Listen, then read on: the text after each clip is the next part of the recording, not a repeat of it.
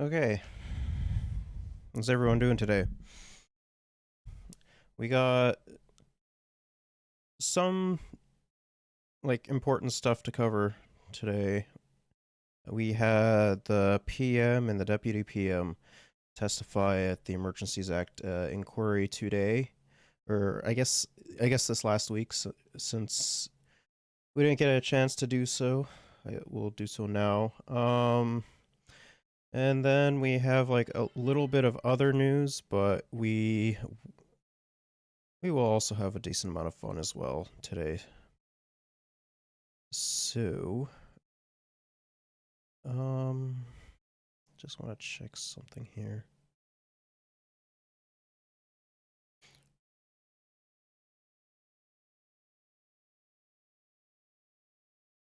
So yeah, we'll have some fun later. So I guess let us just hop right into the Emergencies Act inquiry and stuff. This was the culmination of a 3-week occupation, ending only after unprecedented legal and police action. We were here then. So what we're going to have to do is get over the fence line just to get out. And now we're back with a better understanding of what happened, how, and whether it might have been avoided. Picking up clues from the inquiry that's examining whether the use of the Emergencies Act was warranted. We're learning police were then in crisis. Protesters without a unified leader. Some who wanted vaccine mandates gone, some from extremist groups. Realistically, negotiation, at least in Ottawa, wasn't an option. It was only going to end through enforcement. But those who would enforce were themselves disorganized and filled with infighting. We've heard a lot about, well, the police could have or should have used other options. There were things that were left for them to try. We also know that the police really didn't fucking do anything and gave a fuck ton of information out to the figureheads of the uh the fucking protests. Like they shared classified information as well. Um yeah, there's like it's just so fucking messy, man. However, they weren't. Politicians unwilling or unsure about how and when to step in. A failure of political management at city and provincial levels. And now Sure. we're learning as well the federal mistakes and the federal failures. In the months leading up to the protests, online groups hinted that they wanted to shut down Ottawa over COVID measures. A memorandum appeared calling for the federal government to end vaccine mandates or resign immediately. We're going into this as Uh-oh. people who have just had enough, and we're not going to leave. Bro, how the fuck do they get access to this? This is awesome. I didn't think that they would actually get access to that. Like, jeez. Beginning 15 days before the convoy's arrival in Ottawa, protest leader Pat King publicly announces their plans.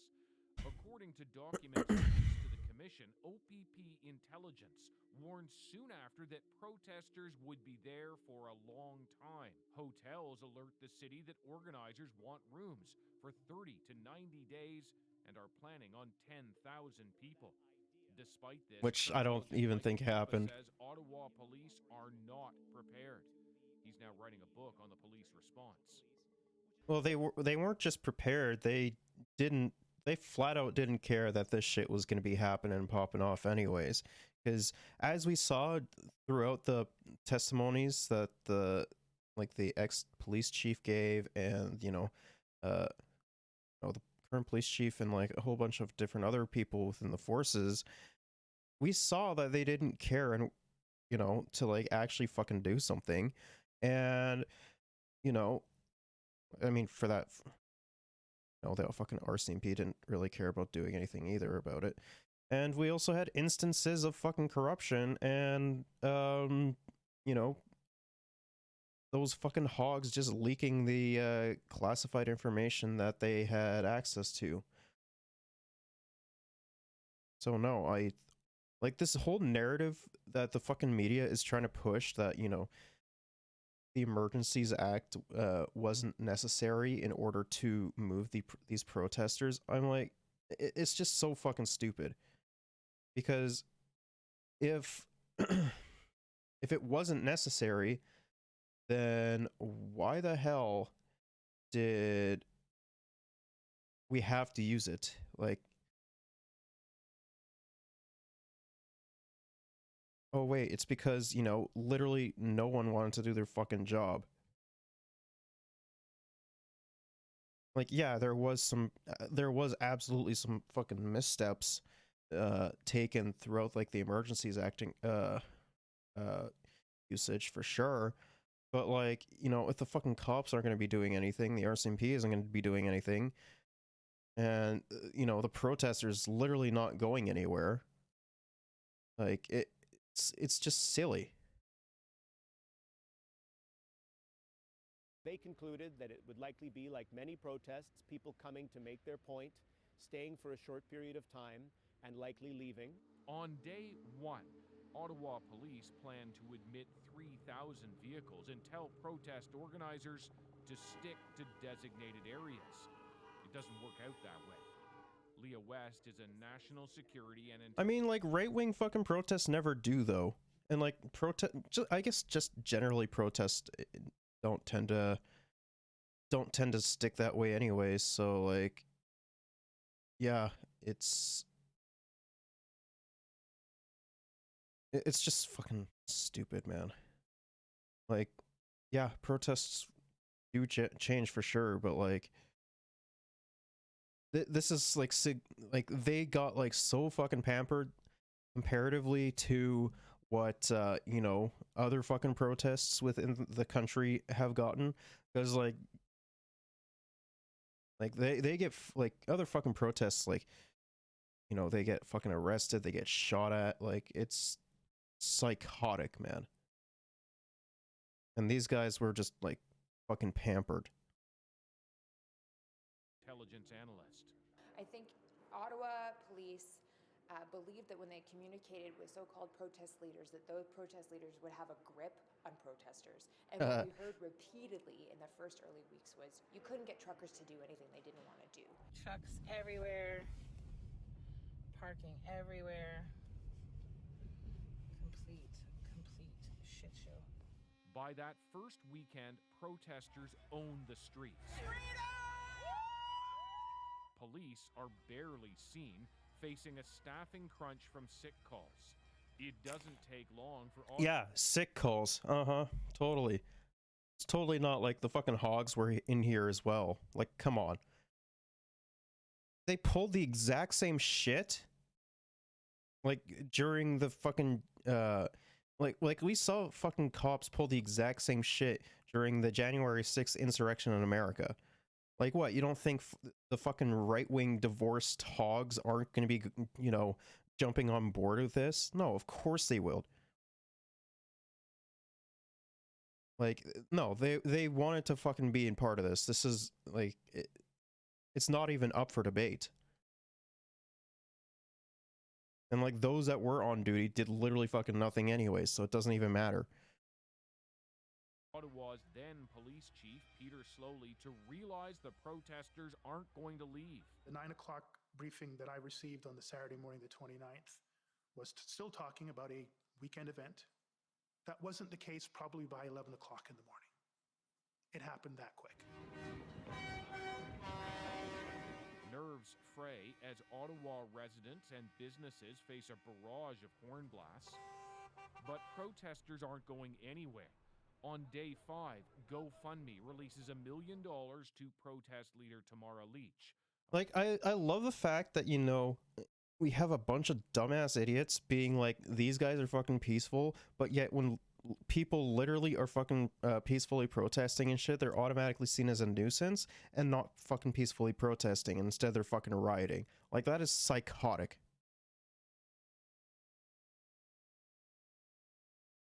Like, comparatively to, like, I don't know, fucking American protests, that, yeah, it's significantly less fucking violent, but, like, no, this isn't fucking peaceful at all. Especially like if you have fucking your horn fucking blasting like the entire time for 3 weeks, and you know fucking people who live in the area are getting fucking terrified because you're there. Financial boost that extends their staying power. Behind the scenes, Ottawa's police chief asked for help. 1,800 more police officers and experts from other forces. But those other forces are reluctant to help without a plan. There's a lot of buck passing, is what I'd say. Tonda McCharles has attended every day of the inquiry. Police forces are not only having arguments within their own forces, but everyone's trying to figure out, like, well, whose responsibility is it? Whose job is it? Let's give them a wake-up call, boys. Give them. So fucking annoying. A class action lawsuit demands an end to incessant honking in Ottawa as the city becomes an example of how not to address the convoy protests. One of those things was don't let them in around, you know, the main areas of traffic, residential areas. Don't let the trucks block roads, that kind of thing. On day 10, the city of Ottawa declares a state of emergency. But when a meeting is proposed with the city, the feds, and the province rejected that. They didn't feel it was necessary to have three. I mean, of course, like Doug Ford didn't give a shit. We already know. Like, why else did he not testify at the fucking at the Emergencies Act? If he wasn't on the fucking side of these hogs, like, do you honestly think that he wouldn't have come into protest or to testify? No, because he had ulterior motives. Like, we already know this. Orders of government at the political level to have this table. Instead, Ontario officials believe the feds... And like, the only reason why the fucking feds actually did something about it was because fucking Doug Ford wasn't doing anything about it. Like, come on. Could meet with protesters or give in to some of their demands by modifying vaccine mandates. Well, despite the fact that fucking mandates were already gone, and you know, you literally had fucking like psychopaths within, you know, the fucking area being like, you know, if he fucking comes out, I'm gonna blast his ass. So yeah, no, I wouldn't fucking do that either, understandably. Like, they were fucking whining over nothing. how do you negotiate that across the country when you're talking about federal jurisdiction, provincial jurisdiction, and municipal jurisdictions? That's so fucking cringe. By day 13, protesters have now been blocking the Ambassador Bridge for 48 hours, prompting a frank call between Ontario's Premier and the Prime Minister. The police of jurisdiction needs to do their job, Trudeau tells Ford. I can't direct them, Ford responds. I can't call them and say, get your asses in there and kicking ass. It's up to the OPP. This is when the political stakes rapidly rise. Ontario declares a state of emergency. President Biden calls Prime Minister Trudeau over the growing border blockades at the Ambassador Bridge and beyond. Freedom! Freedom! Oh no. Over the next... Oh no. If you fucking do that, no. If you do that, automatic L. Just an automatic L, bro. Come on. Yeah, no, we already know what the fuck's gonna come out of this, though. 2 days, the city of Ottawa tries to establish a deal with protesters to have them move their vehicles off residential streets. But with no one protest leader speaking for the entire group, talks fall apart. 2 weeks into the protest... I mean, that's just generally what happens with fucking protests in general, is like, if you don't have like a fucking leader underneath everything to like make negotiations and like to interact with those in some form of power, you know, everything's just gonna fall apart. And like, honestly, these fucking hogs aren't smart enough to organize like something as intrinsically complicated like that. Ottawa police are now formulating a plan to remove the protesters. And yet, the Prime Minister and the federal cabinet, as far as we know, didn't know there was an operational plan that the police thought would work this time. I mean, it's also because, you know, they didn't fucking communicate at all. There's that, excuse me, there's that aspect as well. We now know this becomes the most politically decisive period. On day 18, Ottawa's embattled police chief resigns. In Windsor, the Ambassador Bridge blockade is cleared with extensive help from the OPP, and Prime Minister Trudeau makes a historic announcement. The federal government has invoked the Emergencies Act.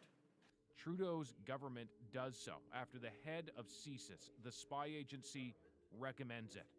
Over the next And like the funny thing is that like CSIS probably had spies within the ranks of the fucking Emergencies Act, because like they just have to, or you know, because like, you know, a bunch like fucking right-wing psychopaths are like some of the most fucking violent offenders within the country.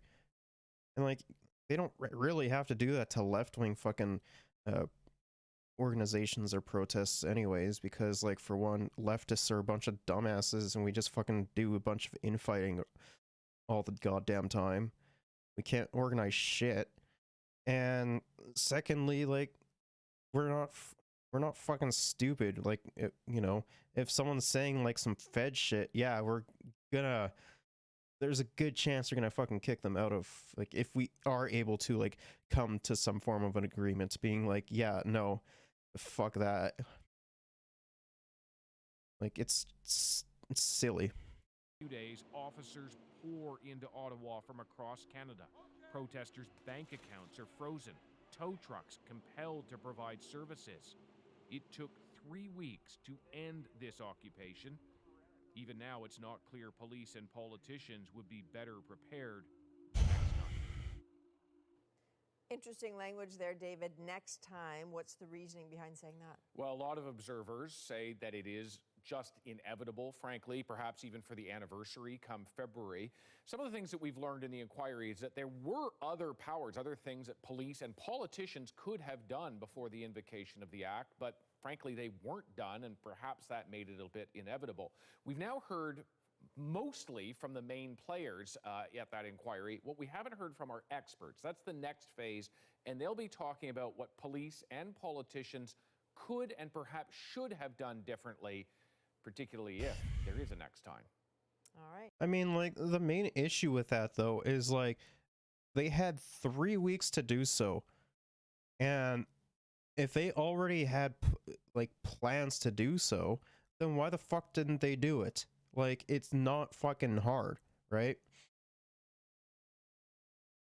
Like, this has become such a gigantic fucking political issue, and honestly, like, a gigantic fucking L for the Liberals. Even though that I think that this was the correct thing to do.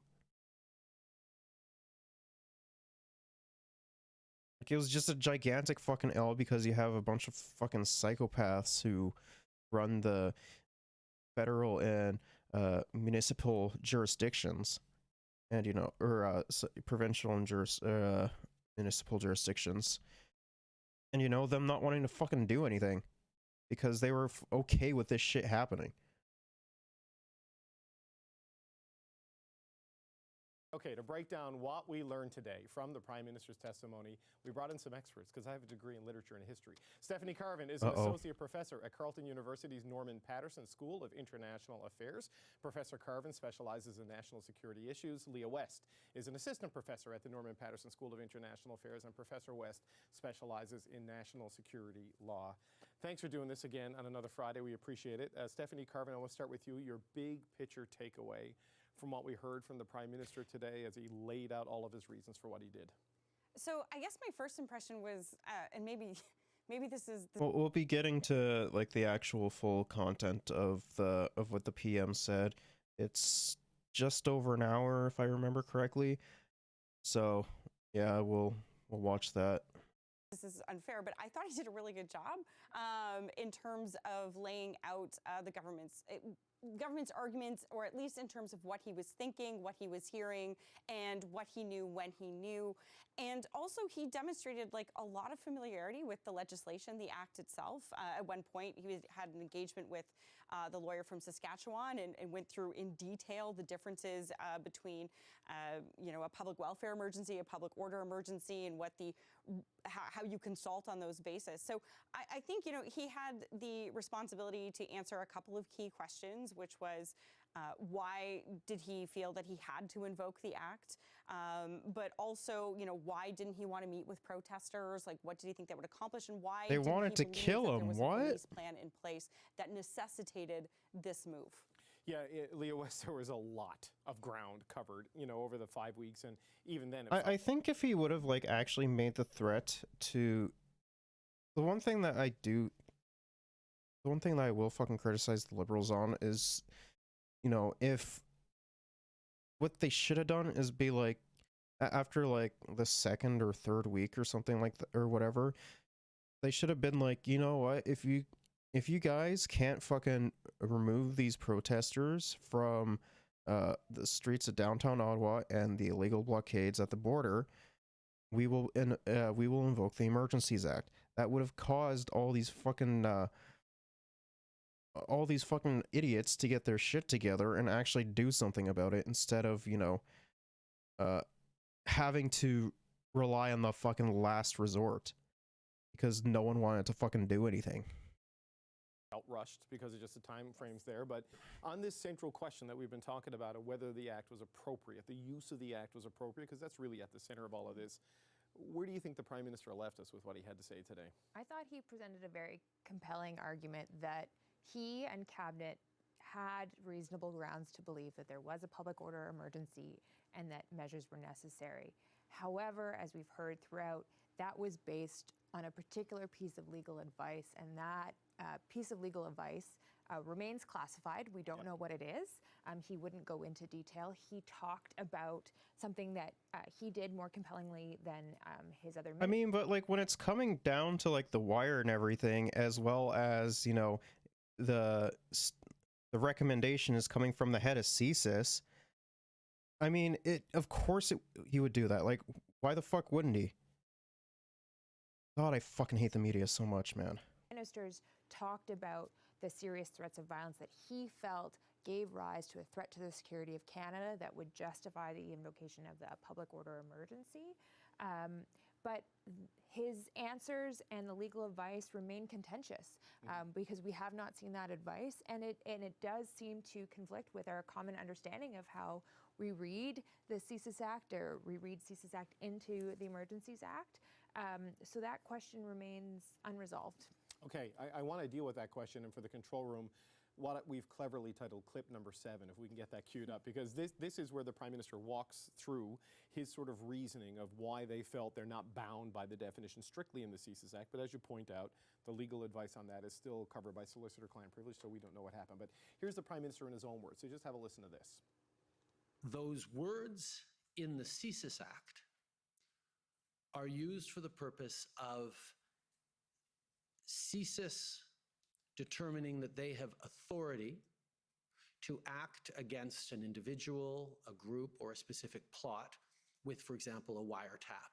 That in order for them to take action in a particular situation, that threshold needs to be met of threats to national security. This definition within a declaration of public order emergency under the Emergencies Act is about the Governor and Council finding reasonable grounds that there are threats to the security of Canada sufficient to invoke the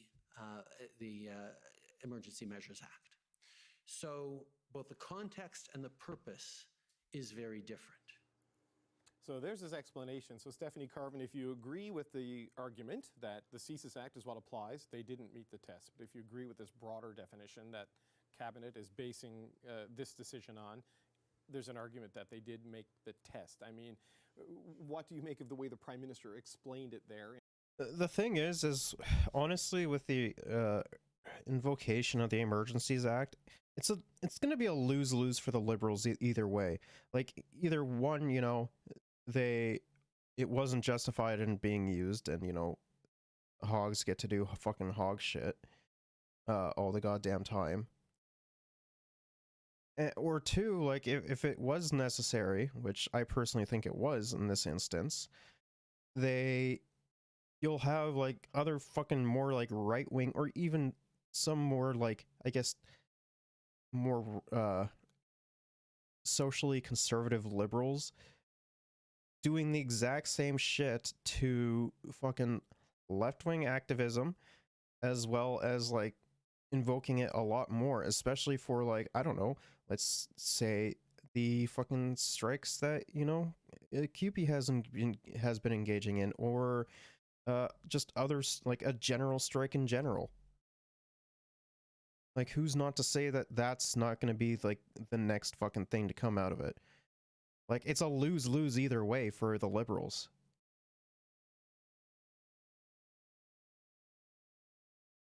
Because, yeah, it was the first time it was used, and it was unprecedented and everything, but, like, I honestly don't fucking think that matters at this point. In terms of convincing Judge Rouleau, who's ultimately going to weigh in on this? Well, I just want to say first, I agree with Leah that we haven't seen the specific legal advice, and that's unfortunate. It's a huge problem. Yeah, no, I mean, like, look, and the whole point, I think I've said this before, like, this is the national security Super Bowl. I think, you know, I agree that there's solicitor-client privilege, as the government lawyer said multiple times today, but, you know, like, it's time, you know, you need to show this to Canadians, and it's kind of odd to me that you would have your, and this is the point Leah made that I'm stealing, but odd that you would have members of parliament vote on something where they haven't necessarily seen the legal advice for. But I mean, look, we also live in a system where, you know, our Constitution grants the executive the power to interpret statute. And in this particular, and you know, it can't just do anything it wants with the statute, right? There's tests, there's, you know, was it reasonable, necessary, things like this. There's a whole body of administrative law that goes along with that. But there is a degree of flexibility, and what this is going to come down to, I think, is Justice Rouleau saying whether or not it was too flexible or whether it was there. But I don't think the argument they're putting forward is unintelligible, but it is certainly novel.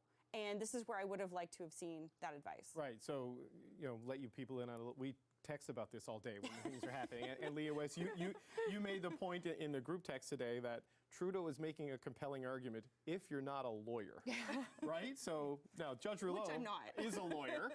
So how do you think he responds to that argument? Well, one of the things to me that was very important hearing from the Prime Minister was the fact that all week we've heard from ministers, and even last week, saying we need to take into account various inputs. We're considering things CSIS is not considering. Right. And so it's not that we're interpreting it more broadly, but we're considering different things. But when asked what he considered and what got him to the line that there was a 2C threat, so the serious risk of violence that was politically motivated, he outlined various factors that would have been top of mind for CSIS. He wasn't talking about things that CSIS wouldn't have considered, like the weaponization of vehicles, the fact that there were people with extremist motivations present, the fact that there were weapons. These were all things that CSIS would have considered, and yet CSIS didn't get there. What we heard from other ministers and other members of cabinet and the clerk was that we considered the economic harm, we considered the trading relationship, we considered all that other stuff, which normally, you know, we wouldn't consider a threat of serious violence, right? So he did go really much more narrow to a more finite, you know, security risk. And he even, when asked by counsel, well, what about the economic harm? You seem to rely a lot on the economic harm in the Section 58 justification. He said, no, what I was really concerned was about threats to Canadians' lives. But I don't see how you then come to a different conclusion than CSIS if that's your main concern. Okay, so going back to the group text, Steph Carvin, you made a point, and I have described what was happening as this constellation of events, right? It was a series of pinpoints across Canada. Not any single one of them was a gigantic crisis, but taken together, this is what the government would consider to be a national emergency. And you've made the point that a constellation is not what CSIS looks at, it's a supernova that they're looking for. So how does this kaleidoscope of issues factor into maybe the way the national security agencies would assess whether this truly was an emergency? Yeah, I mean, and this is far more elegant than I think I had like a duck-sized horse. Sorry, duck-sized horses and a duck the size of a horse, which is a bad internet analogy. But yeah, this constellation, I think this is part of it. Like, if you look at what the government was saying and what actually Justin Trudeau and other cabinet ministers mentioned at the time, they believe that the protests are actually escalating, right? Post-Coots, that there's continuous attempts to retake the border, which there were. They talk about the protests becoming more intense, possibly growing in some. I mean, like, even like pre-Coots, there was, you had fucking tensions escalating as well. So I don't know what the fuck to think anymore, man. Size, if not necessarily intensity, then and that's the kind of thing that they're dealing with. And yeah, I mean, this is the problem. Like, I've looked at it on an individual basis. Yes, CSIS is not going to declare any one of those things, I think, a threat to the security of Canada. But then the government has to be concerned with this kind of broader constellation of issues. And I think this is something that, again, Justice Rouleau is going to have to consider. And it is interesting to me, like in other cases like foreign policy and defense policy, the executive is given considerable leeway. But in national security, we have far more narrow laws. And this law was designed to be kind of tied to this CSIS Act, which, again, in the courts tends to be interpreted pretty narrowly. So it's going to be interesting to see where he falls on that. Does he go with that, like, kind of constellation of threat argument, or does there have to be that supernova in order to actually go ahead?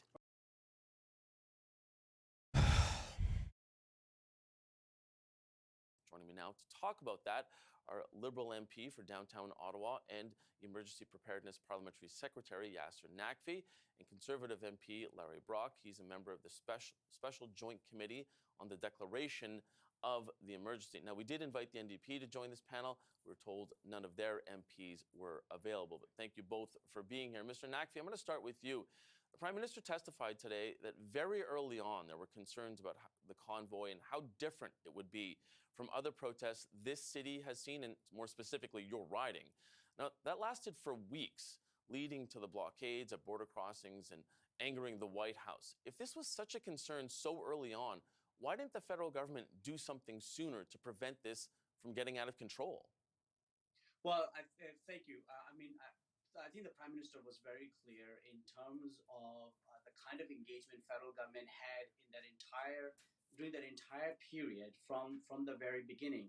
I had spoken to the Prime Minister, and as a local member of Parliament, was in constant contact with other ministers like Blair and Mendocino, working along with my other colleagues.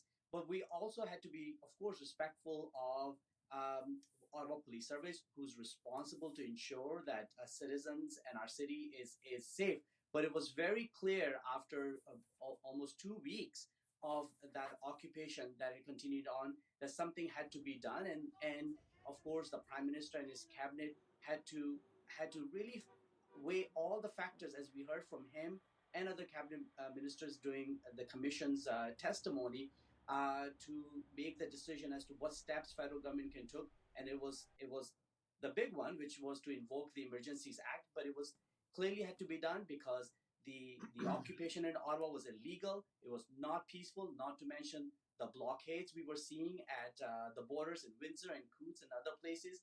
The fact that weapons were found in Coutts, and there was the concern that some of those blockades of our borders may happen again. And that's why it was really important to invoke the Emergencies Act.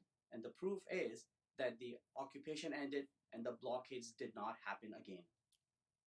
But with respect, Mr. Naqvi, I mean, there were text messages that showed Minister Lametti offering up, or at least bringing up the specter of the Emergencies Act on January 30th. So why did it take until the 14th of February?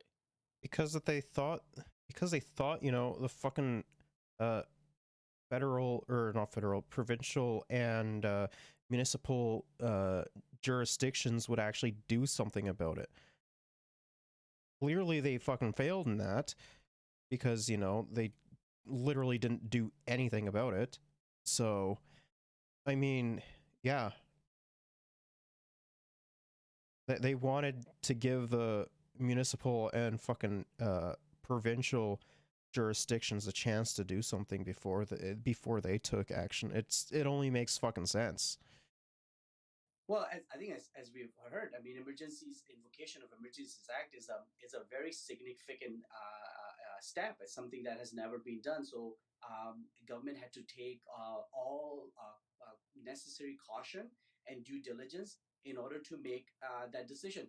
But we were just so it wasn't the pressure from the U.S. and the Biden administration in that. I do think that there was, like, that did play a part in it, yes, but I don't think that was the only thing.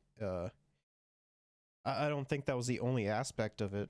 Like, I'm sure that did play a role for sure. Call, Mr. Nakvi, so it wasn't the pressure from the U.S. in that call a few days before the invocation that was really the decision maker? That's obviously one of the factor, because we need to make sure that our economy remains vibrant and one of the most busiest border does not remain shut. But I think what was happening in Ottawa, and the fact that the federal government was working really closely with City of Ottawa and City of Windsor, for instance, in making sure that they have all the necessary resources to control that illegal occupation and put to an end, is an example that the federal government was involved from the very beginning, but was very cautious in invoking the Emergencies Act, and did so at a time when it was clear that there was no other tools left to end the occupation. Mr. Brock, I'm going to bring you in now. Part of the readout of conversations that we had seen over the course of the last 2 days were between then interim Conservative leader Candice Bergen and the Prime Minister. It showed Ms. Bergen agreeing with the Prime Minister when he said he was worried about setting a precedent that people need to set up a blockade on Wellington Street to get what they want. So she was on board with that, and she agreed about not setting that precedent. However, we also know that she emailed senior Conservatives around that time saying that she didn't want the Conservatives to be asking protesters to go home, adding, quote, "We need to turn this into the Prime Minister's problem." So which one was it? I'll be very clear, Michael. Firstly, thank you for the opportunity to speak to this issue. Our former leader was very clear. She was very much engaged with the Prime Minister in trying to get him to lower the temperature. We have to remember that it was the Prime Minister's extremely negative rhetoric with respect to the characterization of those who were protesting. What? He was wedging, he was stigmatizing. But like, Conservatives do that all the goddamn time, though. Like, what? The Conservatives were making a wedge issue out of this as well. He was disagreeing with those who disagreed with those health mandates. We impressed upon the Prime Minister. Yeah, except the funny thing is that like 99% of, no, it was like 90% or something like that. All I remember is a vast majority of fucking truckers did not fucking care, right? Because they had to fucking follow mandates in America anyways. It was only like, I mean, yeah, sure, you had like what, like fucking 7 fucking semis there. Like, who gives a shit about that? That's like nothing. It was mostly fucking people in their fucking pickups and like Jeeps and shit. Like, a vast majority of not only truckers but Canadians disagreed with this as well. Like, how the fuck are Conservatives expected to like turn this into a gotcha? Like, that's the main thing that I'm curious to see, and how they're gonna make this turn to make Justin Trudeau look bad. Like, I'm very curious to see how that's gonna play out. to engage in some fashion. The protesters wanted a conversation with members of the government. For whatever reason, the government chose not to engage. Other protests on the Hill, they have. In this particular case, they did not. So it was a fine line that the former leader of I mean, it could have been that, you know, he's fucking terrified, considering that, you know, people said that they were literally gonna kill him if he came out. So there's that. God, conservatives are fucking stupid. Like, yeah, if I was in his fucking position too, I would be feeling the exact same way. the Conservative Party wanted to make, but she wanted to stress that an effective resolution of this matter required the Prime Minister to lower the dialogue, lower the temperature, and to engage. Is lowering the temperature saying to senior Conservatives we need to turn this into the Prime Minister's problem? Yes.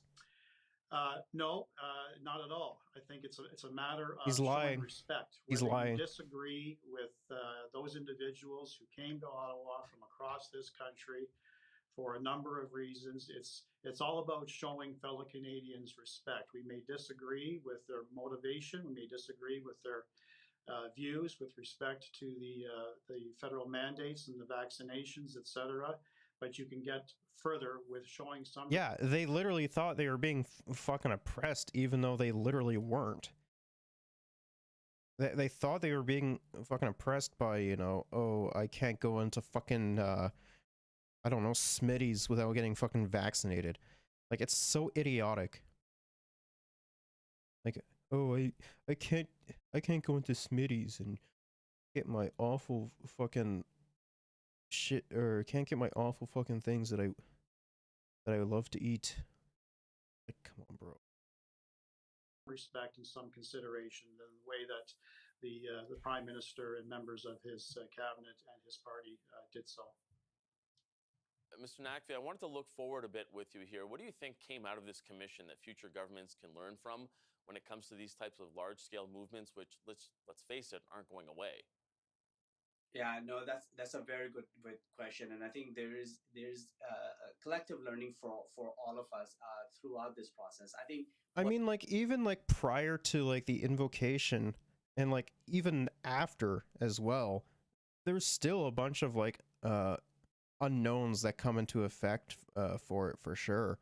Like, you know, we're like literally fucking figuring that shit out now. Just like, hey, is this instance okay of invocation, or is it not okay of invocation? Should we give them, say, like a month of time to get their shit together, or should it be less time? Or, you know, there's a lot of like, there's a lot to go around with the invocation, for sure. What's remarkable and unprecedented about this whole process is the level of transparency that Emergencies Act requires, and the government is following through in terms of, I mean, just witnessing today that the Prime Minister of Canada testified under oath for 6 hours. Cabinet confidences were waived, and there's this extraordinary transparency to ensure that Canadians understand how important decisions like invoking the Emergencies Act were made. I am sure that there is going to be recommendations from Justice Rouleau. Mr. Brock and I are part of a joint parliamentary committee that's going to be also writing a report that will allow us hopefully to improve the Emergencies Act, but also to ensure that we all collectively learn lessons as to how to deal with situations like this if they happen again in the future. Mr. Brock, I've only got about 30 seconds, but I do want to give you a chance to respond to this. What does this mean about how we engage with these types of protests going forward? Because I think that's important for all politicians to look at going forward. That's a very good question, Michael, and I raised that last evening, actually, at the Joint Special Committee when we had Mayor Dilkens from Windsor who testified. And in my view, I had the first opportunity to question him, and I viewed it almost as a gold standard in terms of the approaches that they took to engage not only the local police service, but the OPP, the RCMP, engaging with federal ministers, engaging with the Prime Minister. There was a coordinated communication plan. There was daily dialogue There with the wasn't, though. protesters. They lowered the temperature. They continued to recommend There literally wasn't, though. Like, none of that happened. that they take appropriate steps to clear the bridge and to allow the free trade to continue between our two nations. And like it only happened after the fucking act was invoked. Like, what? Through effective policing, respect, and dialogue that was successfully completed well before the invocation of the Emergencies Act. Larry Brock, Yasser Naqvi, thank you so much for joining us. Have a great weekend. Thank you. Thank you. You as well. You could call it the grand finale at the Emergencies Act inquiry in Ottawa. It is the final day of public proceedings, and Prime Minister Justin Trudeau was in the hot seat. He was being pressed on why his government chose to invoke the Emergencies Act for the first time in Canada's history in order to clear last winter's convoy protests. Trudeau has been explaining the rationale and admits the decision was not made lightly, but he's expressing no regret in using the act. We were able to solve the situation with it. That there was no loss of life. There was no, serious violence. That we were able to get neighborhoods back under control, border services opened, and there haven't been a recurrence of these kinds of illegal occupations since then. I'm not going to pretend that it's the only thing that could have done it, but it did do it. And that colors the conversations we're having now with the fact that these could be very different conversations. And I am absolutely, absolutely serene and confident that I made the right choice. The CBC's Karina Roman has been covering the inquiry since the beginning, and she joins me live from Ottawa. So, Karina, the Prime Minister just finishing hours of testimony at this inquiry. It's just about over. What have we heard from him today?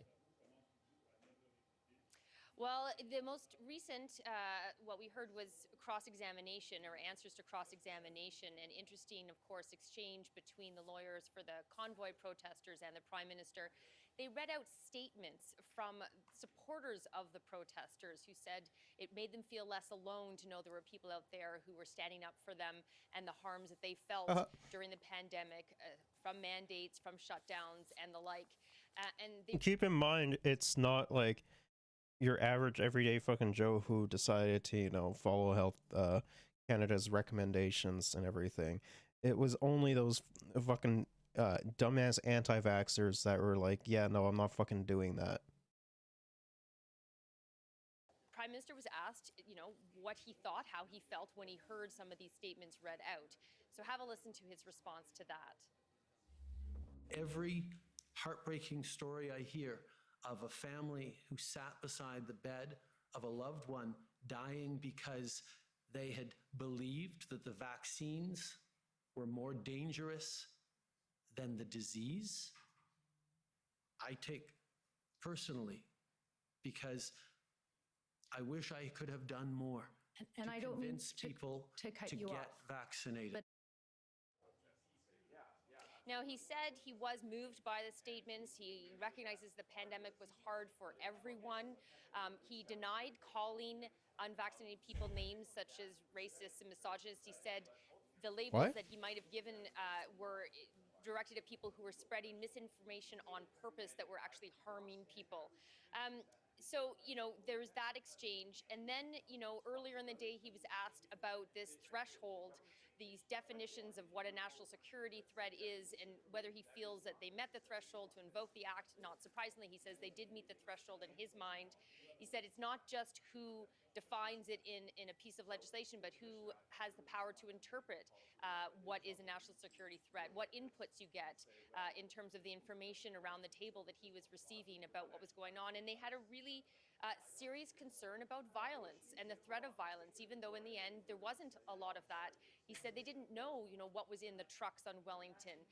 They had stories about vehicles, bumping into other police vehicles, being driven into them. There were the weapons discovered in Coots. There was the children as part of the protest that he was concerned about. So he said there was a lot of concern about violence. So then he was asked by the Commission Council earlier today, was your mind already made up the morning of February 14th? He said, no, it wasn't. And then he went on to say this. I was a long way down the road of realizing that it was probably the path we needed to take. But I did not make up my mind until the note from the clerk was in front of me, and it was in black and white that the public service made a formal recommendation that I invoke the Emergencies Act. And he said when he had that note in front of him from the Privy Council clerk saying that, he did stop and think about it. He realized it was historic. He realized he was doing something that was a really, really big thing. And he thought to himself, but what if I don't do it? What if someone gets hurt? What if I wait a few days and violence does happen? And so he said that really ultimately convinced him, and that's when he signed the order. And the Prime Minister was pressed on what other options could have been used, right, Karina, instead of the Emergencies Act. And lots of questions around the timeline and a police plan or a lack of police plan. What was his response? Very interesting that he said, basically, yes, there's this argument that Ottawa was also about to be solved. It wasn't just what was happening elsewhere in the country, this big blockade here basically in Ottawa, that there was a plan. But he said, no, there wasn't. He said the plan he was told about on February 13th was really no plan at all. Have a listen. We kept hearing there was a plan. And even, we heard in testimony here that there was a plan on the 13th that the Ottawa Police Services pulled together. I would recommend people take a look at that actual plan, which wasn't a plan at all. When the plan did come together, and if someone wants to compare the supposed plan on the 13th with the actual plan on the 17th that Ottawa Police Services pulled together, you see the crisp difference between these are the types of units we need. Yeah, we heard all the way back in February, or we heard something all the way back in February being there was no fucking plan. And then we got confirmation within the inquiry itself saying that, everything was disorganized and, we couldn't necessarily get everything fucking done. So they had no fucking plan. As much as I hate to agree with him, yeah, they had literally no fucking plan. These are the resources we need. This is how we're going to do it. This is all the stagings of it on the 17th. It was not there on the 13th. He was also asked about, what about this idea of engaging with the protesters, making sure they feel heard, and, that could have been another de-escalation device. And again, he answered that basically with some very blunt words. Have a listen to that. It was clear that it wasn't that they just wanted to be heard. They wanted to be obeyed. They wanted us to change public policy, public health policy designed to help. Despite the fact that, Ontario and a vast majority of these places where they came from, whether it be Alberta, Manitoba, BC, or even in some instances Quebec, they had completely fucking removed mandates for that, or for COVID. Canadians, and we're planning to occupy locations across this country and interfere with the lives of Canadians until such a decision was taken.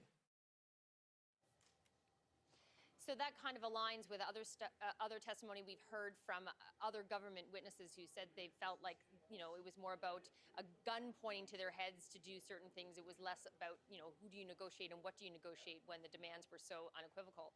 I will mention that at the very end, he was asked by the Government of Canada lawyer, whether there was any political motivation behind the decision. Of course, he said no, there was no political motivation. insisting that his motivation was to keep Canadians safe and to restore public faith in institutions and the enforcement of the law. And now that the historic moment of having a sitting prime minister testify at a public inquiry is done, we now head into closing arguments by all the different legal parties. All right, long 5 or 6 weeks. Karina, thank you. The CBC's Karina Roman, live in Ottawa. Let's bring in Dwayne Brett. He is a professor of political science at Mount Royal University. He's been watching the testimony, and he's with us now from Calgary. So hours of testimony. I'm sure you watched just about all of it as I did today. So many moments. Feels a little unfair to say what stood out, but are there a couple of key What parts? stood out was the actual testimony of a prime minister under oath to an inquiry. So it's not so much what was said, but it was the very fact that he was doing it. The fact that we've had 5 or 6 weeks of testimony of senior cabinet ministers, police officers, intelligence officers, bureaucrats, document after document after document. So I like the process. I think the process has been very important in going through this, and it shows back to Brian Mulrooney and Perrin Beatty. I completely agree. The process has been, like, granted, it has been very fucking boring and everything, and I hate having to fucking talk about it, like, constantly. But yeah, no, it's, yeah, I completely agree with him. He crafted this. There were fail-safes put into place, and this is one of those fail-safes. So I think the process is a big winner here. So the process is a big winner, but a key part of this whole thing is whether or not, because at the end of the day, it was the Prime Minister who makes the final decision on whether or not to invoke the Emergencies Act. What do you make of what he said about why he did it? Well, he focused on the security risks. He said that they thought it would be a couple days. Days turned into weeks. There were copycat demonstrations, and he was focused on the security risks. In contrast, yesterday, Chrystia Freeland focused on the economic risks. Well, you put those two things together, the potential of violence, the whack-a-mole protests, billions in dollars of lost revenue to the Canadian public, to the Canadian economy, fears of investor flight coming into Canada. I think it was justified, and it was removed fairly peacefully. It worked. Yeah, because like that's I also agree with him on this as well. Like, that's the thing. Like, the Conservatives and the media are trying to spin this and be like, oh well, it wasn't fucking justifiable. The economy was doing fine. They were only there peacefully. There was like no fucking fascists there. They're they like fucking dragged people out and everything, which, yeah, that did happen, but like generally speaking, it was fairly peaceful with the way that they handled it comparatively to like other fucking protests, like say Indigenous protests, for example. They were able to dismantle it without bloodshed, but because of the absence of bloodshed, now you have critics saying, well, see, it wasn't needed. In other words, the Prime Minister needed to wait until people were dying before he did that. And if he had done that... Which, I honestly, like, I think when Trudeau enacted the Emergencies Act, I think it was actually, like, the correct time to do so, as well as, before, like, we want to take a proactive, or I think it was better taking a proactive stance on invocation comparatively to the reactive stance when, people are fucking starting to die. Like, yes, he did have to take a risk in doing so, but I think when he invoked it, I think it was the correct time, and we evaded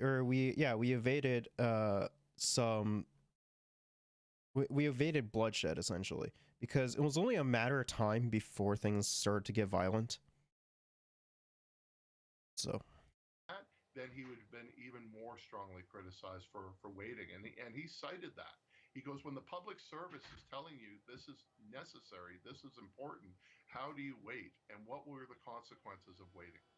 And he said that his mind had not been made up at the First Minister's meeting in the morning, that they were definitely down that road. They were going down that road, I think is the word that he was saying, a long way down that road, but that it was when the clerk of the Privy Council, so the public service, said, you need to do this, I guess, about 5-6 hours later, that's when his mind was made up. What do you make of that? Yeah, it's tough to focus on when was the actual decision, because yes, he can say his mind wasn't made up until then, but was he leaning in that direction? There had been so much pressure coming from the citizens of Ottawa. He was quoting Premier Jason Kenney of Alberta, asking for federal assistance. We never saw Doug Ford testify, but Ford also stated he fully supported the invocation of the Emergencies Act. I love how fucking fast Doug Ford flip-flopped, because like he initially said that he wasn't in support of it because when it initially was used, because he said that he did say that, you know, they're not really causing any harm or anything, they're just fucking honking horns and shit, and there's nothing we can do. And now if he's saying this, he's just fucking lying. So which individual piece of information was the tilting point? I can't say that it was entirely the note from the clerk of the Privy Council. I think it was all of this various points of input. And yeah, I don't doubt that there were critics. You know, he said that there was a consensus in the cabinet room, but he didn't say that it was unanimous. I don't think it needed to be unanimous. At the end of the day, he is going to wear this for good or for bad. And so speaking of that, what did you make of, you know, we heard him say that he was serene and confident in the decision that he made and continues to be to this day. What did you make of his tone and the way he presented in his himself? Performance? It's a thing that we haven't seen a lot of Trudeau. There was no flamboyance in there. There was no excess rhetoric. He looked very composed. He looked somber. He looked professional. He was fine during the cross-examination when he was given some very difficult questions and some very difficult statements from the opposing lawyers. True. He looked well briefed and well prepared. It's a side of Trudeau we don't often see. We saw a glimpse of that when he had to testify before a committee hearing over SNC Lavalin, but that was 30 minutes. This was, 4, 5, 6 hours of testimony from some fairly hostile lawyers, and he looked very relaxed, very sure of himself. Yeah, except that, you know, the lawyer representing the fucking protesters is a fucking clown and has not made them look good at all, which is really fucking funny. Like we saw on Wednesday how big of a fucking clown he is, right? In the decisions that he made. Now, if you were sympathetic to the convoy, if you're not a fan of Trudeau from day one, if you believe that this was huge government overreach back. I mean, I'm not fond of Trudeau at all, and like I still support, you know, the usage. I fucking hate Trudeau. The only thing, like, I constantly say I fucking hate him. The only thing that he has going for him is he's like fucking sexy, right? But like outside of that, like, yeah, he's fucking complete dog shit. And like he has had some W's, but generally speaking, he's pretty fucking awful. Even like now as well. Back in February, I'm not sure you're convinced by his testimony today. But what about the majority of Canadians? I think they may very well be. Dwayne, thank you for your insight. Always appreciate it. Thank you. Okay, thanks, Andrew. Dwayne Bratt, he's a professor of political science at Mount Royal University. We reached him in Calgary. Completely agree with him. I think what's really interesting here is the timeline, and the Prime Minister really does shed a very clear light on sort of the process in the days before. First of all, he said that the Emergencies Act was in the back of their mind from the very beginning of this protest. He talks about the fact that at the very beginning of the pandemic, there had been questions about whether the federal government was going to invoke the Emergencies Act to potentially put new rules in place around public health measures. So he says at the very beginning of the pandemic, they had discussions around the cabinet table. They were briefed about the Emergencies Act, what the threshold looks like. So that's why he says the act itself was sort of at the top of their minds, which I think is how he phrased it at the very beginning of this protest. Then he goes into the fact that around February 10th, so about 4 days before the act was actually invoked, that's when they started looking at what extra tools could the act potentially put in place. He said the act itself wouldn't have made a significant difference if there weren't tools and specific measures and changes that could be put in place. So about 4 days before the act was put in place, the government started coming up with tools that could be used. For example, he highlighted the need to compel tow trucks. That was one that was brought forward. Another one was around the ability of banks to freeze the assets and the accounts of individuals who were contributing and taking part in the convoy. So he said there was a couple days of discussions about what specific tools could be put in place. He also talked about the fact that, there were a lot of plans that were brought up, but he said they never really saw any specific plans before the invocation of the act from police that provided details about how officers were going to be used to end this. So he said, that the police didn't really have the situation under control. And he said there wasn't a clear plan from any policing level about how this would be finished. He said, had there been a clear plan with exact movements, that may have been a different situation. And then we get into February 13th. So this is the day before the act was invoked. He says that's when they started to have some more meetings. They went into details about it. They again looked at the act. They looked at the police reports and said there wasn't really a clear plan. So he had this meeting with the incident response group. He says there was consensus around that table that the act was the right path forward. So then on the morning of February 14th, when the act was actually invoked, it started with a call to caucus. Caucus members were told that the government was considering very strongly invoking the act. He says, again, there was consensus there. From there, they went to the first minister's meeting. He said, had he heard something different from the premiers in terms of clear, concrete plans about what they could do to help, offering additional assistance, he says, again, he still could have been convinced that the act was not the way to go. He said at that meeting there was some disagreement. He did point out Kenny, who said he wasn't going to quail about the use of the act, but said that he didn't need it in Alberta. But the Prime Minister said none of the premiers actually provided any clear assistance or plans or offers in terms of what tools they had to end this protest and to ensure that the protests didn't continue moving forward. So from there, he said the decision still had not been 100% made in his mind. He said really that ultimately came down at 3:41 on February 14th.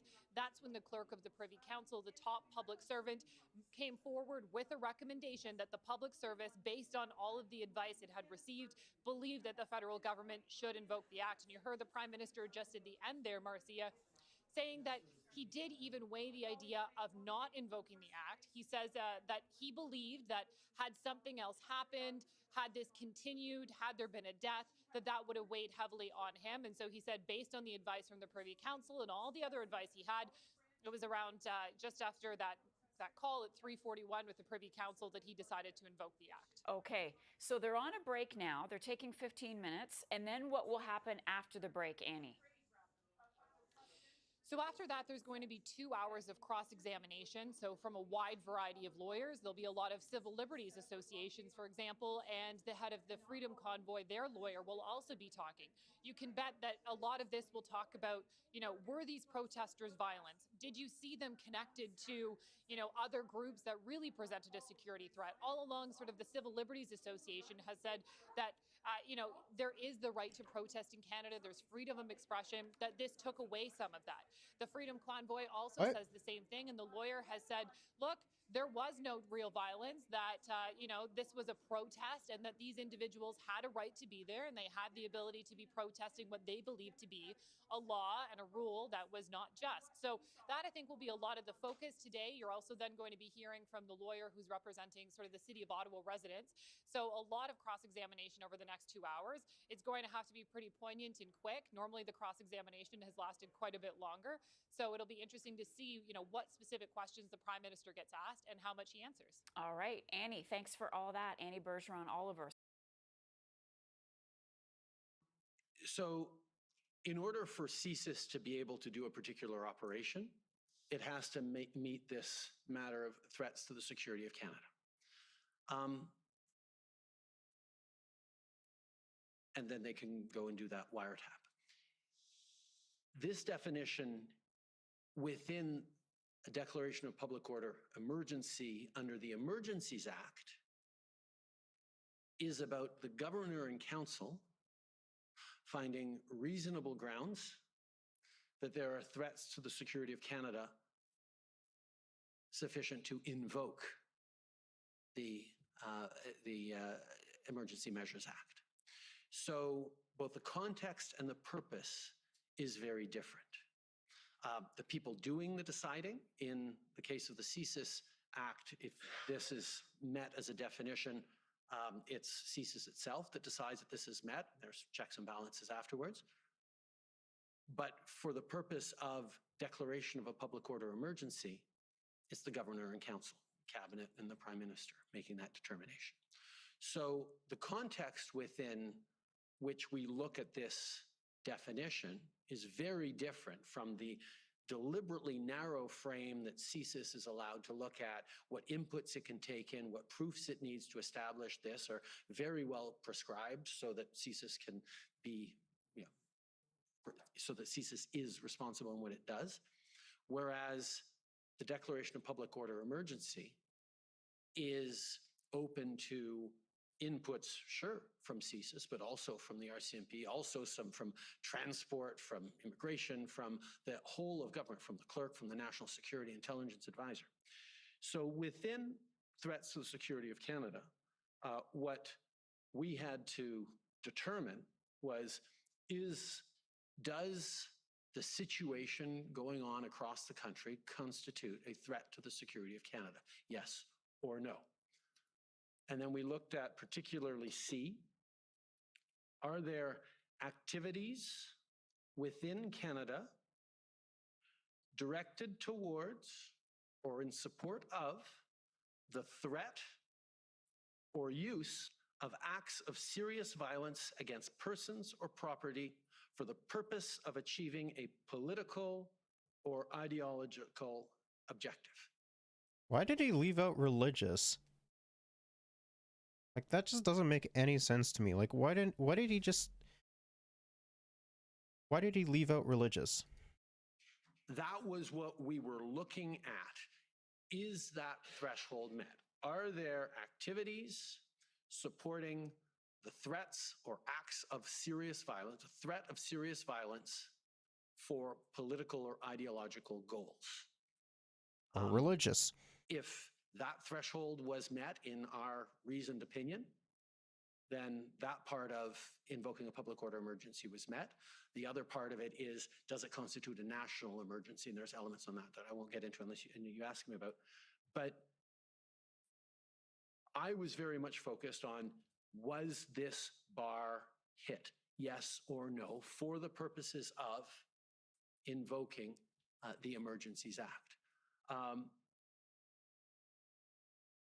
There has been a bit of back and forth at this commission on whether these words are different or can be read differently or are broader when they're used in a public order emergency than they're used for the CSIS. It's not the words that are different. The words are exactly the same in both cases. The question is, who's doing the interpretation? What inputs come in? And what is the purpose of it? And the purpose of it for this project was to be able to give us in special temporary measures as defined in the Public Order Emergency Act that would put an end to this national emergency. Let's go a little deeper into our lead story. The Prime Minister defending publicly, under oath, his decision to invoke the Emergencies Act during the convoy protest last winter. I am absolutely serene and confident that I made the right choice. He argued that before that moment, police didn't have a real plan to deal with the occupation of downtown Ottawa. Justin Trudeau was the final witness to testify before the inquiry moves on to a new phase. Let's bring in two journalists who've been following this very closely. CBC parliamentary reporter David Cochrane and Ottawa reporter for the Globe and Mail, Shannon Proudfoot. Welcome to both of you. Thank you. Hi there. We asked each of you to pick a key moment from today. And David, let's start with yours. It's when the Prime Minister was asked why he didn't meet with protesters. Let's listen. It was clear that it wasn't that they just wanted to be heard. They wanted to be obeyed. They wanted us to change public policy, public health policy designed to help Canadians, and we're going to occupy locations across this country and interfere with the lives of Canadians until such a decision was taken. And David, what's notable about that? I think that really shows the situation the country was in, at least in the relationship of the government and police on one side and the protesters on the other side, that it was completely dug in. Negotiations were never going to resolve this, and it was either going to end in capitulation or enforcement. And when you look at how it played out, Ian, whether it was Coots or whether it was the Ambassador Bridge in Windsor or the occupation of the downtown here in Ottawa, it was ultimately police action of one form or another that made this happen. And it became very clear throughout this inquiry that talks were not going to work. The convoy had no coherent and clear leadership that could get everybody to move as a monolith. They did a great job in getting a lot of people to come to these places. There was no reciprocal capacity to get them to leave, even if the government capitulated. So that kind of showed the hardened dynamic on both sides, and it helps explain why we've ended up exactly where we've ended up. And Shannon, the Prime Minister spoke about what was on his mind as he chose to invoke the act. Let's listen to that excerpt. But I also reflected on, okay, what if I don't sign it? What if the worst had happened in those following days? What if someone had gotten hurt? What if a police officer had been put in a hospital? What if when I had an opportunity to do something, I had waited and we had the unthinkable happen over the coming days? And so, Shannon, as you heard that testimony, what was notable about it for you? I think there are sort of two things going on there. He was at pains to argue that he hadn't made up his mind, because there were some questions about the timelines of the meetings the day before and whether it was sort of a foregone conclusion. So he was really trying to walk out the idea that he was still truly contemplating whether he should do this, that he got advice from the clerk and it was still possible for him to say no. But then I think there's a much more sort of political and emotional thing going on here, which is that he's kind of taking us along on this alternate reality, this what-if scenario, if he had not done it.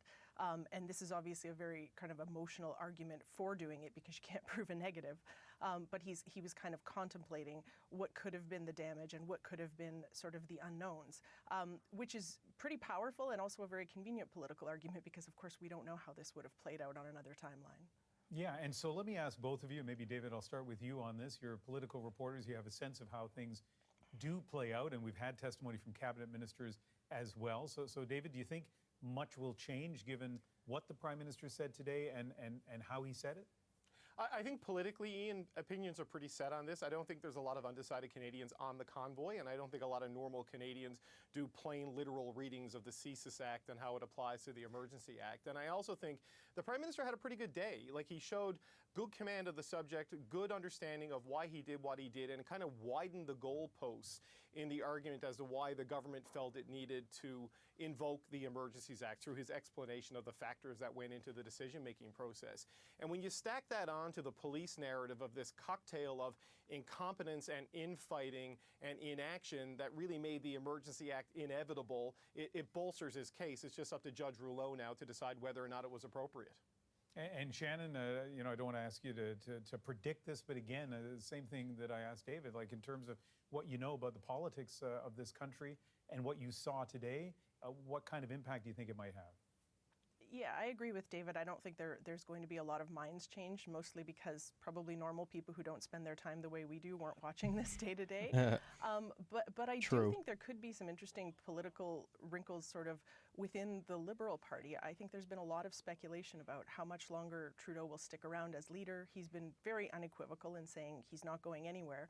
But of course, there's a lot of sort of chatter. He's facing a new Conservative leader in Pierre Poilievre, who's very... Yeah, but I honestly don't think Pierre Poilievre is going to fucking dethrone Justin Trudeau.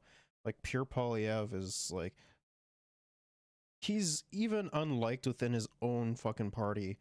So, you know, I don't think anything's gonna fucking come out of Pierre Poilievre. Like, the Conservatives just put like dog shit after dog shit after dog shit candidates. Energized and has a lot of excitement behind him. And I think maybe if you were a What? Liberal who was kind of starting to think maybe Justin Trudeau should be showing himself the door, he did put in a good showing here. We sort of saw For kind sure. of vintage Trudeau.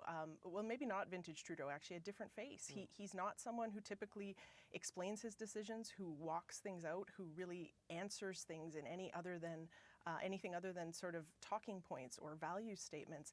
And today we saw for 5 hours, he was really walking through decisions. He had been well briefed. He looked like he was really in good command of it. So I think he might have put in sort of a good word for himself, if you will, here, even just with his own partisans or with people within his caucus. Yeah, and let's not lose sight, and this is not a partisan comment, but here we had a day where I could be sitting on my couch at home and watching live the Prime Minister of Canada under oath being cross-examined, right? It was a remarkable display of transparency, which is built right into the Emergencies Act. Shannon, I'm envious. You were in the room, and you saw a lot of things, including, I guess, the interaction, was it, between protesters and the Prime Minister? Tell us about that.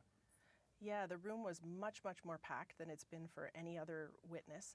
So you could see that there was great interest. I mean, of and course. you could just sort of tell both by the shirts people were wearing. People had branded shirts, and also just the way they were responding emotionally, that the vast majority of them were convoy supporters. And there was a real sort of, I don't know if buzz is the right word, because to me that sort of indicates positive. There was a real energy in the room. And then as time went on in his testimony, at first people were quite quiet. It was sort of surprising given some of the energy we've seen in people responding to other witnesses.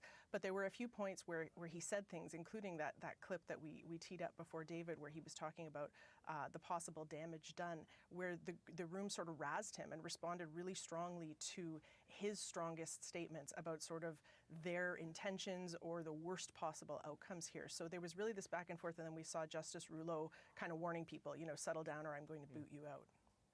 David, a minute left for that classic panel ending question. What's next? What are you looking for? Well, obviously, I want to see where Judge Rouleau lands. We need the verdict, right? This was kind of a trial on the government's action, one they set in motion the day they invoked the Emergencies Act. Does he find whether it was appropriate or not? But also, what recommendations do they need to update the Emergency Act and some of our laws? I mean, this is a law written in 1988, right, when the fax machine was the dominant technology.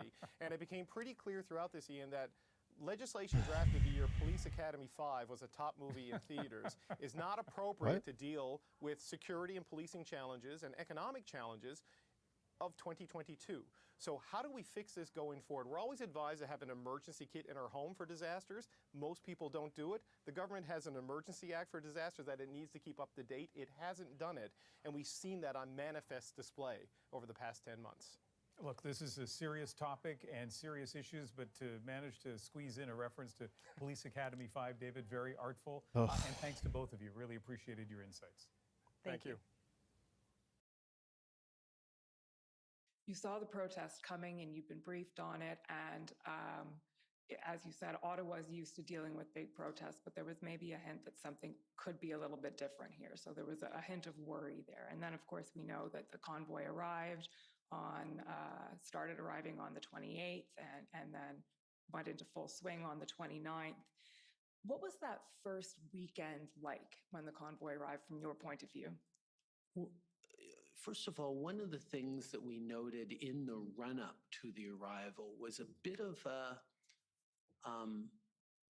a disconnect between what the sort of political arms of my office were seeing and expecting from what we'd seen on social media, colored by our experiences from the campaign that was only a few months before, contrasted with the assurances by... I never thought about that. Honestly, like, during his campaign and the convoy and shit, like, they were fairly similar messages, all things considered. I guess I never took that into consideration, for sure. whether it was Ottawa Police Services or even the public service, that this was just a normal, quote unquote, style of protest that we see on the Hill fairly regularly. And there was already a little bit of worry that this might be a different brand of event than Canadians were used to seeing. And we certainly saw during the first weekend that the expectations that the police had said that they would simply go home, the ability to keep it under control was not exactly there. Okay, and I think starting on that Sunday, you made a few calls to various MPs in your Ottawa caucus, sort of checking in and seeing how people were doing, because there was a level of concern there. So on that note, I'll ask Mr. Clerk to please pull up ssm.can.nsc402813. While that's being pulled up, it's a readout of a call that you had on Sunday, January 30th with Yasser Naqvi. Just for the benefit of everyone in the room, can you tell us who Yasser Naqvi is? Yasser is the Member of Parliament for Ontario, for Ottawa Centre. Okay, perfect. So if we can just scroll down to the text here, Mr. There we go. So, hey Yasser, how are you, PM? How are you doing, and how are folks in the community? And Mr. Naqvi says, very dire. Community feels under siege. You can imagine number of trucks, rigs, honking. For them, it's a party, but they forget it's also a neighborhood, especially low-income families. I've been getting a lot of feedback. Also been in touch with Marco, that's Minister Menachino, Bill, I assume Minister Blair, and local officials, finding ways to make sure these folks are not part of residential streets. Tonight will be challenging.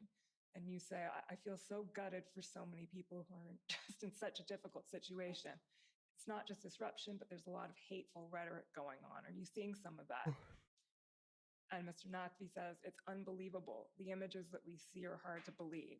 Saw a life-size poster on a truck of Hitler and your name underneath. This is the kind of grossness our country is subject to. I have constituents being yelled at for wearing masks while out doing normal chores. There are all kinds of issues people are facing in the neighborhood. I don't know. I mean, that's just classic fucking hog, and it's just classic hog shit, though. Which, yeah, it's fucking unbelievably bad. Know if they can sleep at night. And you then reply, there doesn't seem like much clarity on how long this will last. And then you refer to an incident at the Shepherd of Good Hope. And then finally, your last comment here is, I'm so sorry, my friend, this is just horrible. The RCMP is concerned, everyone's on eggshells. Having this going on in our nation's capital is just totally irresponsible.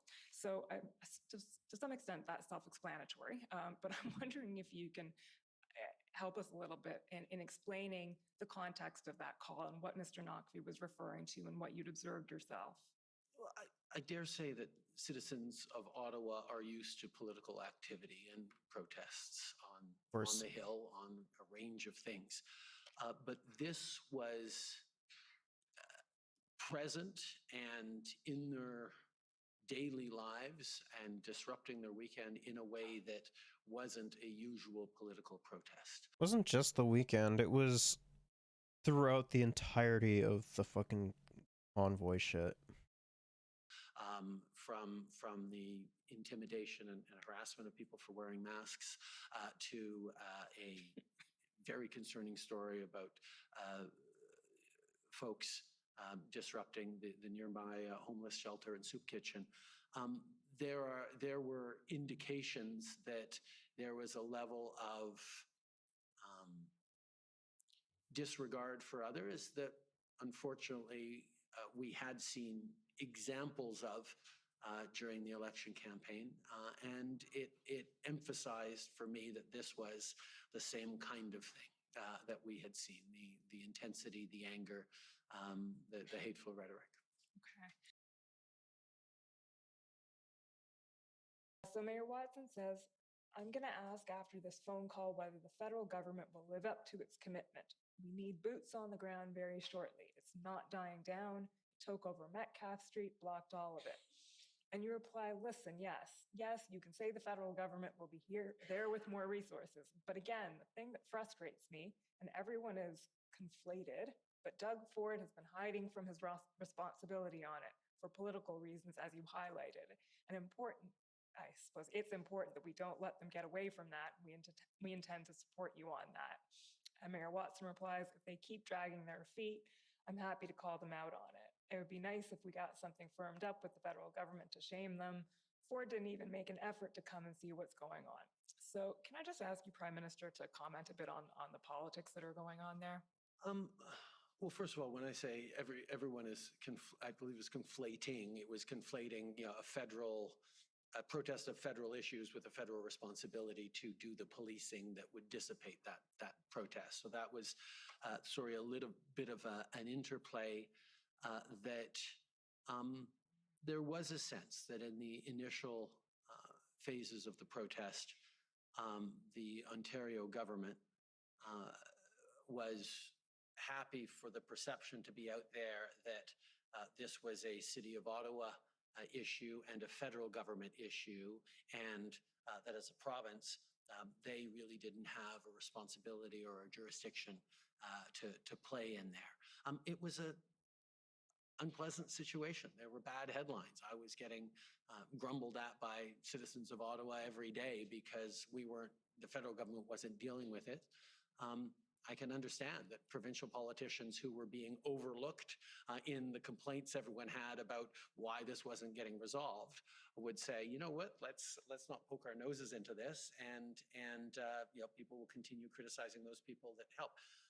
I'm fairly certain that behind the scenes, the OPP was engaged with Ottawa Police Services and was providing supports as we were as a federal government. But I think at the political level, there was probably a decision to continue to stay back a little bit and let us wear it a little bit.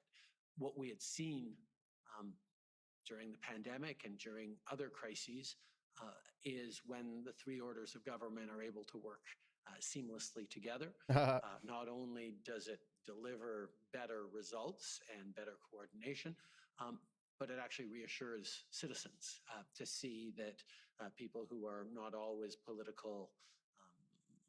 politically aligned at the highest levels can roll up their sleeves and work for the benefit of citizens. And that's certainly something that I've always tried to do, and I've been able to do with Premier Ford on many, many issues. But at this point in the evolution of the occupation, that wasn't something that we were able to do. And so, yes, there was a bit of frustration.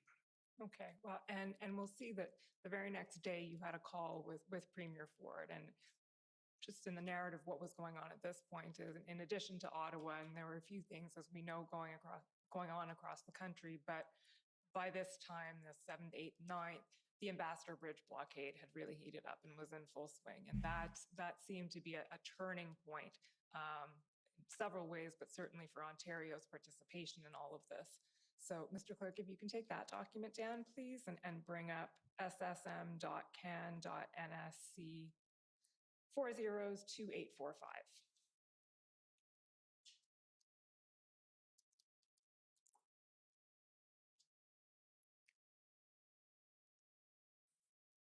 So, point for advocacy, to make a long story short, this is a call where it seems that you and Premier Ford are engaging and deciding to work together to solve this problem at this point. We can skip over the first, here we go, the last part of that first paragraph. So PDF, Premier Doug Ford. He says, what we can recommend and what we can work together on is I've asked our AG, our Attorney General, to look at legal ways to give police more tools and exhaust legal remedies, because the police are a little shy and I can't direct them. So that's one area we can focus on. We can't take their polar licenses. We checked that. We can shut down their fuel consumption and cordon off highways. That's where we're at. And might be operator licenses.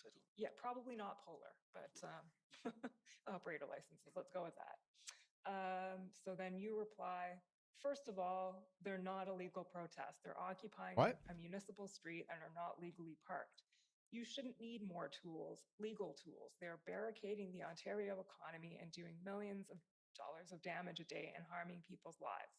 At a time we're trying to draw in investments, a whole bunch of people are looking at this and saying, we can't even clear up a protest on a bridge. So just stopping there, Prime Minister, do you remember what you were referring to when you start talking about you shouldn't need more tools?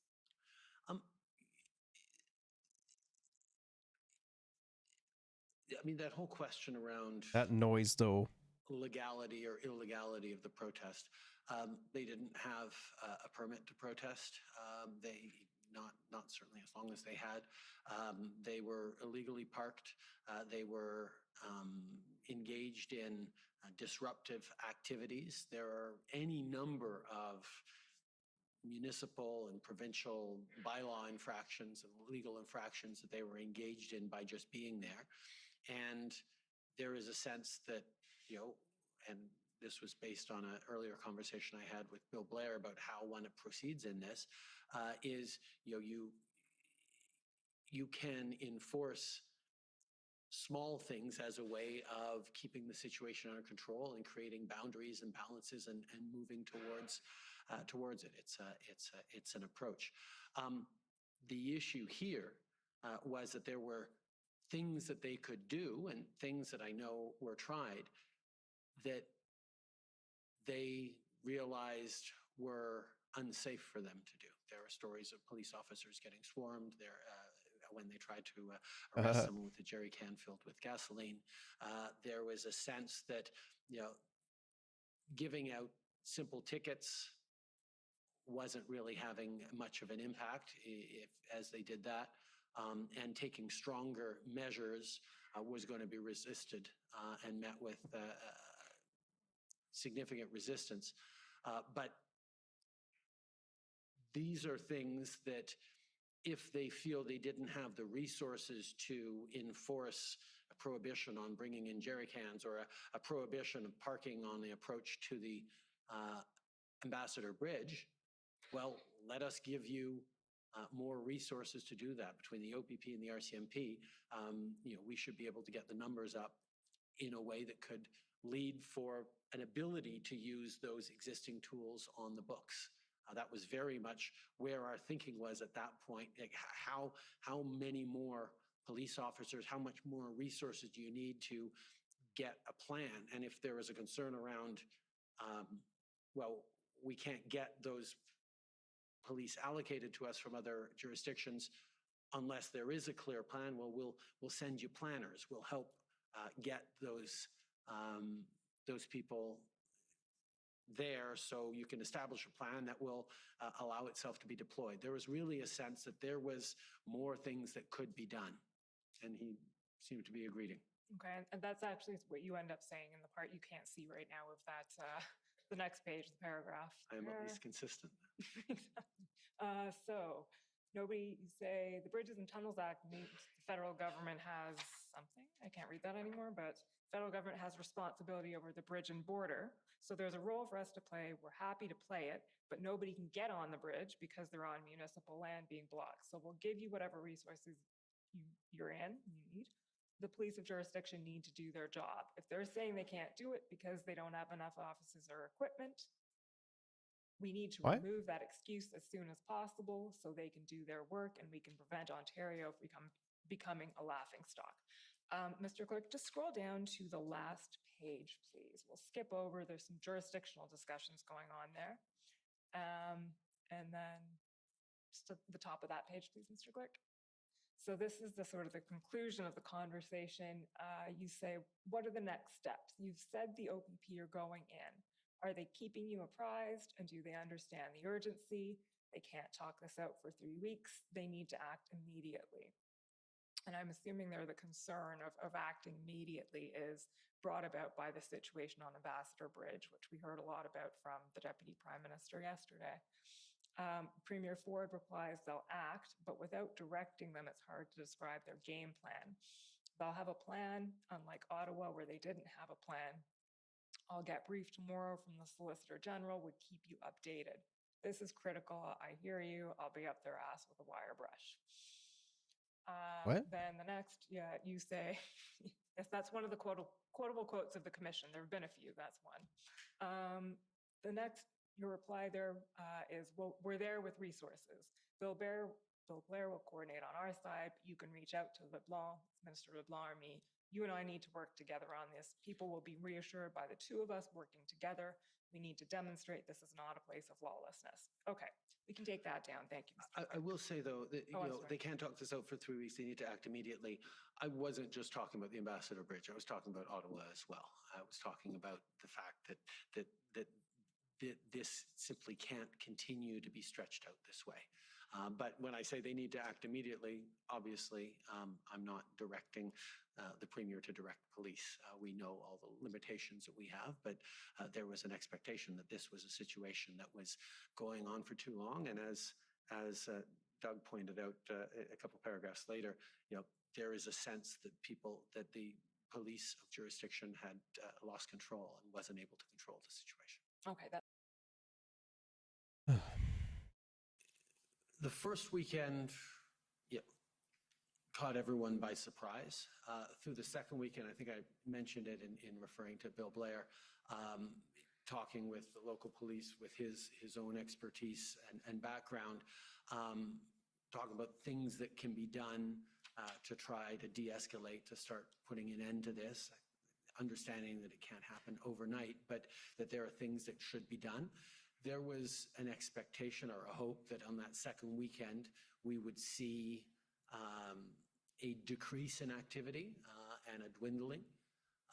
Instead, we saw a surge on that second weekend, and things that we had heard that the police were going to start doing this or doing that, and we're going to be able to respond, didn't seem to be materializing. There was a sense that the occupation was just continuing full swing without any real control or even plan to end it. And I know from conversations with MPs and others that the citizens of Ottawa were quite frantic about having to go through a second weekend of horns and disruptions and being yelled at for wearing masks and not being able to go to their neighborhood stores and seeing the Rideau Centre shut down and all these different things that were really problematic. And people were starting to get pretty upset that this was 2 full weekends that they were being massively disrupted by. Okay, so that was the highlights and stuff. I guess we'll just get into like the actual thing. I'd like to swear on the Bible, please.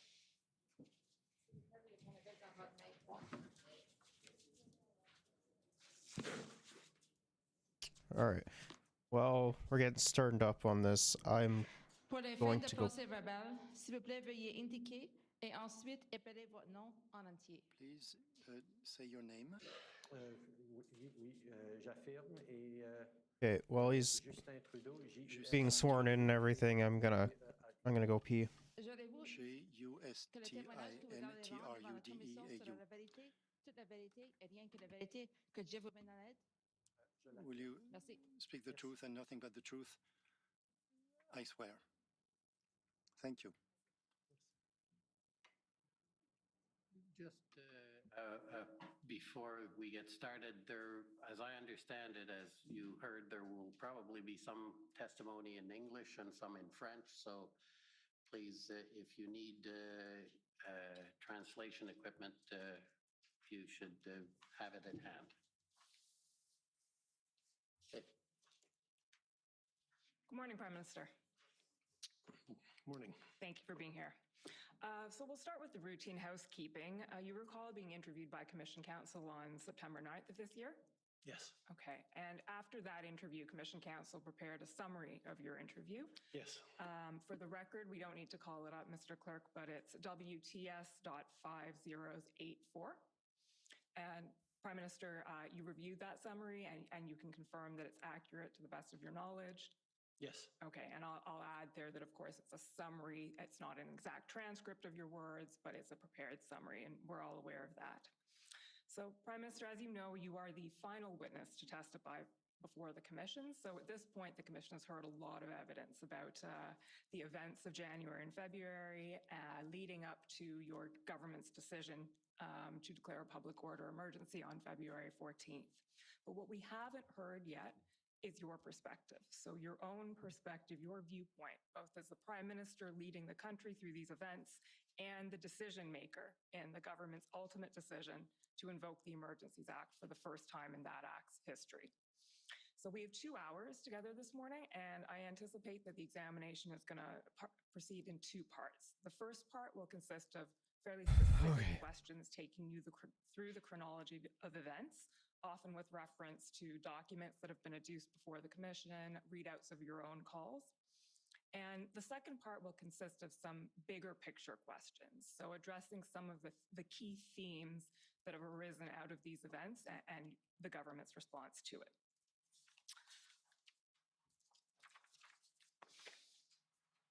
So let's start with the chronology of events, and I'll warn you, we're going to fly through this pretty quickly. 2 hours. I am kind of curious to see like the stuff that weren't in the highlights. We'll definitely have to wait and see what else comes out of it. Pre-arrival days, so before the convoy arrived in Ottawa.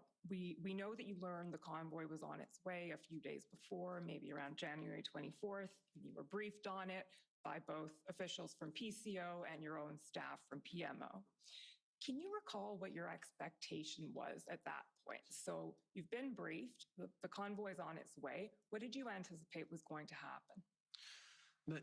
On avait vu pendant les mois qui ont précédé. So in the preceding months, we had seen a certain level of frustration dissatisfaction avec les politiques gouvernementales par rapport au mandat, par rapport à la vaccination. With regard to the vaccine mandate. And we had heard some strong language emanating from several people across the country. This also reflected what we had seen during the election campaign 6 months prior.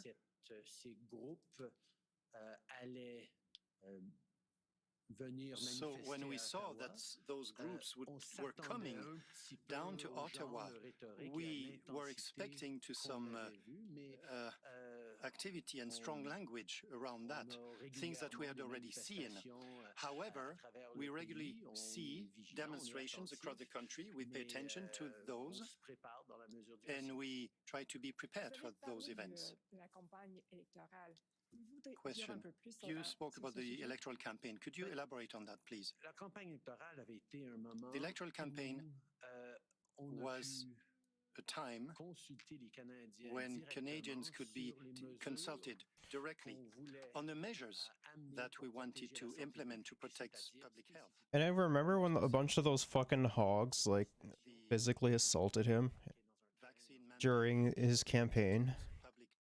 Transit, or people who wanted to work for the federal So like after that, I don't necessarily blame him for wanting to go out and convert or like try and negotiate with the fucking hogs that were out there to begin with, because I mean, if they're gonna do that shit to him anyways, then you know, why the fuck would they, or why the fuck would he? It just doesn't make any sense.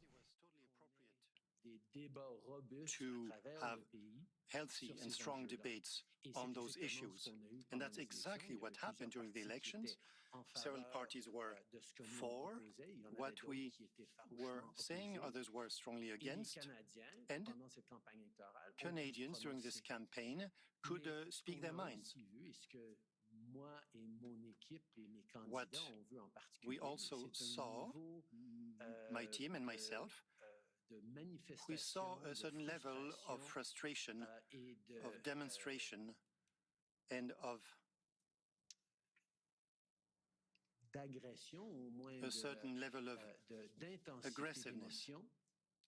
Let's say a certain intensity of emotions with regard to that campaign, with regard to what we were proposing. And that exceeded what we had seen in prior political events or such campaigns. So there, we could see that there was potentially a strong intensity. Yep. We saw that in the few months prior, and we were suspecting this could reach up to Ottawa with that convoy. Just to sum that up, and I'll switch back to English. I think we'll probably be switching back and forth a few times. You saw the protest coming and you've been briefed on it. And as you said, Ottawa is used to dealing with big protests, but there was maybe a hint that something could be a little bit different here. So there was a hint of worry there. And then, of course, we know that the convoy started arriving on the 28th and then went into full swing on the 29th. What was that first weekend like when the convoy arrived from your point of view? Well, first of all, one of the things that we noted in the run-up to the arrival was a bit of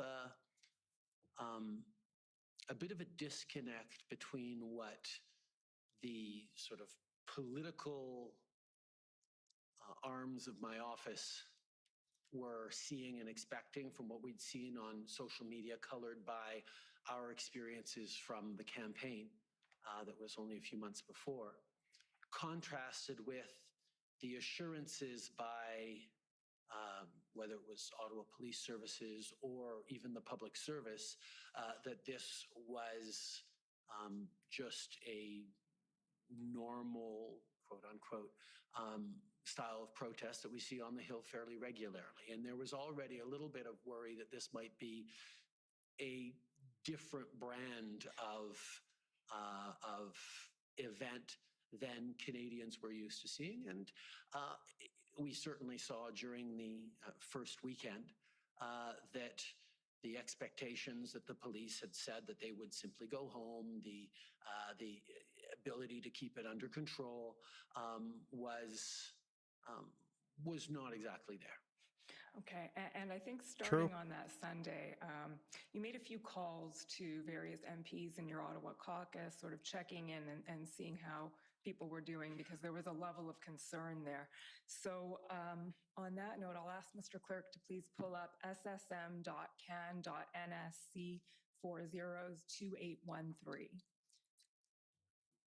While that's being pulled up, it's a readout of a call that you had on Sunday, January 30th with Yasser Naqvi. Just for the benefit of everyone in the room, can you tell us who Yasser Naqvi is? Yasser is the Member of Parliament for Ottawa Centre. Okay, perfect. So if we can just scroll down to the text here, Mr. Clerk, there we go. So, hey Yasser, how are you, PM? How are you doing? And how are folks in the community? And Mr. Naqvi says, very dire. Community feels under siege. You can imagine number of trucks, rigs, honking. For them, it's a party, but they forget it's also a neighborhood, especially low-income families. I've been getting a lot of feedback. Also been in touch with Marco, that's Minister Menachino, Bill, I assume. Story about I think we watched that part already. Disrupting the nearby homeless shelter and soup kitchen. There were indications that there was a level of disregard for others that unfortunately we had seen examples of during the election campaign, and it emphasized for me that this was the same kind of thing that we had seen, the intensity, the anger, the hateful rhetoric. Okay. Moving on then, Mr. Clerk, to the next document, ssm.can.nsc402812. So, Prime Minister, this is moving on to the next day. So that would be Monday the 31st. I think at some point there was inciting any reactions that amplify the thing further. Okay. That's helpful. Thank you. The next one, Mr. Clerk, is ssm.can.nsc402814. So now we're at Wednesday, February 2nd, and this is a call that you have with Anita Vandenbeld. So again, can you tell us, Prime Minister, who Anita Vandenbeld is? Anita is a Member of Parliament for Ottawa, Nepean East, or I believe that's it. Anyway, she's just to the west of downtown. She's a longtime MP and a very strong community member of parliament. And she was expressing here just how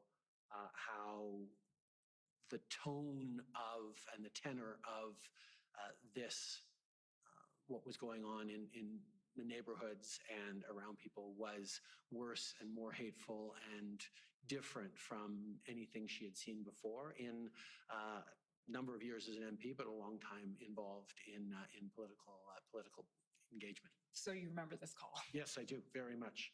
Okay, so we'll just read through a little bit of what Ms. Vandeveld said. Starting there, you say, I wanted to check in. How are you doing? She says, I really appreciate it. I'm torn, I'm scared, but I get really mad that I'm scared. Kids with autism, the noise, it's one of those things you feel like it's okay. Well, it's awful. I'm not a stranger to volatile environments, but it's different because I know the sentiment is directed towards us, you particularly. There's this hate for liberals. And then after that, Damn, bro, there's a lot of redacted shit. And yeah, no, there definitely is a lot of hate for the liberals. Do think it may deter some young women looking into politics. I don't want anything to happen to one of us, God forbid you, before we start thinking about all of this. And then she speaks about constituents calling about what the PM is going to do about it. It's hard, and she says it's hard because I know it's not within your purview. People are frustrated and they just want somebody to do something to get the city back. And then she speaks about some other hateful messages that she's observed. And you say, it's about how you balance it again, being responsible and reasonable. So the part of this that I'd like you to speak to, Prime Minister, is where she says, a lot of constituents are calling me about what the PM, what the Prime Minister is going to do about this. And she then says, it's hard because I know it's not within your purview. So what does that refer to? That actually refers to one of the challenges and things that we were struggling with from the early days of the pandemic, of the convoy occupation, which is that because they were very visibly most motivated to protest the federal government and federal government policies, even though many of the mandates they were actually vocally concerned about were provincial measures, but it was very clear that they had targeted Ottawa. And also like almost non-existent too. Either they were non-existent or they were going to be repealed like very, very shortly. Expectation that therefore it's it's the federal government's responsibility to deal with it, to make sure that it goes away, to stop it.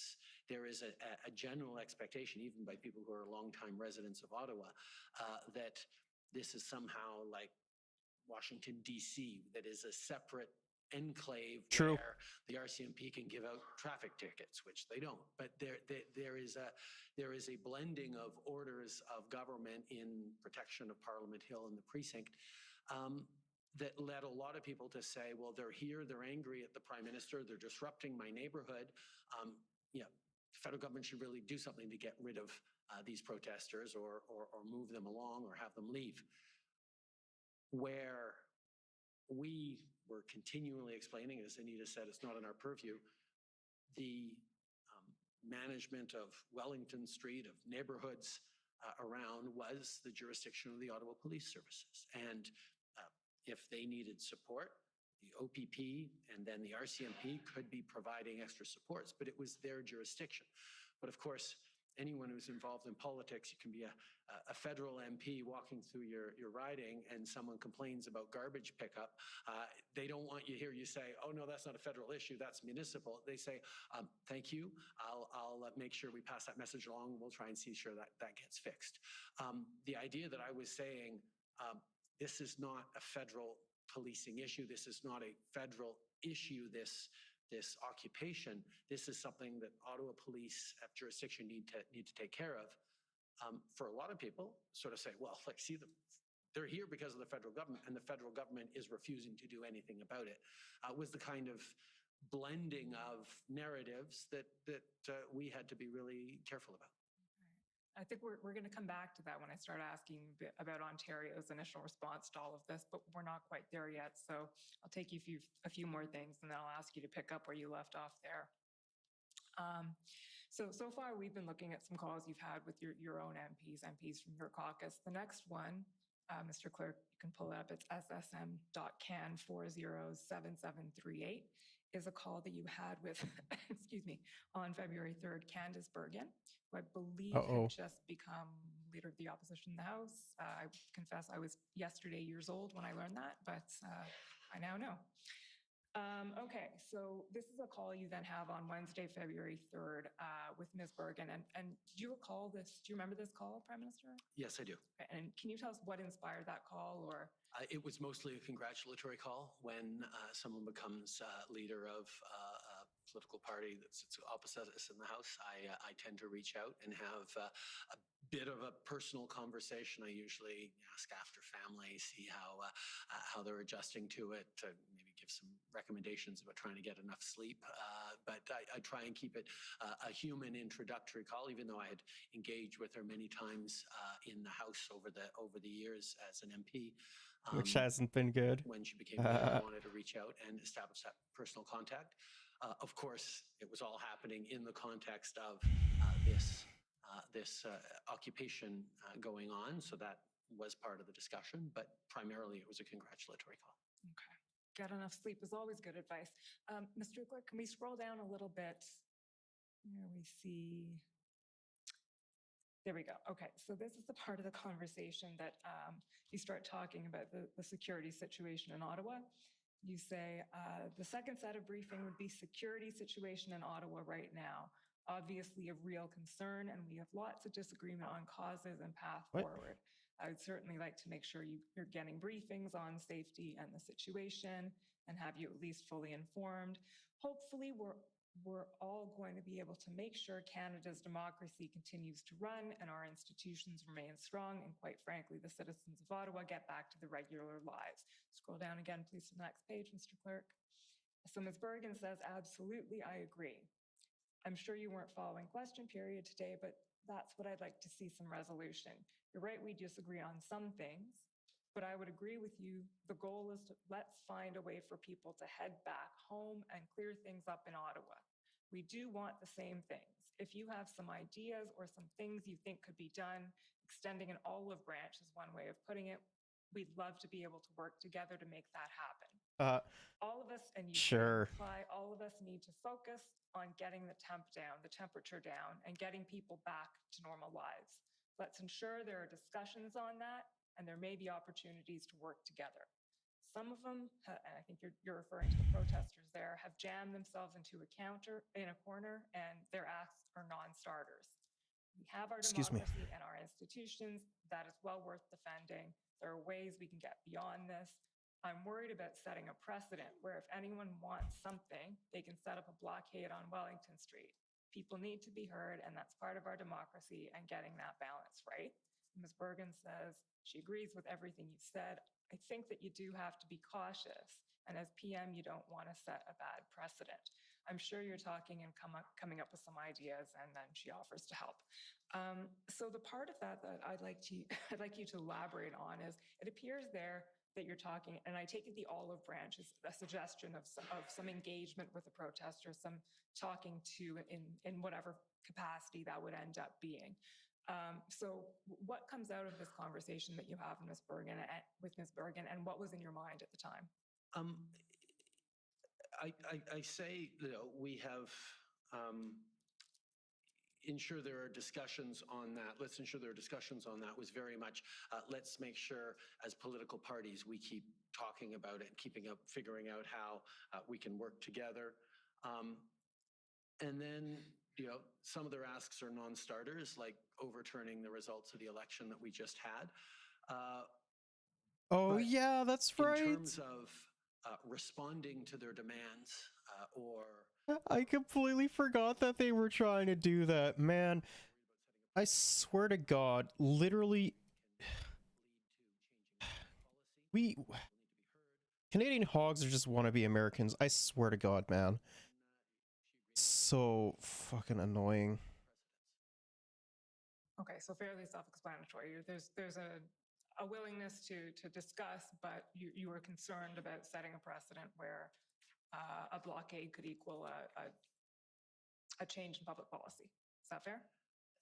Yeah, I think we have a robust functioning democracy, and protests, public protests, are an important part of making sure we're getting messages out there, and Canadians are getting messages out there and highlighting how they feel about various issues.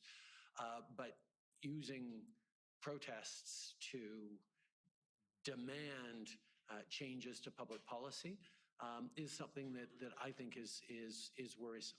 Okay. I mean, it's not necessarily worrisome. It can work for sure. It all depends on how you go about it, for sure. Because if you're there in order to like incite fear and violence, then yeah, I don't disagree with that. But if you're there peacefully, then that's a little bit of a different story. But in most instances, it's yeah. We want public policy to change, and we're trying to convince people to get enough of them that politicians will listen to enough people saying, okay, I'm going to lose votes if I don't change this. That's the usual way True. Protests can be effective in our democracies. Okay, that's a fair point of distinction. Thank you. Mr. Clerk, the next document is ssm.can.nsc 402819. So, Prime Minister, we're now heading into the second weekend of the protests, so Saturday, February 3rd, and our understanding is that the protests intensified again with more trucks coming into Ottawa. And on that day, on the Saturday, you have a call with the Governor General, Mary Simon. Do you remember that call? Yes, I do. Okay, so here is the readout of it, and we'll just go through some of, or quite a bit of actually, what was said on that call. So again, there's the introduction, and you say it's been stressful, not so much for me personally. The Governor General says, yes, they seem reluctant to give it up also, makes it challenging.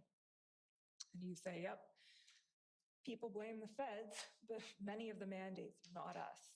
And for the police, well, we don't direct them. Trying to get this resolved as peacefully as possible. Want them to find a way to save face, but they can't shut down our democracy.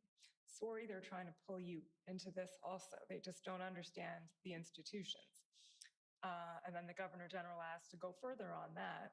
Which is something with a lot of hogs. Like, they don't tend to understand and recognize the differences between municipal municipal fucking laws and mandates, you know, fucking federal laws and mandates, or provincial laws and mandates. Like, they're so brain broken that they don't even recognize what the fucking differences are anymore, or if at all. And displayed a lack of understanding of how our democracy and our institutions actually work. Okay. But I mean, it also meant she was getting bombarded. The Rideau Hall, which is filled with good people giving out medals to worthy Canadians, were bombarded constantly by demands that she fire the Prime Minister, and in a very, very aggressive way. Wait, are they talking about the Queen of Canada? Referring to as tough for her and tough for her team. Understood. And is that what prompted this call? Could have been part of it, but I also speak regularly with the Governor General just to check in. And oh, never this was mind. Something that was worthwhile checking in on. But yes, that was probably the reason. Fair enough. Okay, so then she asked if there's any sense on how it will be resolved, and you say something, and then now they're starting to do that. Bill Blair has handled a lot in the past, and we know we've heard a lot from Bill Blair at the commission as well. This is not a protest, more an occupation, hard to diffuse. It will take time. Being very careful to not try to fix something we don't have the tools for. And then there's some discussion of the funding. Can we scroll down a bit, Mr. Clerk? Onto the next page, please. And then the Governor General says, yeah, there's some of the senior staff getting a lot of hateful emails. asking for the Governor General to fire the Prime Minister and to create these crazy things. It's difficult to receive these things. They made a website in my name saying stuff. I have to let it slide off our backs, and then you discuss the security situation. So is that where you were just referring to, Prime Minister, and the sort of bombardment? Okay. Excuse me. Honestly, none of that is surprising in the slightest. Like, that shit happens all the goddamn time with fucking hogs. The first weekend, yeah, caught everyone by surprise. Through the second weekend, I think I mentioned it in referring to Bill Blair, talking with the local police with his own expertise and background, talking about things that can be done to try to de-escalate, to start putting an end to this, understanding that it can't happen overnight, but that there are things that should be done.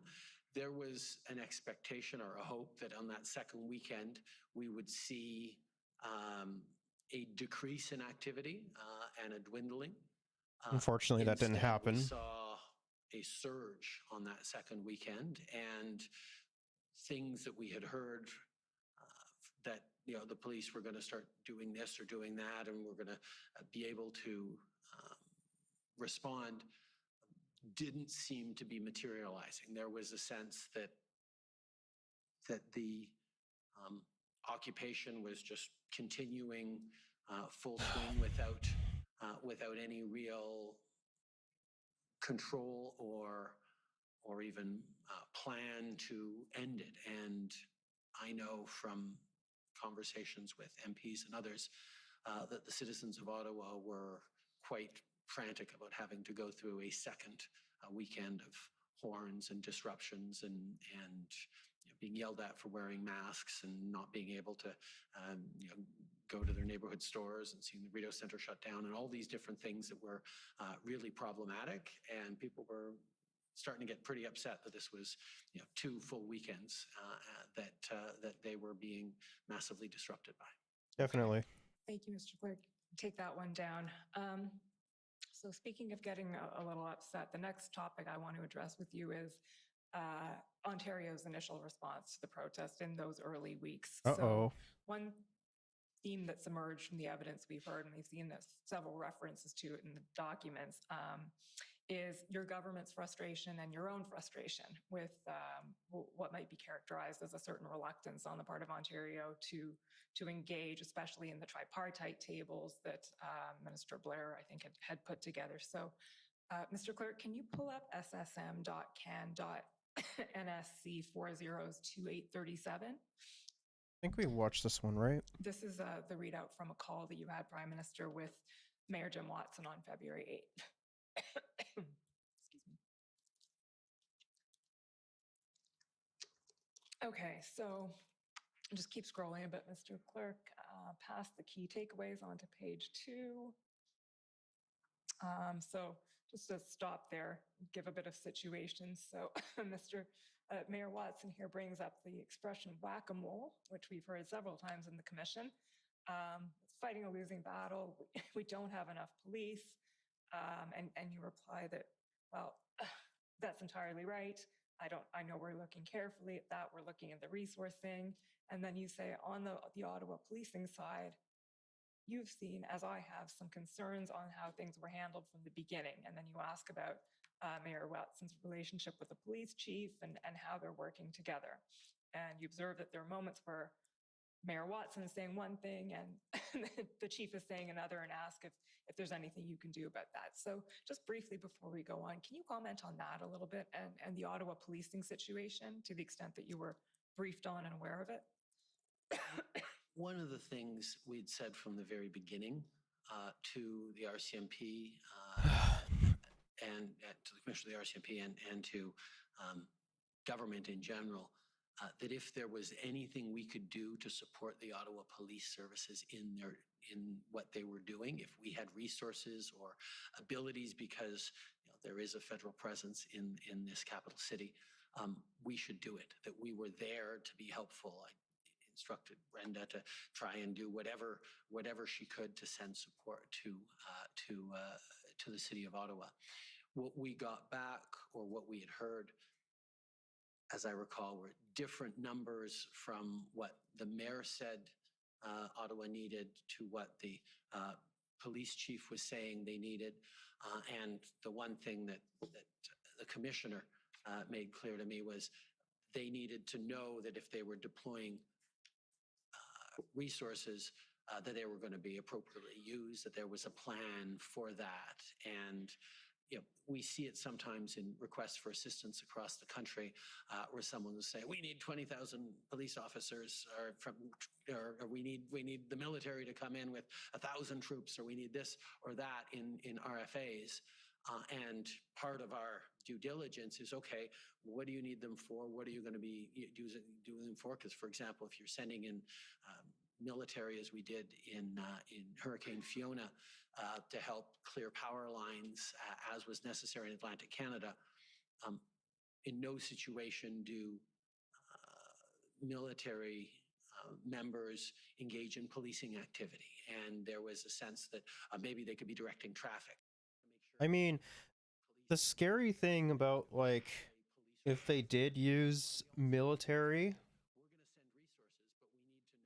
they could have, depending on, I guess it would depend on a multitude of different factors, but we could see what happened with, like, the BLM protests and shit as well.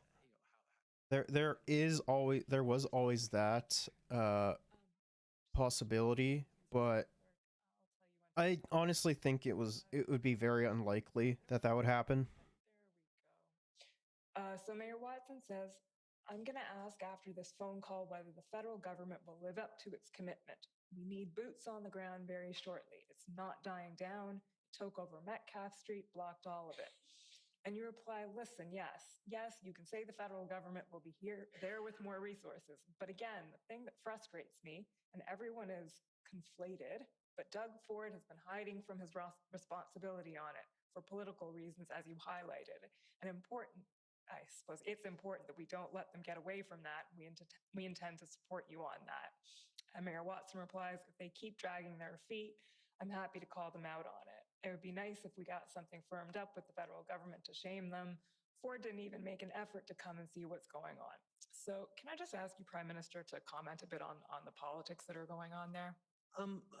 Well, first of all, when I say everyone is, I believe, is conflating, it was conflating, a protest of federal issues with a federal responsibility to do the policing that would dissipate that protest. So that was, a little bit of an interplay that there was a sense that in the initial phases of the protest, the Ontario government was happy for the perception to be out there that this was a City of Ottawa issue and a federal government issue, and that as a province, they really didn't have a responsibility or a jurisdiction to play in there. It was an unpleasant situation. There were bad headlines. I was getting grumbled at by citizens of Ottawa every day because the federal government wasn't dealing with it. I can understand that provincial politicians who were being overlooked in the complaints everyone had about why this wasn't getting resolved would say, "You know what, let's not poke our noses into this," and people will continue criticizing those people that help. I'm fairly certain that behind the scenes, the OPP was engaged with Ottawa Police Services and was providing supports as we were as a federal government. But I think at the political level, there was probably a decision to continue to stay back a little bit and let Definitely. us wear it a little bit. Definitely. What we had seen during the pandemic and during other crises is when the three orders of government are able to work seamlessly together. Not only does it deliver better results and better coordination, but it actually reassures citizens to see that people who are not always politically aligned at the highest levels can roll up their sleeves and work for the benefit of citizens. And that's certainly something that I've always tried to do, and I've been able to do with Premier Ford on many, many issues. But at this point in the evolution of the occupation, that wasn't something that we were able to do. And so, yes, there was a bit of frustration about it.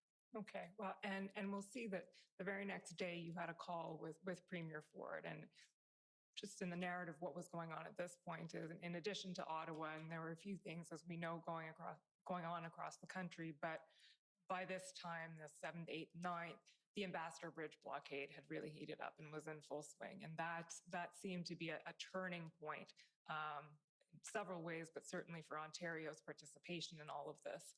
So, Mr. Clerk, if you can take that document down, please, and bring up ssm.can.nsc 402845.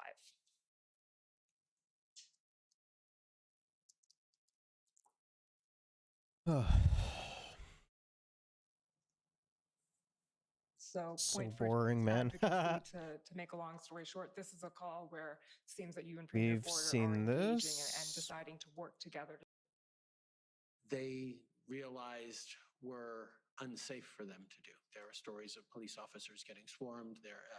When they tried to arrest someone with a jerry can filled with gasoline, there was a sense that, giving out simple tickets wasn't really having much of an impact as they did that, and taking stronger measures.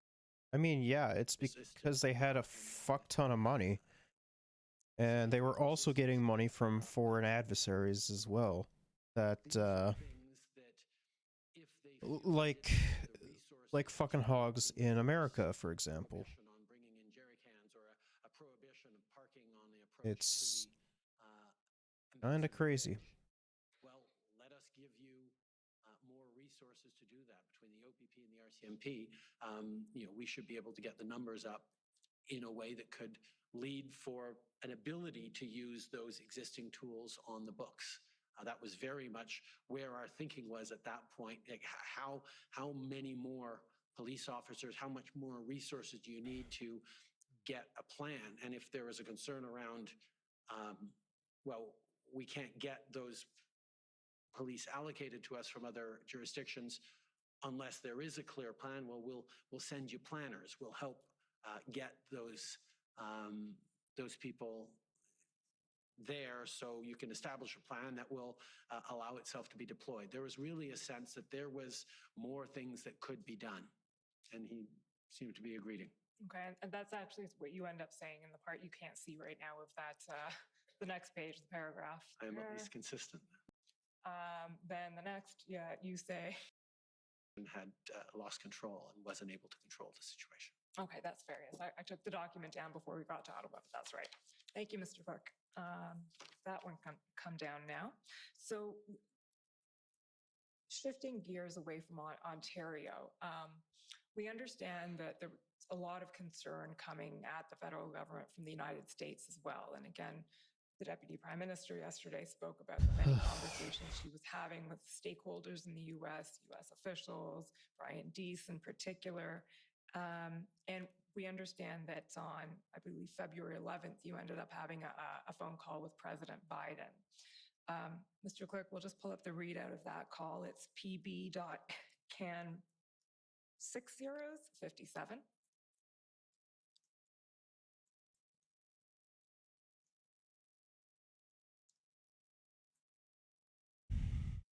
Okay, just scroll down to the next page, please. So, just new stuff we haven't seen yet. It's got to be somewhere. Keep scrolling until you see your readout, but in the oh no, there it is, I think. In any event, Prime Minister, can you tell us, just the readout doesn't actually say that much, so can you tell us about your recollection of that call? There were sort of two goals I had in that call.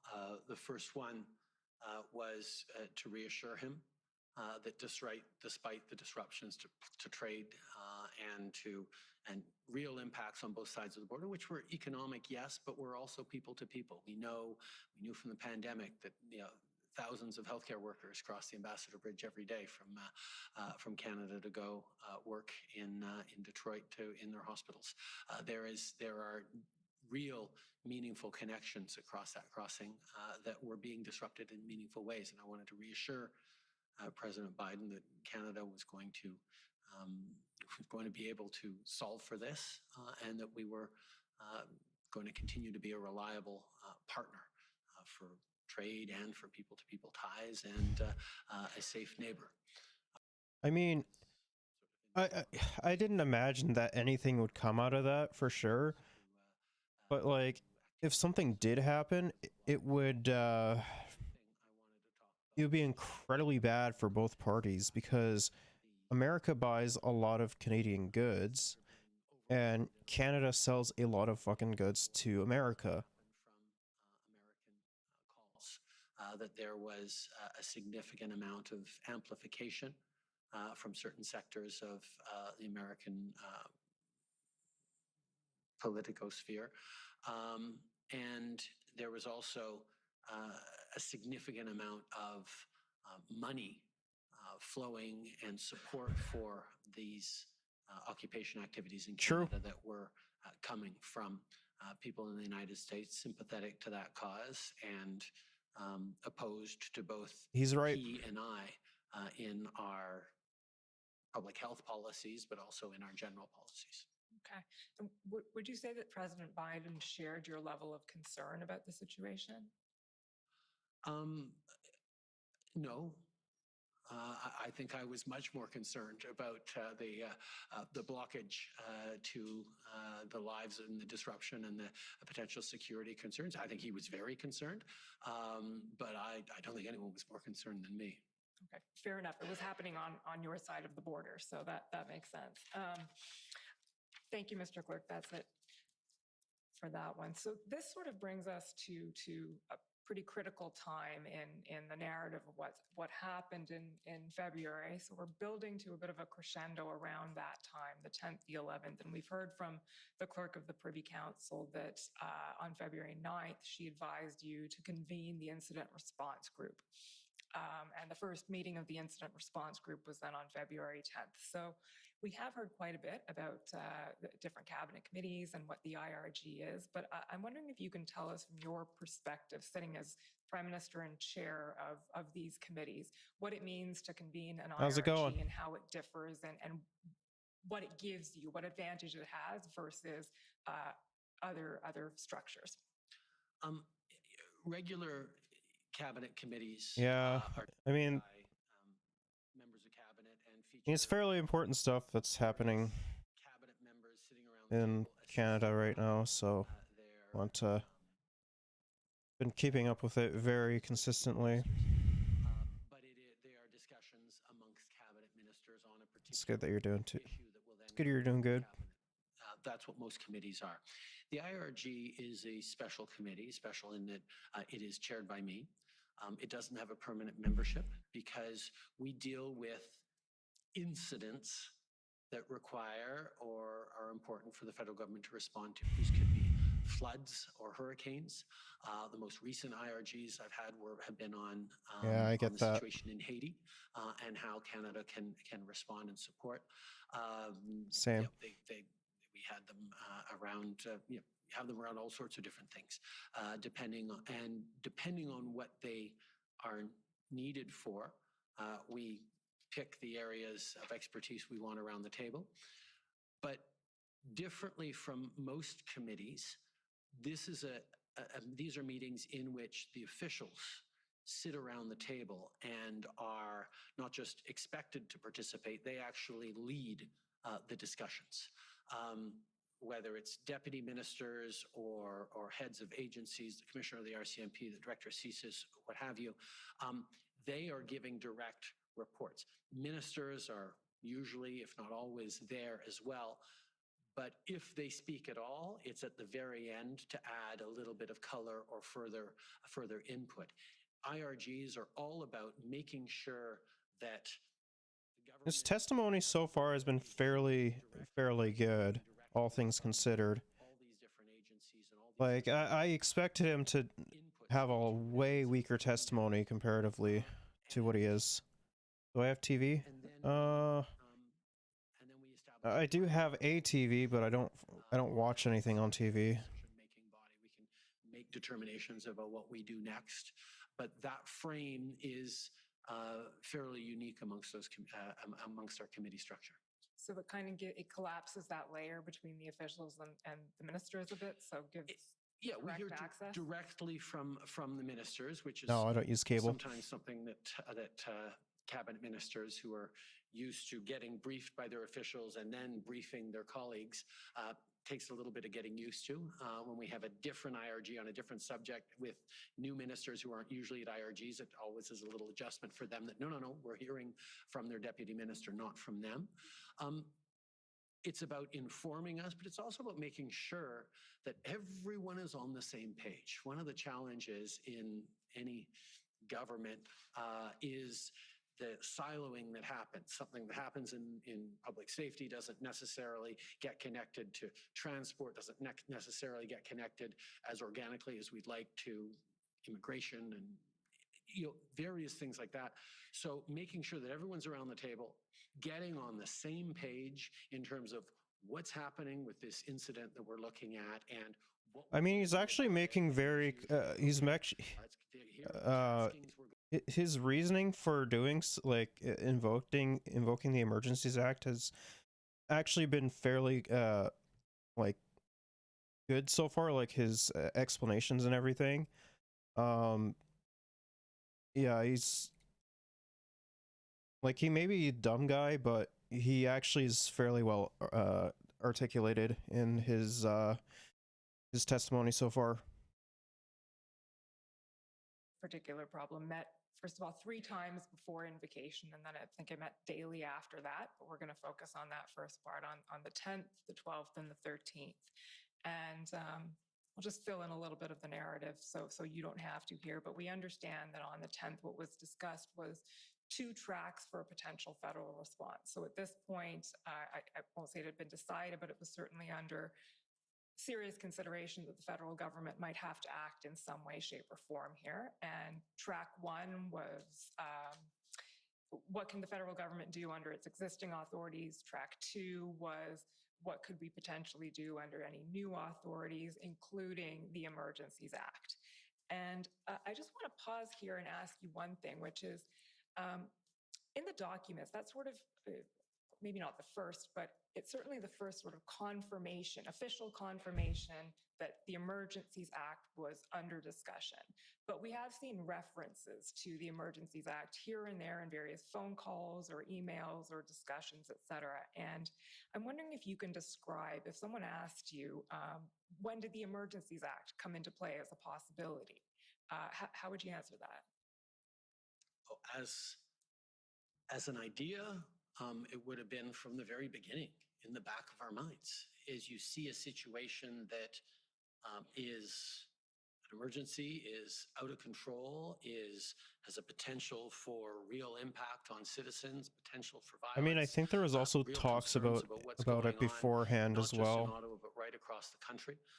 At the Coutts blockade that started up on the same first weekend that the Ottawa occupation did. These are the things that you say, okay, as we look at a whole range of potential outcomes in this, there might be a moment where we have to invoke the Emergencies Act.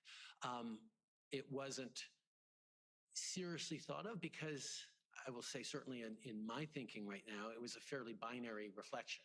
It was, oh, we might have to invoke the Emergencies Act. There was no reflection of what we would have to invoke the Emergencies Act to do.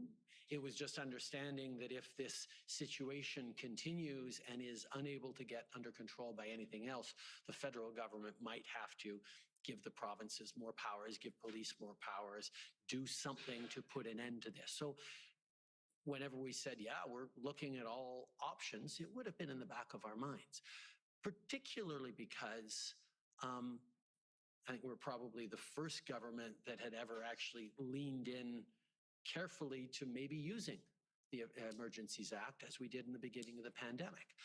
We dusted it off and had presentations at cabinet around what the Emergencies Act was and how it was an update from the previous legislation that had existed before and how it was charter compliant. And because post 1982, a lot of things needed to change for the better in our country with the Charter of Rights and Freedoms. So the main question I have is he going to update the the wording of the Emergencies Act after the invocation.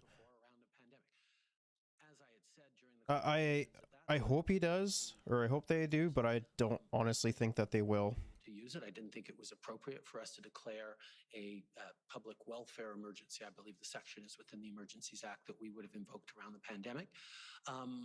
But there were a lot of people calling for us to do it because it was obviously a national emergency, this pandemic, particularly in the early days of spring 2020. So we were somewhat versed in this legislation that had never been used. Seeing this particular public order situation, it was a reflection in the back of our minds, or my mind anyway, I can't speak for everyone, that maybe it would end up at this.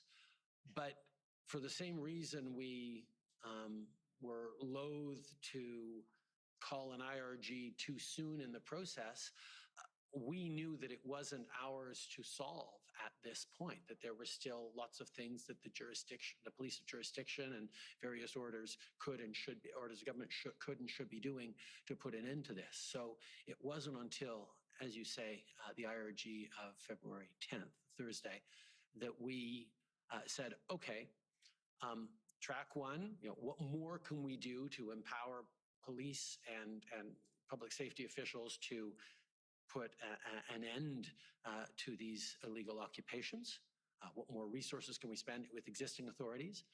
And track two was, what could we do that we would have to create new authorities for, whether it was through regulation, whether it was through passing emergency measures through the House, or whether it was using something like the Emergency Measures Act.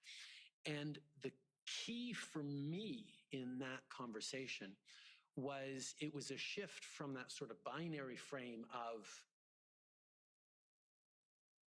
no Emergencies Act or Emergencies Act. Because if you think about it, the Emergencies Act itself doesn't do anything except declare an emergency. It's that it enables government to bring in special temporary measures to deal with the situation. So the useful conversations around the Emergencies Act started on February 10th when I asked the question, okay, what are the extra tools that we would need to bring in, either through legislation or through regulation or in various ways, or through the Emergencies Act, that we don't actually have now? Or what would we do with the Emergencies Act if we brought it in that we can't otherwise do? And that reflection on, well, what would be the tools, actually clarified and got the work going.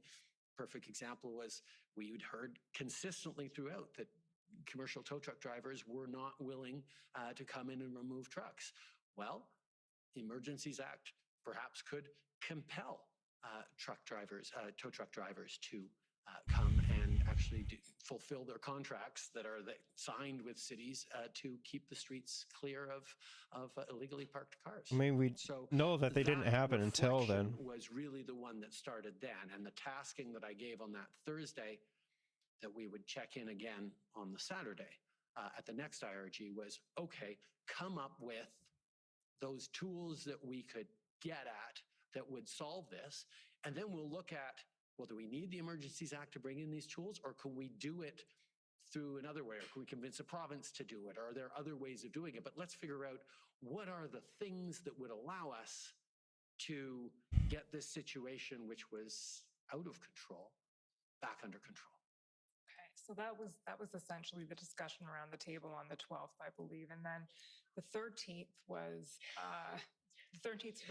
the big day in terms of deciding as a government whether you were going to take that first step and seriously consider invoking the Emergencies Act. Can you take us through, from your point of view, the chronology essentially of the 13th? We know there was an IRG meeting in the afternoon, I think it was 4:30, and the decision coming out of the IRG was to have a cabinet meeting in the evening to discuss the potential invocation of the act. So how did those meetings play out?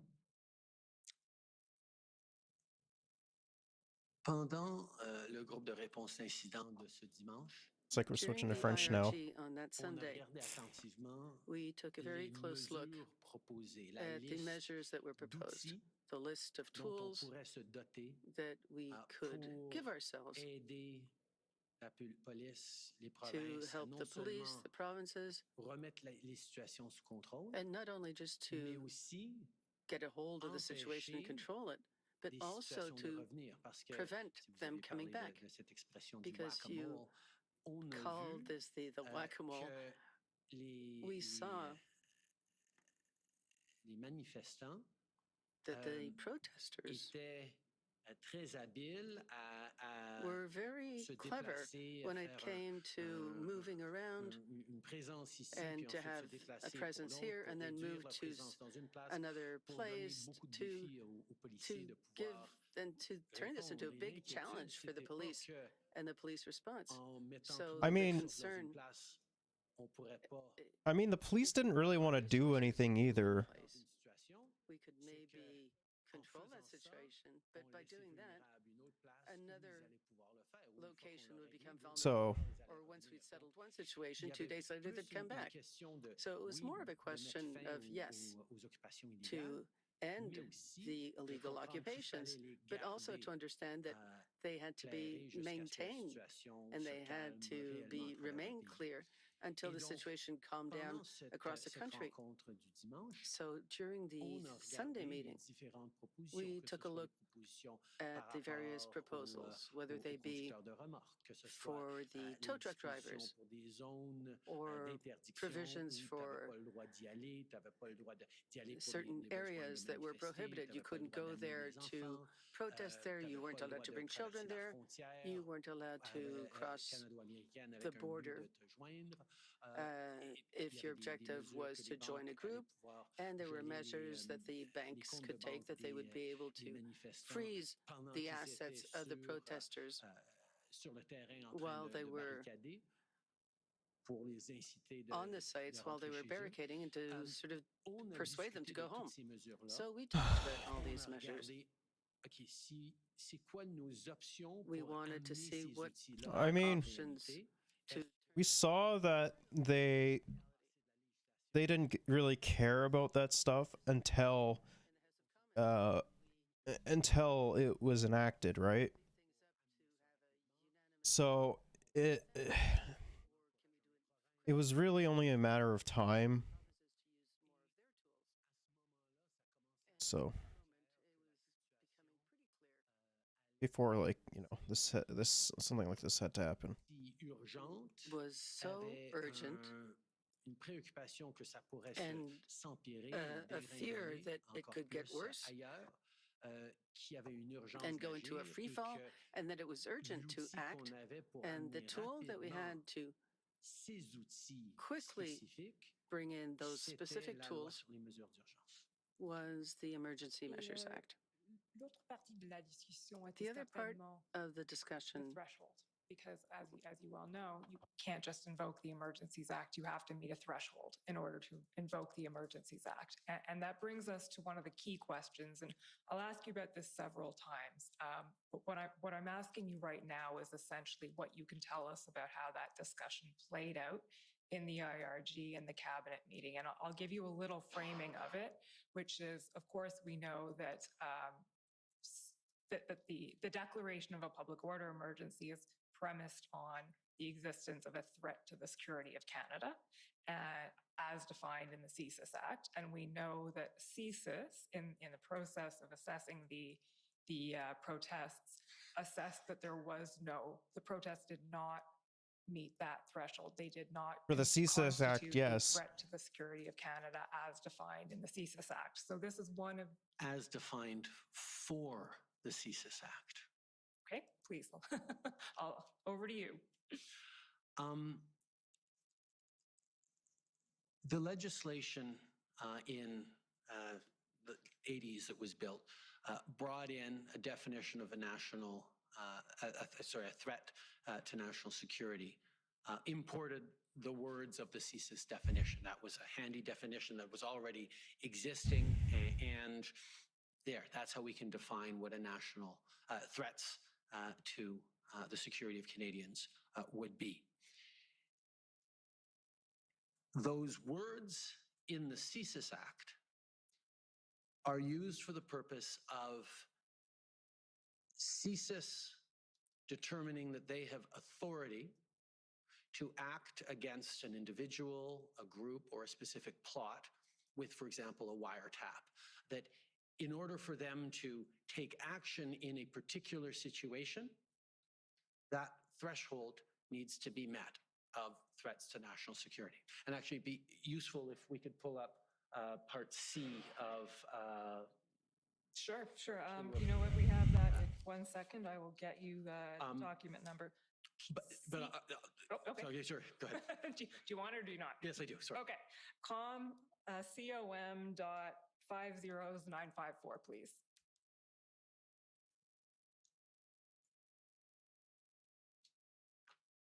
I mean, I think this pastes together the it's three good to things. know So that he national actually emergency, fucking public order emergency, brushed up on it. scrolling down, you'll see the reference to the CSIS Act, and there. Keep scrolling, Mr. Clerk. Yeah, just, no, sorry, nope, keep it going. Nope, keep going. Yep. There we go. There we go. Good. We've seen this. In order for CSIS to be activities within Canada, and you asked me about, but Seen that. I was very much focused on, was this bar hit? Yes or no, for the purposes of invoking. Okay, so essentially you're saying that around the table that day, yes, you were looking at the inputs that were given to you by officials and by the ministers and concluded that there was activities within Canada. Threats of serious violence was the key ones. And can you elaborate on what those threats were? What led to that conclusion? Yes. And again, we went around the table with officials from all different agencies and heads of departments to talk about this. There was the militarization of vehicles, for example. We'd seen, weaponization of vehicles. We'd seen, cars ramming into police officers or other cars at Coots. We saw an incident like that in Surrey, I believe. We saw trucks used as potential weapons, certainly in Ottawa, with their presence in unknown interiors. There was the use of children as human shields deliberately, which was a real concern both at the Ambassador Bridge and the fact that there were kids on Wellington Street, that people didn't know what was in the trucks, whether it was kids, whether it was weapons, whether it was both. Police had no way of knowing those. There was presence of weapons at Coots, as we saw. There was a concern around weapons being stolen in Peterborough that we didn't know, about 2,000 guns that we didn't know where they had gone at that point.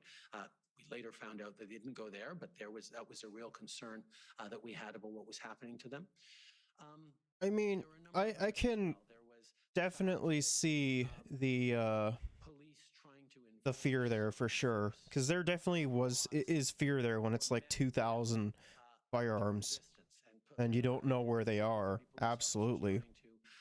Interdict someone or arrest someone who was carrying a jerry can into the site in Ottawa, got swarmed by 100 people, and they had to leave because there were threats to their safety and they weren't able to arrest that individual. There were layers of danger that CSIS kept bringing up to us, that the presence of people promoting ideologically motivated violent extremism in the convoys had a danger of triggering not necessarily them to act, but lone wolf actors or people who could be radicalized to take actions that were violent. We saw increasingly counter-protests of people who were trying to take back their city, who were, for example, we all saw images of grandmothers standing in residential streets against massive trucks heading their ways to try and prevent them from coming to join the convoy.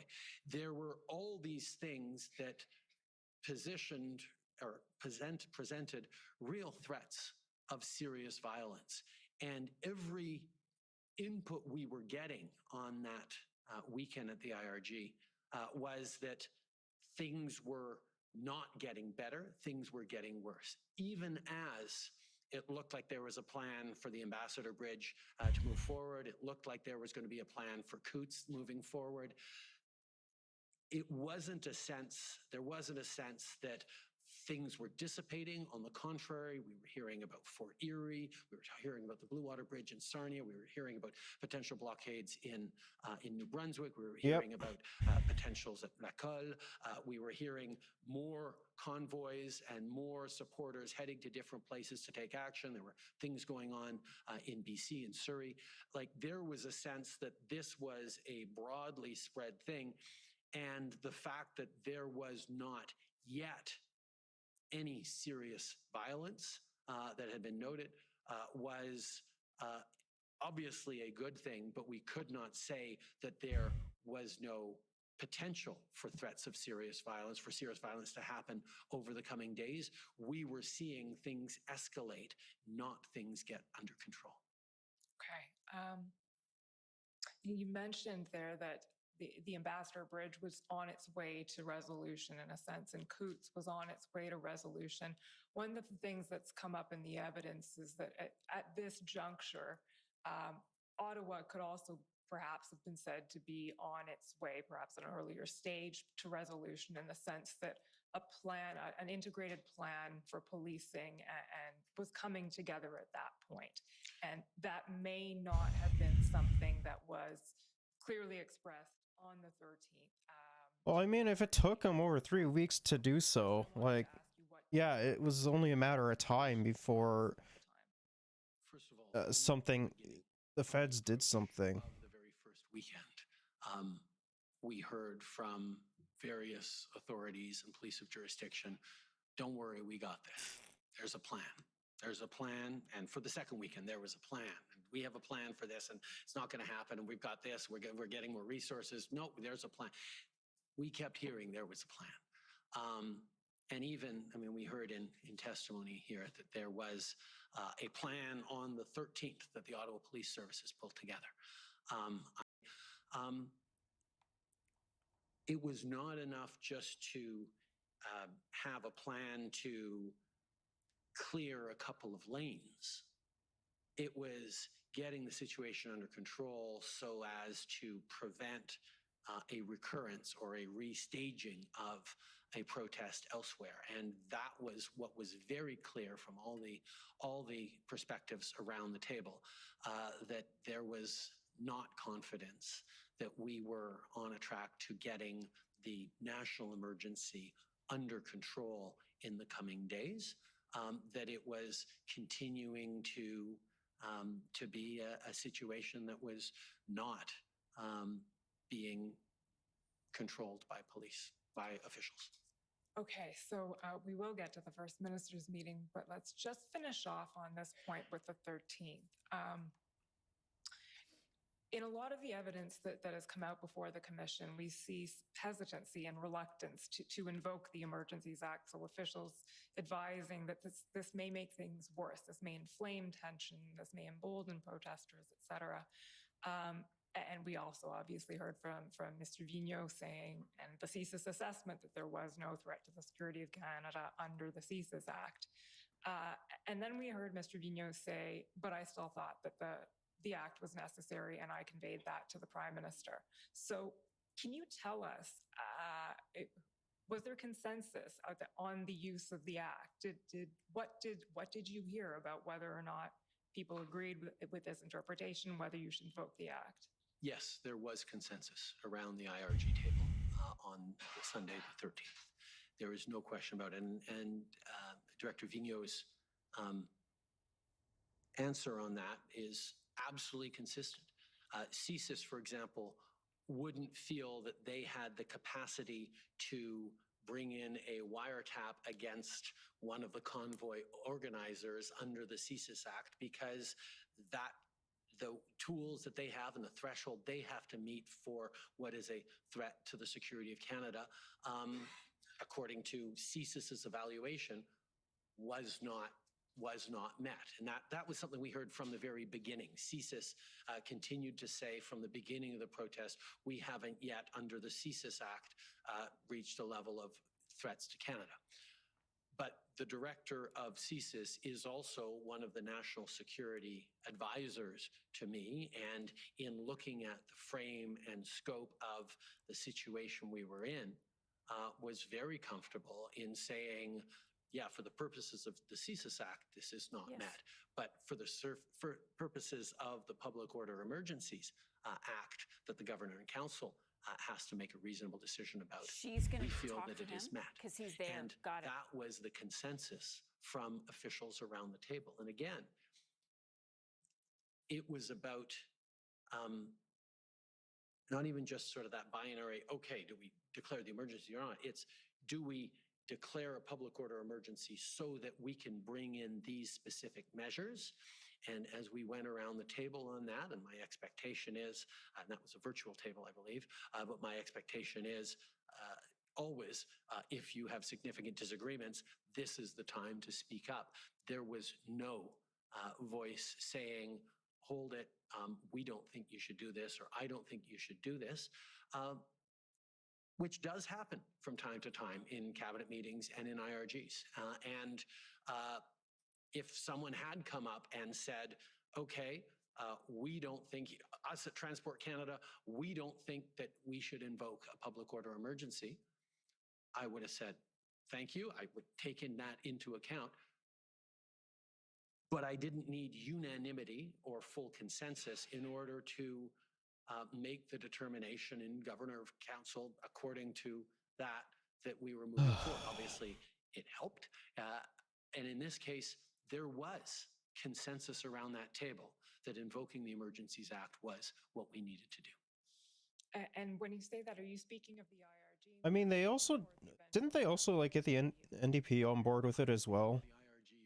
Because I have a feeling that, you know, if it wasn't for them, they wouldn't have been able to pass the act, right?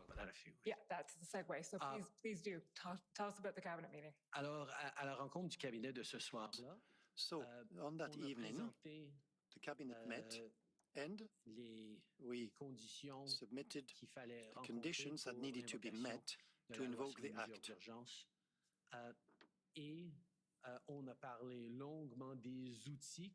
And we discussed at length of the tools that were needed and of the, I believe, 6 provisions that could bring to an end to this situation. 6 éléments qu'on n'allait pas pouvoir 6 amener ou elements that par d'autres could not be invoked by other means, la loi sur les mesures but d'urgence. calling this law on emergency measures, this act. So there was a healthy discussion around the table. Every minister who wanted to express themselves did so. And I won't go into that detail, but I can say that there was consensus, clearly. Consensus that I had to move on and consult the premiers and move on to invoking the act. We did not decide on invoking the act then, but I could hear the reactions, just as I did before on the same day with the IRG meeting, that people felt comfortable enough and together enough on this issue. Yes, we could move on towards the possibility of invoking the act the next day. Whether the threshold was met. Was that part of the discussion at the cabinet table as well? Oui. OK. Et après, enfin, vous avez eu le même sorte de consensus. Yes, you made the same consensus then. So that brings us to what we can loosely call Decision Day, February 14th. And I'm just going to try and lay out the chronology of that day and then ask you, first of all, whether that is the correct chronology of the day, and then ask you to speak to various parts of it. So the first minister, the decision coming out of cabinet the evening before was to convene a first minister's meeting to have the obligatory consultation under Section 25 of the Emergencies Act before it could be invoked. And we know that late that night, an invitation was sent out to the premiers to that meeting. That invitation did not include the subject of the meeting, and we've heard some of your ministers and officials speak to why. But in any event, so the first ministers meeting was held, I believe, at 10:15 the following morning on the 14th. Following that meeting, you had a call with opposition leaders, I believe, and a call with your own caucus. No. No. Okay. The caucus call was before the first ministers meeting. Thank you. Okay. I wanted to make sure that we shared with our members of caucus who were going to be involved in, well, very much a part of a government that has or would invoke the Emergency Measures Act. I wanted to let them know before premiers were consulted. I wanted to let them know that I was about to consult the premiers, but the sense was that caucus should hear it before the premiers heard about that. That makes sense. Okay, so caucus call first, then first ministers meeting, then I think you spoke to opposition leaders, then around 3:41 p.m., I said around, but we actually know the minute, 3:41 p.m., you receive advice from the clerk. And that advice, as we know, is that that the clerk recommends that you invoke the Emergencies Act, and shortly thereafter, there's a public announcement of it. So just unpacking that, starting with the caucus call briefly, but the focus of this will obviously be the first ministers meeting. Take us through that day. The caucus call was informing them that I was about to go into a first ministers meeting in which I was going to present them with the fact that we were thinking about invoking the Emergencies Act. And I shared so with boring, them man. That these were the kinds of things that we would be giving police and various various officials and authorities which tools would be able to move forward with that. So I presented it. It wasn't a big discussion. I wasn't looking for consensus. There wasn't a lot of feedback. It was just informing them that we were taking this seriously and moving forward. And I dare say the response was very positive from our caucus. Then the first ministers meeting. As I'd mentioned earlier, this was not the first time I talked about the Emergencies Act with the premiers. I think as Ms. Telford talked about yesterday, I have had many first ministers meetings over the course of the past 2 years to deal with the pandemic emergency. And we have always worked very constructively together. And for me, being able to sit down with them and highlight that we were seriously considering invoking the Emergencies Act in order to do the following things. And I wanted to hear from them. And then I went around the table across the country to hear from each of them on their reflections, their inputs, their concerns, their support, their disagreements in some cases, but really wanted to hear what it was that they were going to be, what their thinking was on this situation that would, by definition, affect all of them. I mean, the consensus is essentially that, you know, everyone was on board for it, allegedly. Like, even people that, you know, were saying that they were on the opposite side and with the fucking protesters and shit. Which, you know, I honestly don't believe. I think that they were just paying lip service to it. Or just paying lip service to being, like, on the side of the invocation. Because we saw time and time again that the conservatives were like, just go talk to them, and shit. So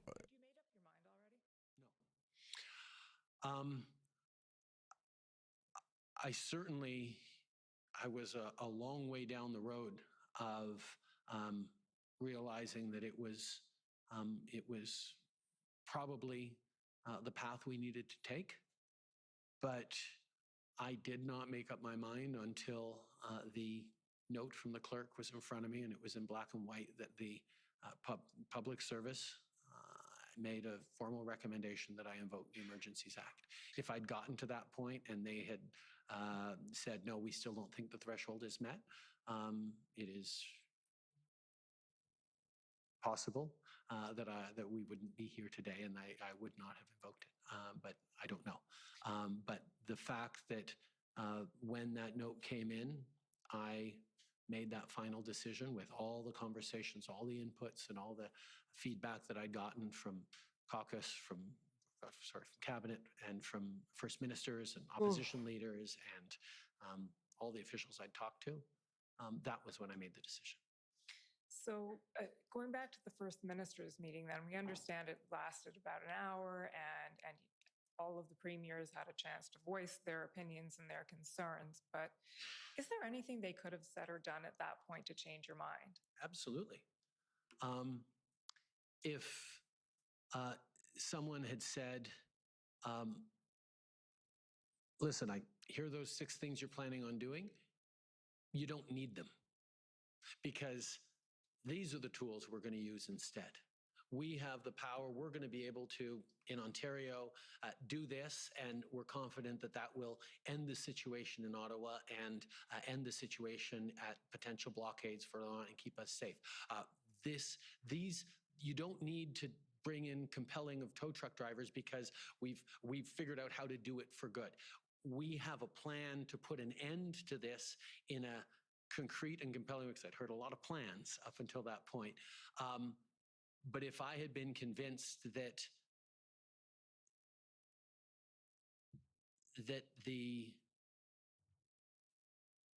other orders of government or any other law in Canada was sufficient to deal with this emergency, then we wouldn't have met the threshold, because part of the threshold for the Emergencies Act is and is unable to be dealt with under any other measures or laws in Canada.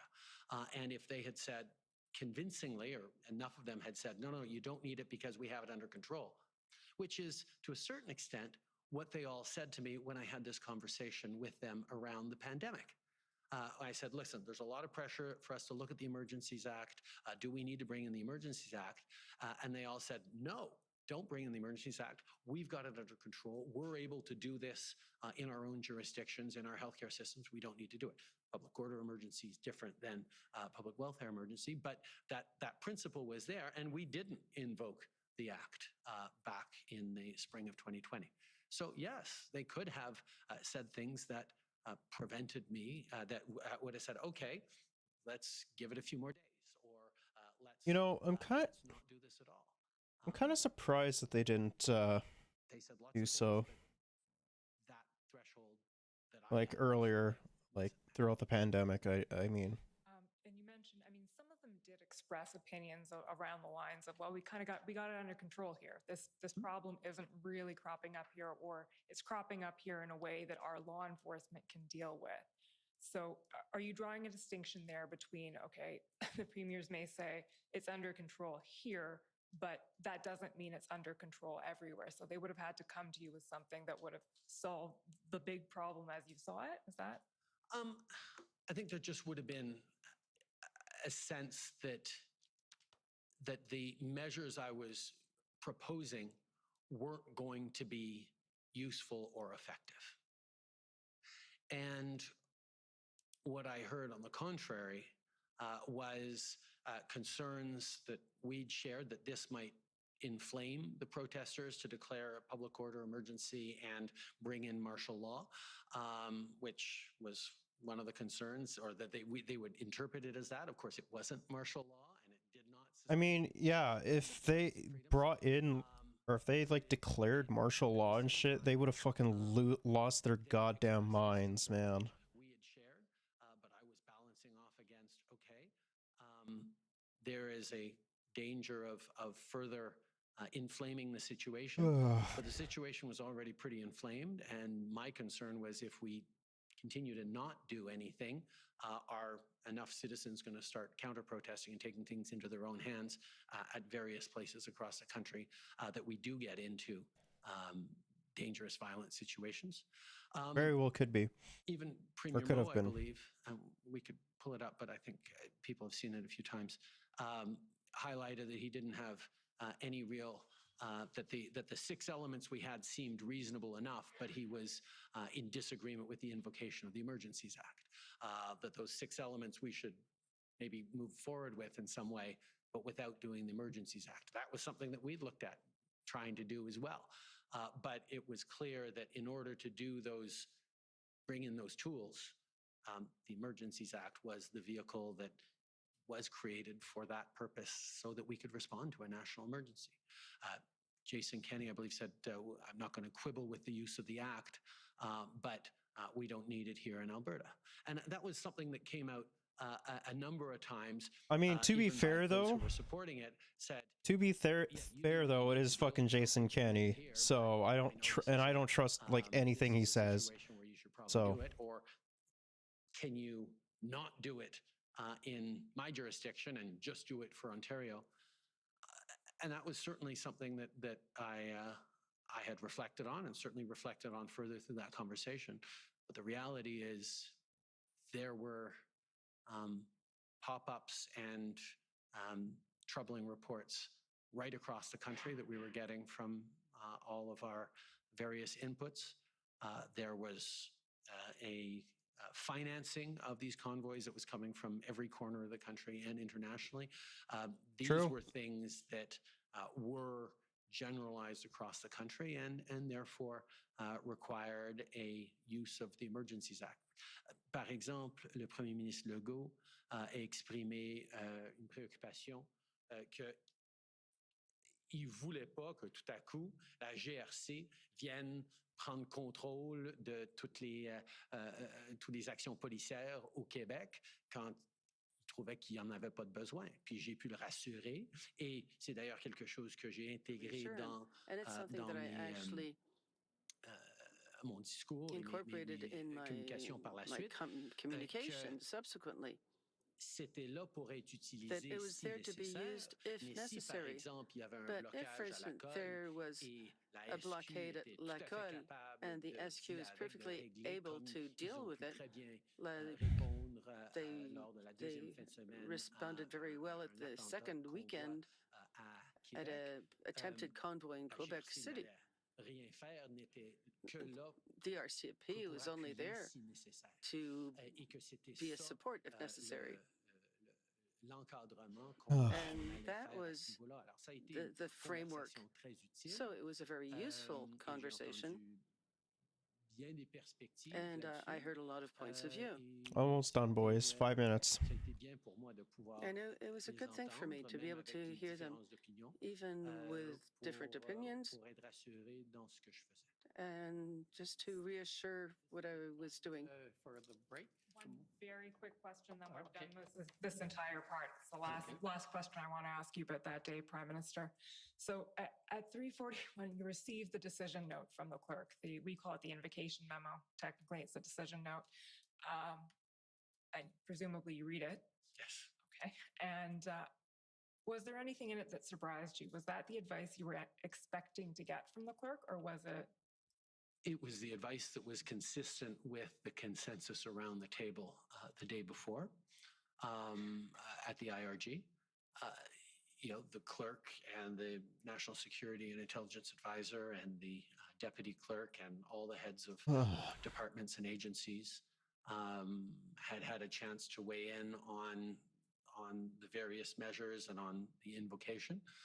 And there was a clear consensus coming out of there that this is what we should do. But it was a big thing, not a small thing, to have the head of the public service formally recommend the invocation of the Emergencies Act and the declaration of a public order emergency. It's not something that had ever been done in Canada before. It was certainly not something that we undertook to do lightly. And as a prime minister, I get to sign off and agree with these notes, or in some cases disagree with them. And that was a moment that I took with the weight of the decision I was about to take. And I reflected briefly on, first of all, the reassurance that it gave me that the entire system, all the inputs in the system had come up to the clerk of the Privy Council, the top public servant in Canada, impartial, professional public service, making the recommendation to move forward on this was essential to me. But I also reflected on, okay, what if I don't sign it? What if I say, okay, we now have advice from the professional public service to invoke a public order emergency. And I decide, you know what? Let's give it a few days. Where the professional public service had made a determination that the thresholds were met, that the use of it was appropriate and, responsible, and the measures were the right ones that we were going to put in it. And I said, no, you know what? Let's wait and see another few days. I mean, like I've said, I do think that it was a good decision for him to invoke it when he did, and not take the reactionary approach to doing so.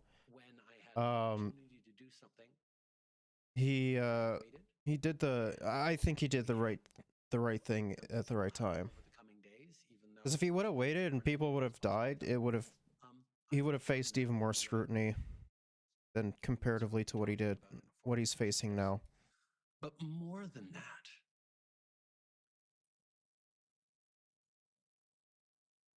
the responsibility of a prime minister is to make the tough calls and keep people safe.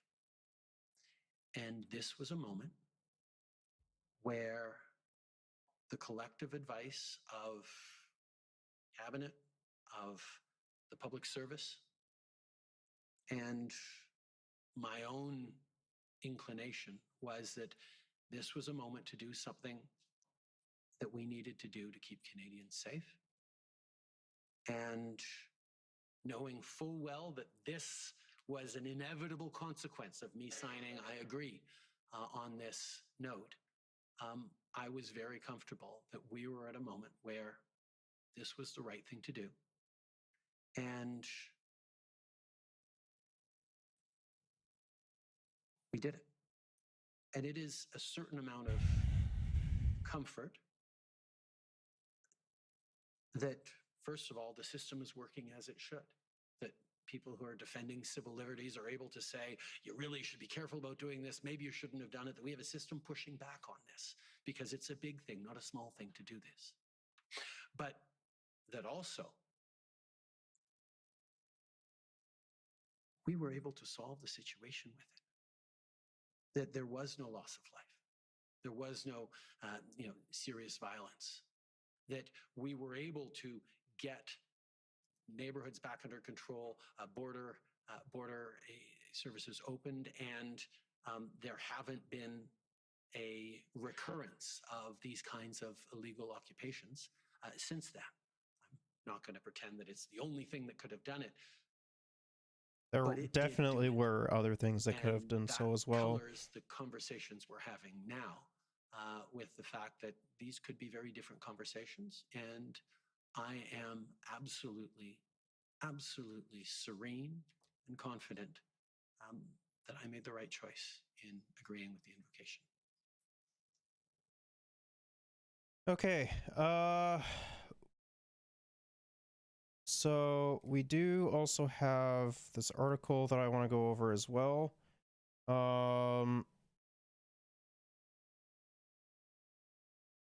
So yeah, in a phone call on February 2nd, a few days after the self-styled Freedom Convoy set up in downtown Ottawa, Prime Minister Justin Trudeau spoke with NAT Van Denblen, the Liberal MP of West Ottawa, Neopine, as an MP from the affected area. Van Denblen was replying what her constitutes, or what her constitutes were experiencing, or constituents, sorry. Man, I cannot fucking today. They were already looking for someone with something.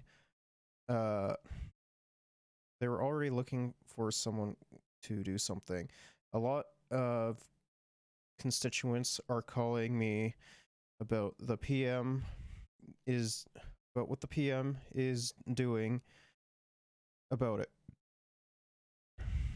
It's hard because I know it's not within your purview, Van Denblen said, according to a readout of the call that was tabled by the Commission's Council on Friday. People are frustrated and they just want somebody to do something to get the city back. 5 hours under oath on Friday, Trudeau told the Public Order Council Commission his version of how he became that somebody, and more importantly, why the Emergencies Act became that something. That somebody needed to do something seems blindingly obvious, which likely explains why a plurality of Canadians continue to support the government's use of the Emergencies Act. But whether Trudeau was fully justified, as in a legal sense, in doing exactly what he did is one of the ultimate questions before the Commission. And while Trudeau likely walked away from Friday's testimony feeling good about how he accounted for himself, the final ruling of Justice Paul Rouleau remains an intriguing mystery that might yet deprive the federal government of total inauguration. According to Trudeau's testimony, the federal government found itself on February 14th with a dangerous and destabilizing situation that was not under control. Though some will argue the federal government could have somehow done more to help resolve the situation before that point, Van Denblen wasn't wrong when she said this situation isn't within the PM's purview. Never mind who the protest was aimed at. The fuck Trudeau flags left a little mystery about that. Yeah, and like no fucking wonder why you didn't want to like go out and talk with them. Like, if they're fucking doing that, like, yeah, I don't blame him for not wanting to go out and like try and fucking negotiate with him, whatever. Other levels of government, municipal and provincial, had primary responsibility for and jurisdiction over the major roadways that were blocked, which is true. We've talked about this decent amount on the broadcast. And it's fair to say that neither the federal government nor the Emergencies Act would have gotten involved directly if those levels of government and police services had been able to prevent or resolve the blockades in Ottawa, Windsor, and Coutts, which is also true. Months later, the Commission functions somewhat as an exercise in counterfactual history.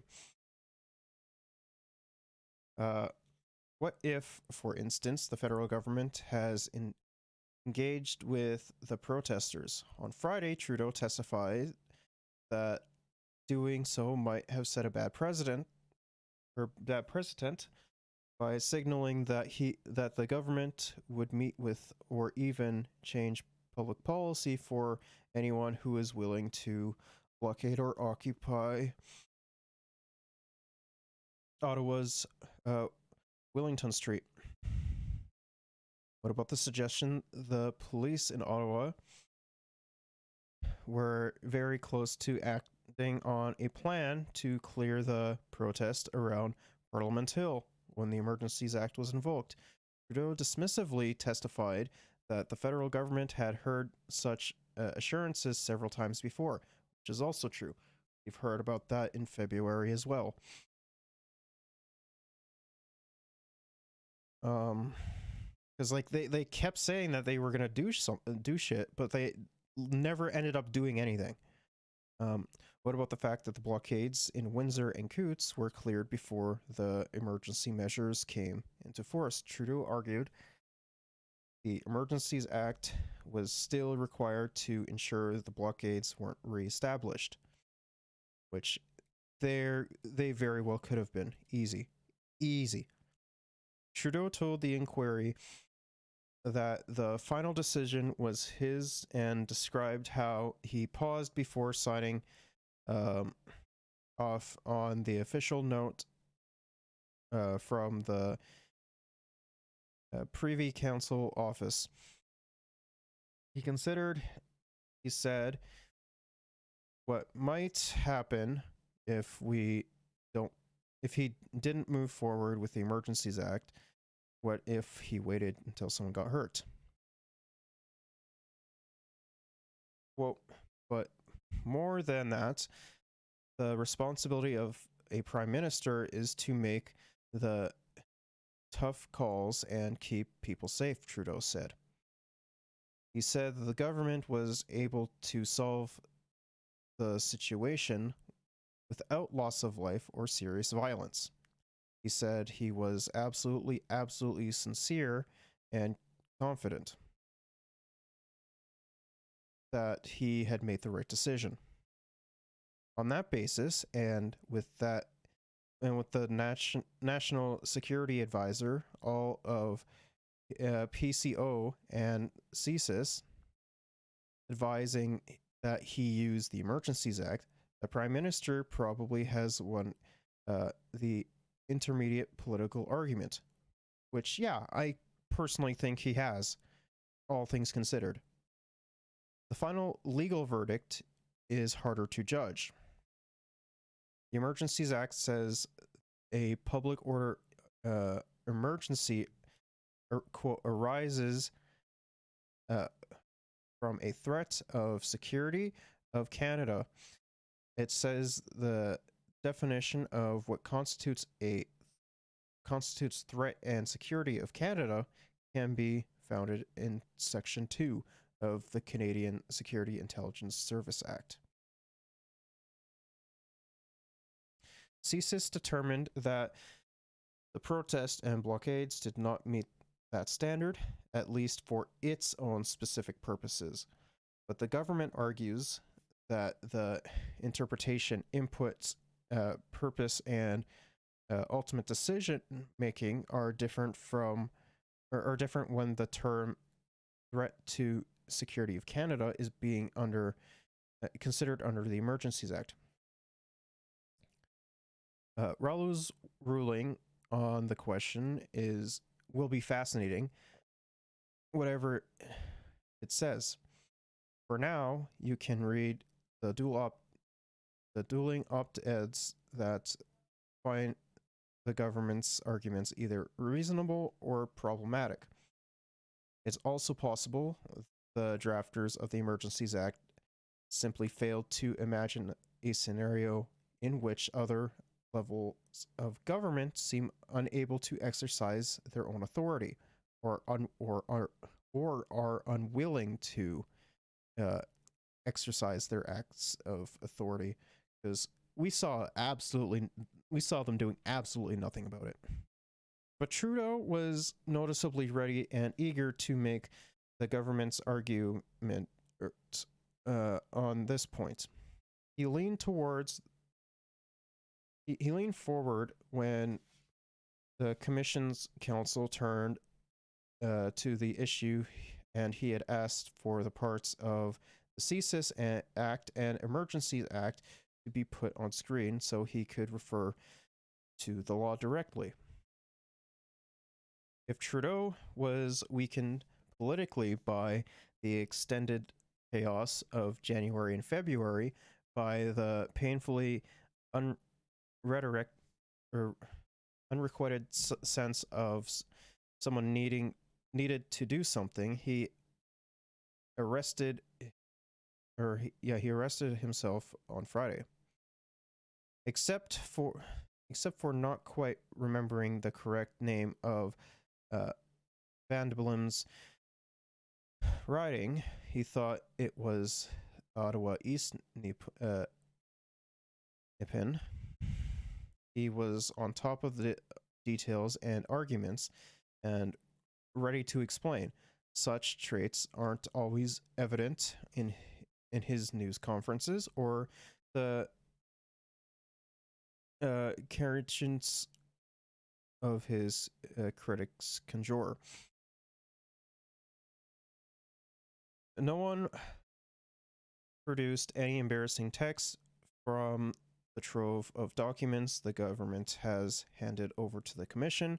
Questioned by a lawyer representing convoy organizers, Trudeau displayed some of the empathy that may have been lacking in his public comments this past winter. Nevertheless, the Commission concludes the government fell short of the legal threshold. That would be an awkward final word on the matter for Trudeau. And for the Canadians that have got through over the past 2 years and a half. The most interesting question anyone asked on Friday is whether Trudeau feared that his decision to invoke the Emergencies Act would embolden future governments to use it. It's a sensible thing to worry about, which is true. I also have talked about that as well on what on like what's going to be going on. Like, I'm kind of curious to see what the like future liberals do, future NDP leaders do, or future conservatives do. That, like I've said, that is something that I do have a fear over for sure. But perhaps we can all take some comfort from watching what played out on Friday and over the past month. The Prime Minister just spent 5 hours under oath being questioned by a prosecution of more than a dozen lawyers, and half a dozen of his ministers were made to explain everything from their official interactions to their impertinent text messages.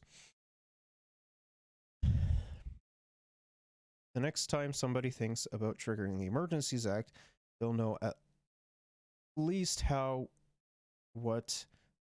they know at least what they're letting themselves in for, which is also true. All right. And reflecting back on last winter, Deputy Prime. So we're gonna be hopping in. We're gonna quickly touch on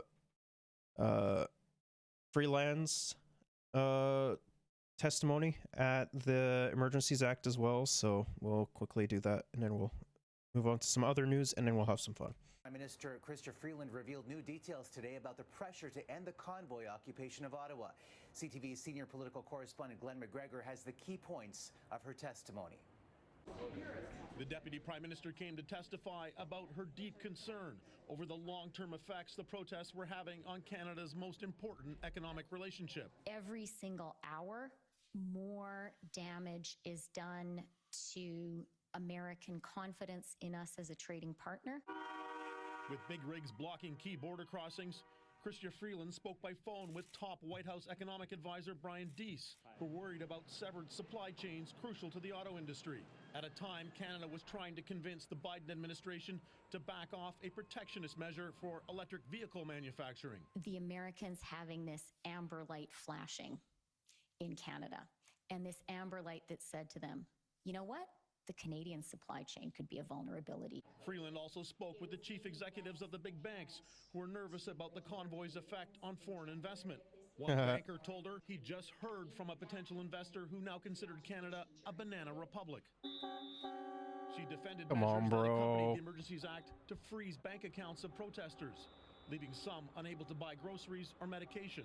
An imperfect incentive, she said, to get people to leave, but better than using force. A virtue of these measures was no blood on the face of a child, no physical coercion required. The Prime Minister will be the last witness testifying tomorrow. Today, Justin Trudeau's top aide described discussions within government about negotiating with protesters, an idea later scrapped. No one could figure out who they should talk to. There was no clear leadership on the other side. There was no clear understanding of what they would even be talking about. The Commission will produce its report on the use of the Emergencies Act. Damn, bro, they were really dumb. Around the same time, some protest organizers are planning a return to Ottawa for a second Freedom Convoy. Omar. All right, Glenn. Oh, that's going to be really good for them. Yeah, totally.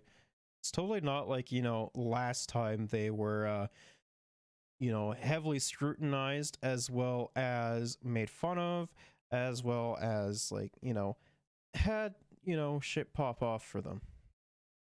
So from 1867, when Canada was founded, up until December of 2020, Canada had no federal vaccine compensation fund. Can you agree with that?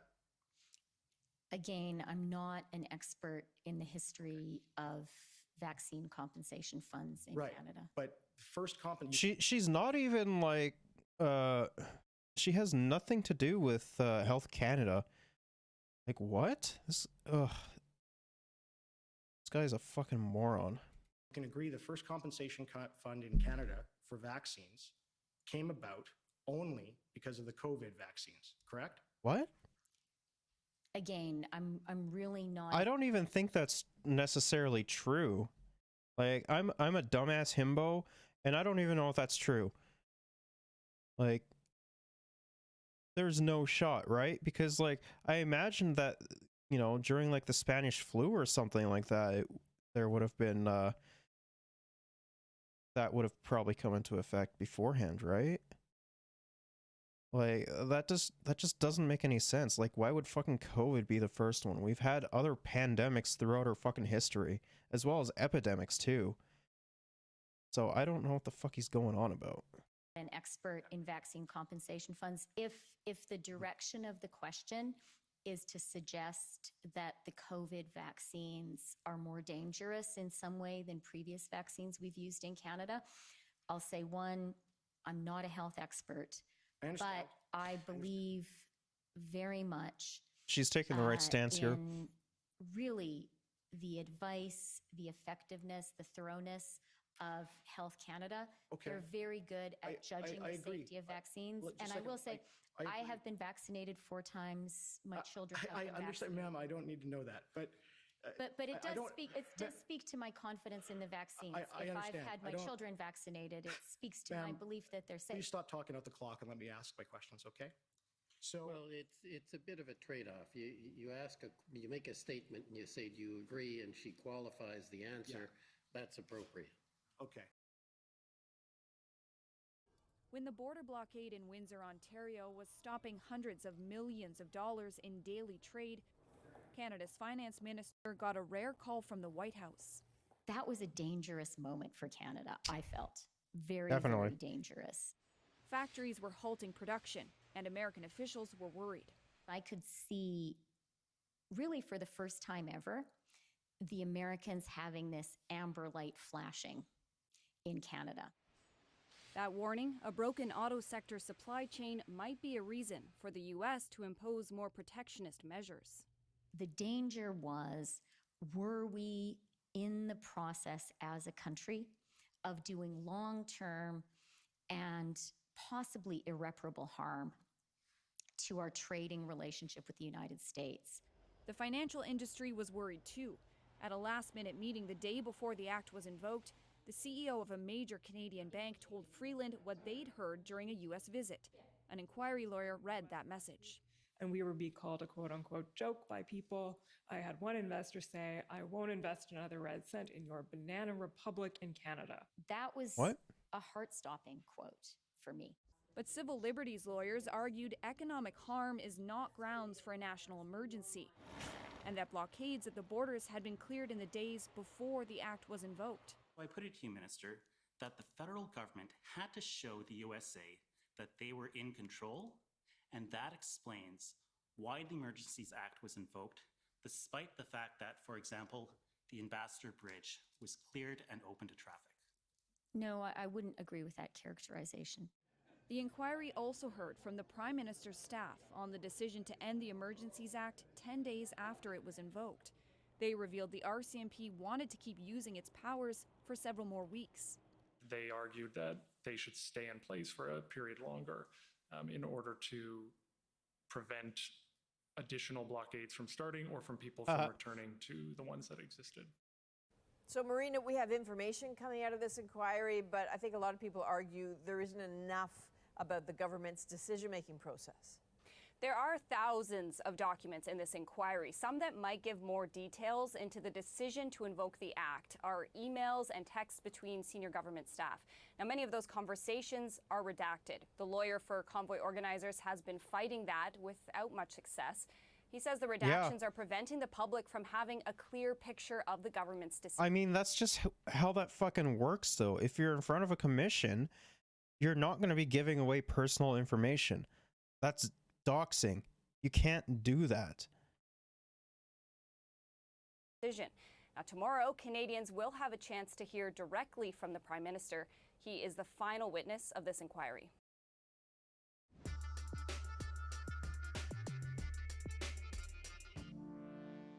Hi there, I'm Rosemary Barton. Here's what's at issue this week. Witness testimony wraps up this week for the inquiry into the Emergencies Act. We've heard from officials, protesters, and police who dealt with the blockade. This week, key ministers from the Trudeau government were asked to justify their use of the unprecedented act. Their reasons ranged from warnings from the commissioner of the RCMP. She underlined for me that the situation in Coutts... I don't really feel like watching this. Let's move on to some other news. I'm Corporal Julie Crochet. I'm a Media Relations Officer with the Manitoba RCMP. I will do this in in English, and then followed by French, and then I'll take questions. So on November 25th, 2022, at approximately 4:30 p.m., the Portage la Prairie RCMP responded to a hotel within the city following a report that a male who was in a van in the parking lot was acting erratically and possibly consuming drugs. Upon arrival, officers approached the vehicle and attempted to speak with the male. The male spoke briefly with officers before putting his vehicle in reverse and ramming a police vehicle. The male then accelerated the vehicle forward in an apparent effort to strike the responding officers and reversed again into the police vehicle before driving off. Police were able to determine that the van was stolen from the Winnipeg area. A pursuit was initiated by responding officers. Due to the dangerous driving exhibited by the suspect, including driving into oncoming traffic. I mean, this just goes to show that, you know, people, for one, don't fucking trust the police, and for two, people are fucking afraid of the police. Because, like, let's say this guy is shooting up heroin and shit, right? He knows for a fact he's going to be fucking arrested and thrown into jail. Like, yeah, he's going to be fucking afraid. And I think it's just fucking silly that people have to live with, you know, the fear of, like, you know, fucking doing drugs and shit when they're clearly, like, not in a good spot, like doing fucking drugs and shit and being arrested for it and thrown in fucking jail. And then once they are released, they'll probably do fucking more violent shit. Because what we need to be doing in this fucking country is we need to be taking a different approach to the usage of substances by doing by not like focusing on like, you know, fucking arresting people and throwing them in fucking jail because they're doing substances. We need to, like, for one, have clean, like, programs like clean needles and better access to mental health services, and just in general treat addiction like a disease, not like it's a fucking crime. Because if you treat it like a fucking crime, you're not going to solve anything. If you treat it like a disease, you actually have avenues to, you know, actually help people with their addiction. And I personally believe addiction is a disease. On Highway 1, the pursuit was stopped. This was done to protect the lives of motorists who were being endangered by his reckless driving. Officers, however, continued to conduct extensive patrols of the Portage la Prairie area for the van. At 5:20 p.m., officers were advised of a 911 call from an individual who was living just east of Portage la Prairie. The 911 call had been disconnected, but a male and female voice could be heard before the phone went silent. Officers who were already in the area went to the residence and learned that a 25-year-old female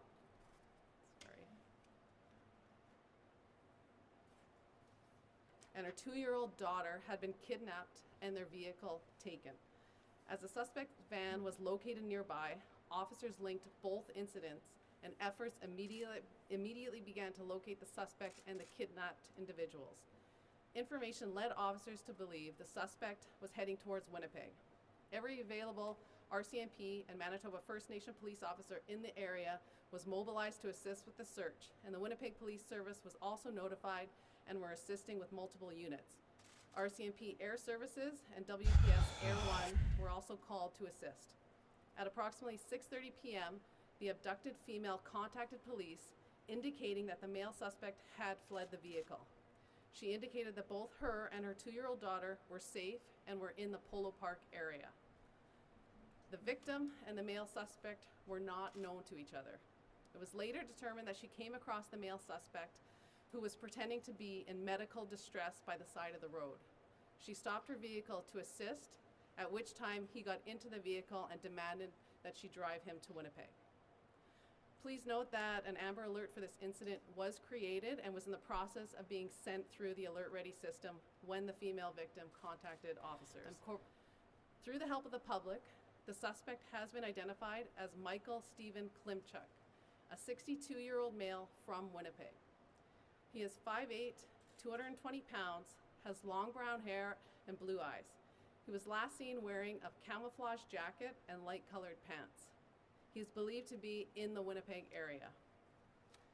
Michael Klimchuk is wanted on the following charges: kidnapping ×2, forcible confinement ×2, abduction of a person under 14, assault with a weapon on a police officer ×3, dangerous operation of a motor vehicle, and possession of stolen property over $5,000. I wonder how much financial ruin this guy is going through. Because generally, in instances like this, there's always like a financial and classist aspect to it, for sure. Like I'm sure that there's like other shit that he's done as well, but you know, we're seeing more and more that we're seeing more and more that, you know, this shit is like is happening too often, just across the country, and generally it tends to be people of lower incomes and not as many opportunities comparatively to other classes, and you know, it's just, you know, and like they don't have fucking adequate access to like healthcare or like healthcare or, you know, fucking shelter And like that's not even touching on like, you know, if this guy is fucking homeless or some shit. That's not even touching on like the aspects of like say the fucking homeless shelters where, you know, a lot of fucking people are uh, especially women are like fucking molested and shit in homeless shelters. Like it's just psychotic. Anyone with information about his location is asked to call their local police of jurisdiction immediately.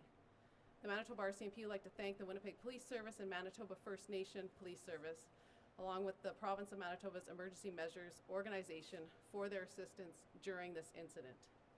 This was an extremely difficult situation, and we would like to acknowledge the victim who did everything she could to keep herself and her child safe.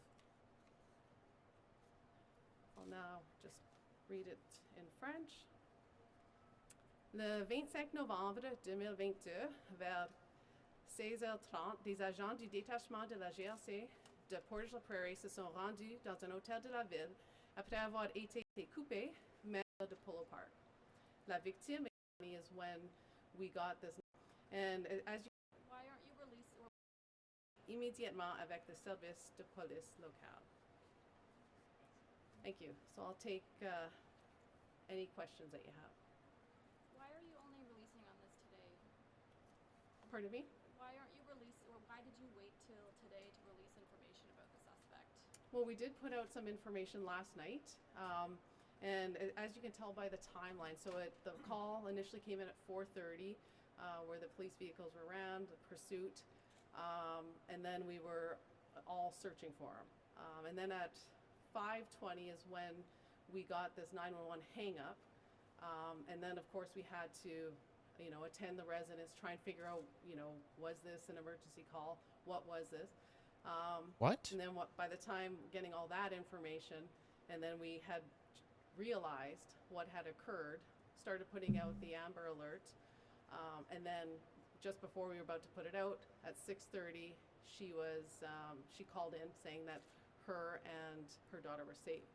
So at that time, we were trying to figure out who is the suspect, right? Because we still have to put together, is this the same person from the initial one? So last night that went out, we did say it was a serious incident in Portage-la-Prairie. And then overnight, we were able to ascertain who this person was. And again, continuing on with the investigation, now we have the charges as well for his arrest.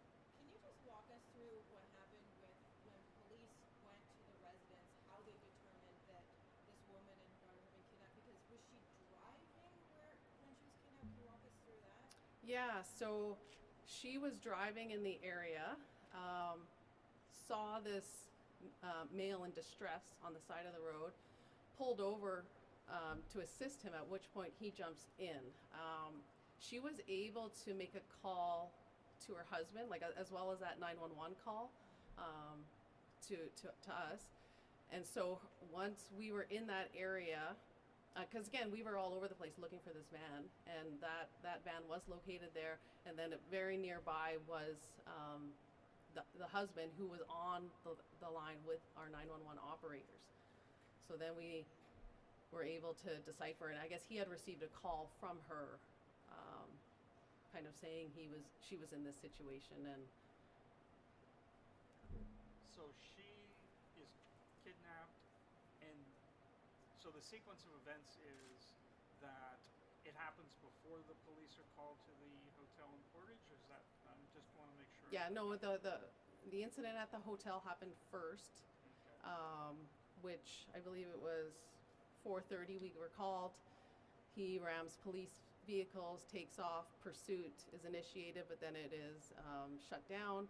And then at that time, we're looking for him. And then at 5:20 is when we got the first 911 call coming from her phone. And then going to, check the residence, try and figure out what's going on. And that's when we encountered the husband and kind of started putting things together. So the van and the vehicle she's in are two separate vehicles, I guess. Yes. So he had left the van, we believe, in that area, and then ended up getting into her vehicle. So were there two 911 calls, one from her and then one from her I believe so. I mean, we're still trying to go through everything because there was just a lot happening, but that's what my understanding at this point. What happened when he was in the vehicle? Did she continue driving and he ordered her to drive to a certain place? Oh. That's what we believe, right? So she was, well, I mean, there was no weapons, but obviously intimidation and coercion, and I'm not sure about threats and all that, but yeah, he did demand that she drive him to Winnipeg, and of course she had her young child in the back, so I know the safety of that child was paramount for the mother. Like, I do find it a little bit psychotic that, you know, that shit like that happens. Like, obviously, like, I don't think children should ever have to be in a form of endangerment like this, 100%. I'm sure everyone can agree with me on that. But if we don't tackle the underlying conditions onto why stuff like this happens, like, we're not going to be solving anything then. Were they physically hurt? Not physically. And like on top of that, like, we should also be like taking or making mental health services free, so that, you know, the family that was involved in this isn't, you know, having to fucking relive this trauma constantly. Because that would be an incredibly terrifying thing to happen, right? Cruisers that were rammed, can you talk to the extent of their damage? Were they able to be driven to pursue this gentleman, or I'm just wondering, were they damaged beyond driving? That I'm not sure. I believe they were still able to drive, but I don't. I can confirm that for you after. How are the mother and the child doing now? You know what? I can't imagine what she's going through. It had to be a terrifying incident, and you know, I wanted to applaud her for being able to deal with that situation and having an outcome like this. So. Do you know what that conversation was like between her and her husband? No, I don't. You don't know what she said to him? Don't have all that. I mean, we're still, you know, doing interviews and all that. I don't even understand what that would have to do with this. And is he considered a risk to the public at this point, a danger to the public? We want to find him, right? Like, you know, the incident that unfolded yesterday, obviously a very scary situation for everyone. I mean, right now, like, we do know that he is from Winnipeg. So I'm thinking You're gonna have a bunch of idiots being like, oh, it's just Winnipeg being Winnipeg, despite the fact that Winnipeg has like some of the biggest fucking wealth inequality in like almost all of Canada, as well as, like, you know, that just that causes that gigantic fucking crime statistic that happens. Like, Winnipeg, there's a lot of things that Winnipeg does wrong, and they need a lot of fucking they need a lot of work to improve things. 100%. he was quite desperate to get out of Portage, so that we couldn't locate him. And now that he's in Winnipeg, I mean, we don't believe at this time that there's an imminent threat at all. But you know, we have a lot of resources on this, trying to find him, and we're hoping that the public here today can help with pointing us in the direction of where he is. Now that it's in Winnipeg, is Winnipeg Police, they're involved in it as well? Absolutely, yeah, and they were assisting us yesterday as well. Yes, we will have a photo to hand out to everybody. Is he known to police?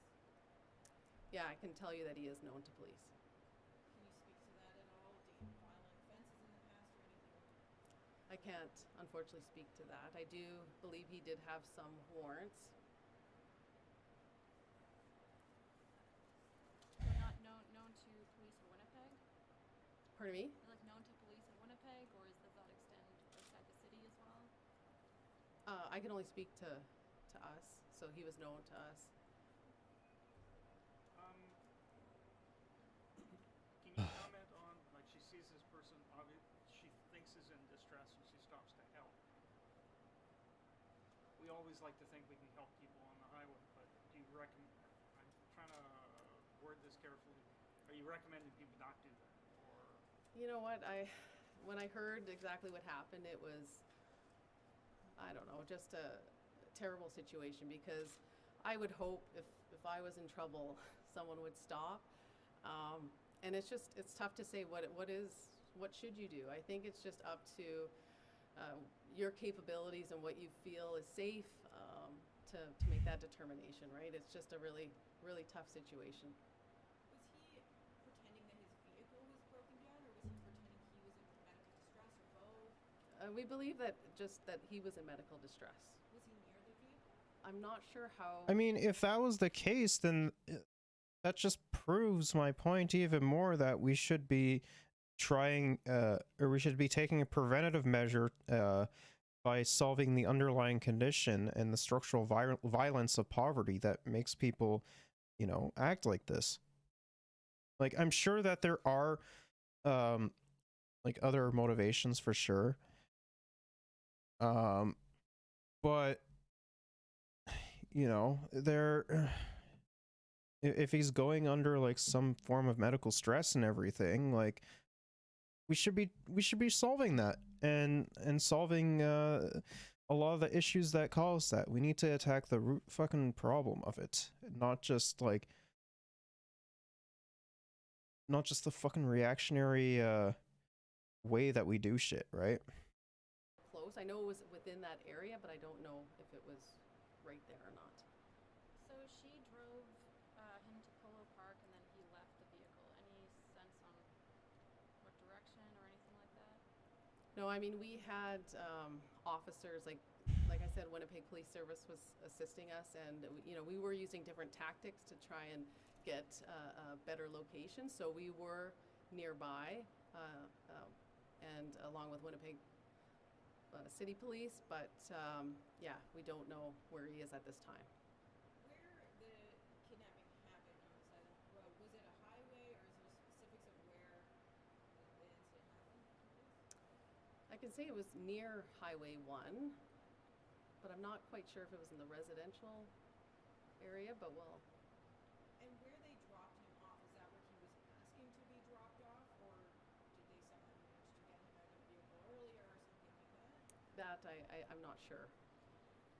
Do you know what his connection is to Portage? I don't know. And what are police doing now to look for him, aside from this? Yes. Obviously, we have a lot of officers that are deployed to work on this, a lot of resources trying to determine where he can be, working with Winnipeg Police Service and, going through his background and trying to go to addresses and talk to people that do know him. So a lot of work being done behind the scenes, of course.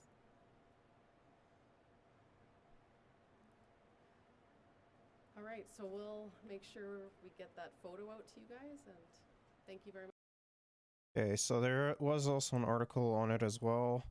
Manitoba RCMP is searching for a man they say is involved in what they're calling a random kidnapping of a toddler and 25-year-old woman on Friday after she stopped to help the man on the side of the road who appeared to be in distress. Both the woman and toddler are safe now, but police are looking for Michael Hilmcock, 62, the suspect kidnapping at the start of at a Saturday afternoon conference. RCMP described a string of events that led to the kidnapping around 4:30 p.m. on Friday. RCMP responded to a report of a man using drugs and behaving erratically at a hotel parking lot in Portage la Prairie, about 85 kilometers west of Winnipeg. The man spoke briefly with officers before he put his vehicle into reverse and rammed a police vehicle. He then drove forward, apparently trying to hit the officers, before reversing again into the police vehicle and finally driving off, RCMP said. They stopped being chased after the vehicle, or they began a chase after the vehicle. A van they found had been stolen in Winnipeg, but stopped after the driver got used dangerous tactics, such as driving into oncoming traffic, police said. At some point, the man abandoned the vehicle, police say. That's when the 25-year-old woman stopped on the side of the road near Portage La Prairie to help the man, who appeared to be in medical distress. He was, in fact, pretending to be in medical distress. He got into the vehicle and demanded she drive him to Winnipeg. The woman and the kidnapper did not know each other, RCMP said. Police said around 5:20 p.m., RCMP learned about a 911 call from someone who lived east of Portage La Prairie. A male and a female voice were heard before the call was disconnected. Police went to a residence where the phone call originated, where they learned about a 25-year-old woman and her 2-year-old child had been kidnapped. Their vehicle was also taken, and officers found the suspect's van nearby. Information given to police led them to believe the man was headed to Winnipeg, and a search began involving RCMP and the Winnipeg Police, including RCMP Air Services and Winnipeg's police helicopter. Around 6:30 p.m., the woman who had been kidnapped contacted police, telling them that she and her 2-year-old daughter were safe in Winnipeg's Polo Park area. The man who kidnapped them had fled the vehicle, she told police. Well, this was an extremely difficult situation, and we'd like to acknowledge the victim who did everything she could to keep her and her child safe. RCMP Media Relation Officer Sergeant Julie Kronich said at Saturday's news conference. RCMP said an Amber Alert had been created, was in the progress of being sent when the woman contacted police. They have now identified Kim Cook from Winnipeg as the suspect in the kidnapping, and say they believe he's still in the Winnipeg area. Brochtren said that Kim Chuck is known to police. He is about 5'8" and 220 pounds, with long brown hair and blue eyes. He's last seen wearing camouflage jacket and light-colored pants. He's wanted on several charges, including 2 counts of each kidnapping and forcible confinement, 3 counts of assault with a weapon on a police officer, and possession of stolen property over $5,000. Any information should be contacting police. So, Amazon workers are on strike because of Amazon Day, and Black Friday, and I imagine Prime Day too. And they should be getting better pay for the amount of work that they do. Dozens of striking Amazon workers gathered in Germany on Friday, calling for salary increases, working conditions.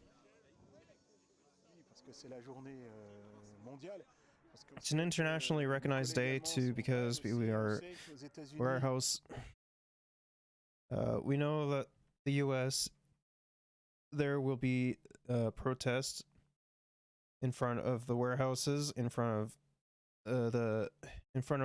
Bezos's. Il y aura aussi des mouvements de protestation devant les entrepôts, devant chez Monsieur Bezos. Il y aura des mouvements aussi au Brésil. There will be protests in Brasilia, Australia, India, and more.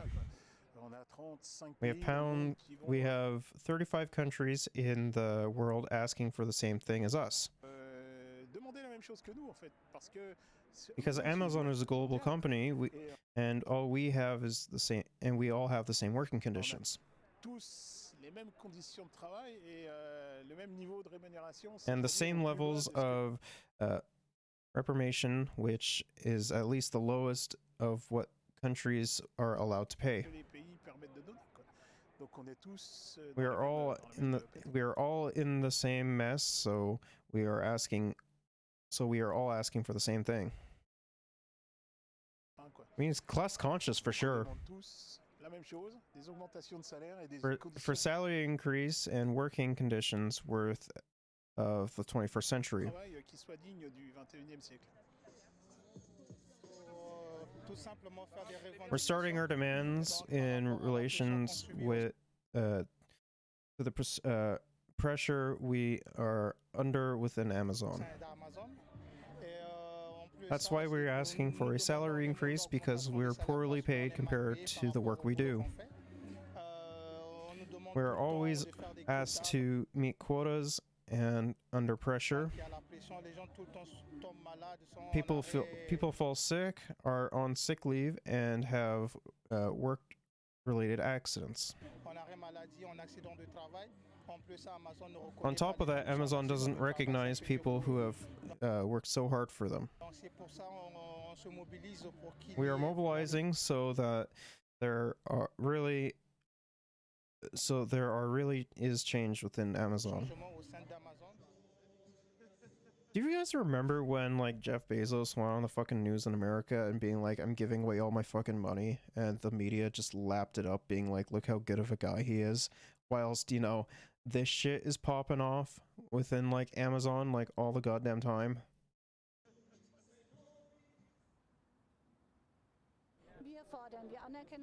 We demand the recognition of our labor and the mail order sector in the German state of Rhineland-Palatinate. We demand our labor agreement. We demand a labor agreement and good and healthy work.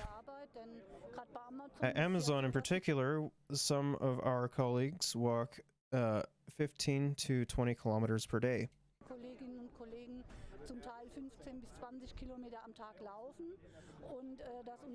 And the company doesn't really do much to keep its employees healthy. Furthermore, we demand, of course, that wages increase. The wage increase must be higher. They have to increase wages by 3% at this moment. But with an inflation rate of 10%, that is a drop in the ocean.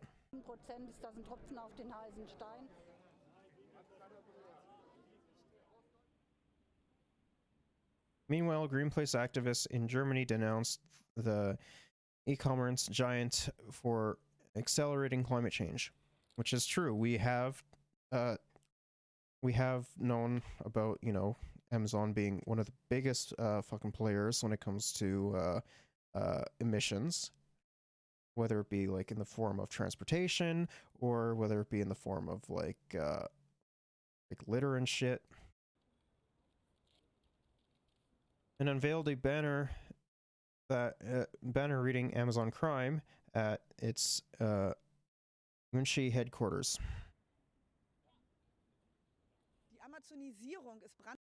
Amazonian acts of fire accelerant for the climate crisis and for species extinction. Today we know that 90% of biodiversity loss and more than 50% of greenhouse gases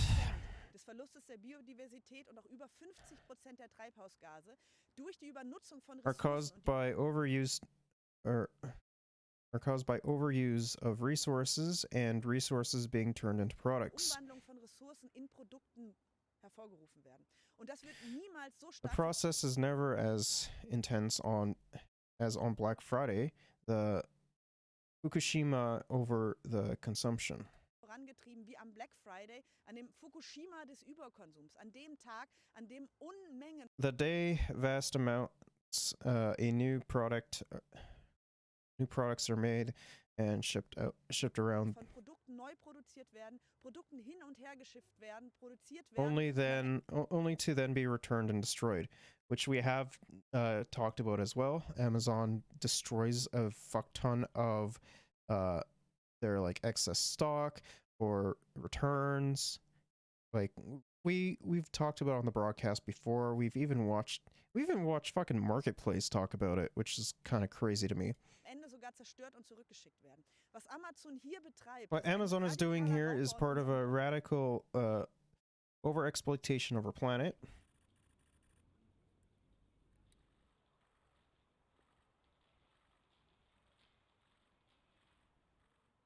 All right, let's move on to some fun stuff. So spiders are among the most feared animals on the planet. But what if I told you that the secret to overcoming this fear actually lies with one of the spiders that is conventionally thought to be quite frightening? I'm Spencer Hoffman, and here on this channel, let's I'm have investigating the we'll have a little bit of fun. the natural world. I've worked with spiders for years, handling some of the largest and most venomous species here I in don't North like America. it. But I wasn't always I this don't like it. comfortable. I too used to be afraid of spiders. And the spider that helped me out the most overcoming that fear was the wolf spider. And while I was out exploring the woods, I happened across one of these beauties. Oh, check this out. Little wolf spider. Hey buddy, how are you? Come here. Okay. Look at that. Little wolf spider. That's awesome.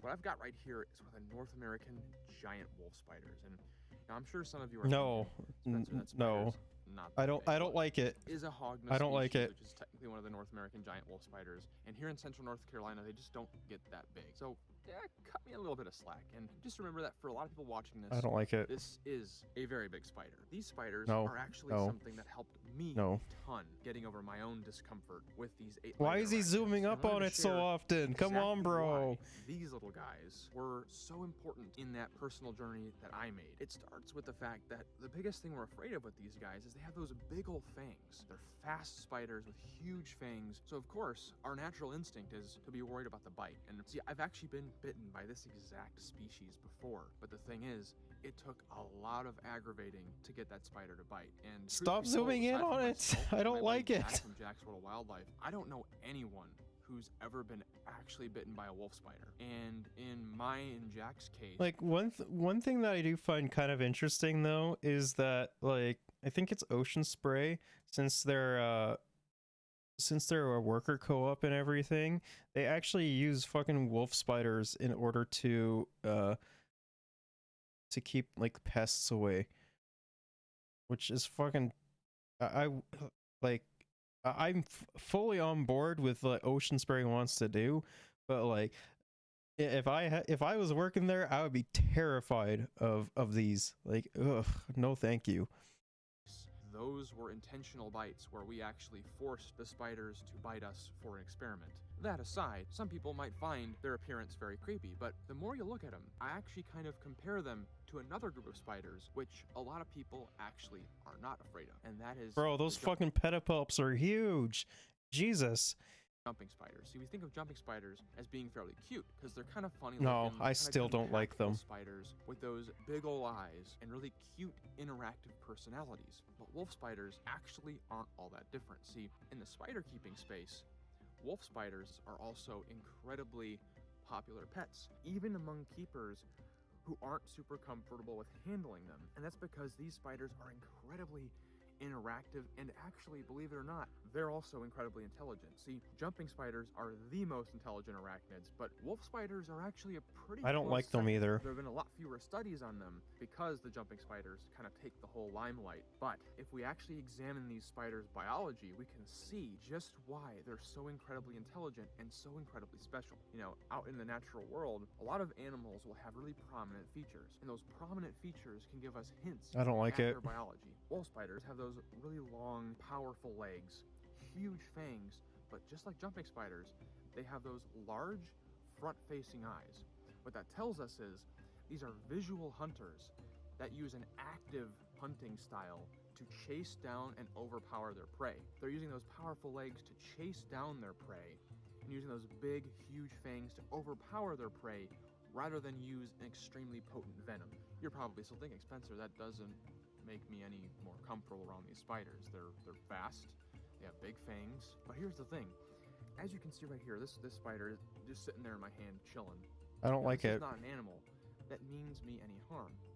And that's because, just like a jumping spider, the wolf spider can actually kind of figure you out. And the reason I know this is it takes a lot of cognitive power to do what these spiders do. You know, to us, the forest floor is a pretty boring place. You know, we have decently long legs. We are all decent. Even the shortest of us humans are decently tall compared to a wolf spider. So traversing this terrain doesn't take that much effort. For a wolf spider, a patch of leaf litter is a treacherous environment with lots of terrain changes and topography. So to be able to hunt and chase down and intercept prey in that kind of environment for an animal this size takes a lot of calculation to be able to plot a course, cut off a fleeing prey item before it can escape. And they have to be able to process a lot I don't of like it. detail in that tiny little brain they have to be able to distinguish prey items from their environment. And unlike insects, spiders don't have compound eyes. They're not using tons of little pixels to put an image together. Their eyes function very similar to ours. They have little cells in the back of the eye that take in light, and then their brain processes the image. To be able Okay, to I do didn't know that, about instead that. of a tiny That's a little brain bit interesting. Like this spider has, you gotta have a pretty good processing power, just like a jumping spider. And while these guys aren't quite as curious as jumping spiders are, they're a bit more secretive in nature because they're ground-dwelling, fairly nocturnal spiders. They actually can have a lot of personality. See, this is a male spider. I can tell because of those little clubs on his pedipalps in the front of his face there.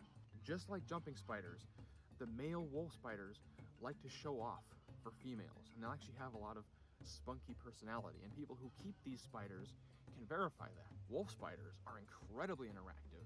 They're incredibly fun to watch. You know, tarantulas kind of just sit there. But jumping spiders and wolf spiders will actually kind of roam around their enclosure, actively hunt their prey, and in their own simple arachnid way, these spiders can actually learn. And when it's feeding time, they'll actually come out to greet you, as you can see right here. You know, yes, they're a larger spider, they are extremely fast, but once they calm down, they are beautiful, interactive animals that mean us absolutely no harm. Just like any other spider, wolf spiders are simple creatures. Like, I don't care if it's like if it means me no harm or anything, but no, thank you. Like, I don't want any part of it at all. Like, it is. Ugh. Oh, thank you. Trying to make their way in the universe. Once you get past their appearance, they are an extremely inoffensive animal. They will pretty much calm right down. And in a lot of the areas of the US where tarantulas don't live, I kind of compare these to the local equivalent of a tarantula. Like, I don't get tarantulas here in North Carolina, aside from a few bizarre subterranean species. So the wolf spiders kind of take up that space. They're the large, above-ground spider that looks freaky, but once you get to know them, they're actually really chill. Overcoming your fear of spiders can be a challenging process, but it's worth it because by doing so, you open up a door into a secret world all around us of bizarre creatures that live incredible lives right under our noses. Now, if you want a glimpse of this secret world from the safety of your computer screen, check out this playlist right here. Okay, while we're on the subject of Today we're going wolf to simulate spiders, what happens when a wolf spider bites you. I'm going to be adding wolf spider venom to human blood. Okay, so why are we doing this? Well, if you've ever seen a wolf spider, it's no surprise why people are afraid of them. With fangs like those, a bite from a wolf spider is definitely going to be unpleasant. what I wanted to test was how potent is that bite, and also I kind of just want to see venom react with blood under a microscope. But in order to get venom in the first place, we're gonna need a spider. The sun is still out, so our wolf spiders are gonna be hiding Is he gonna try and milk one of the wolf spiders? underneath debris and leaves. And we don't just need any wolf spider. We need either a rabid wolf spider or a tigrosa wolf spider, which are two spiders big enough that I can actually work with in a lab setting. To find one of these guys, I'm gonna have to flip over every rock, board, and brick that I can find in hopes of uncovering a massive spider.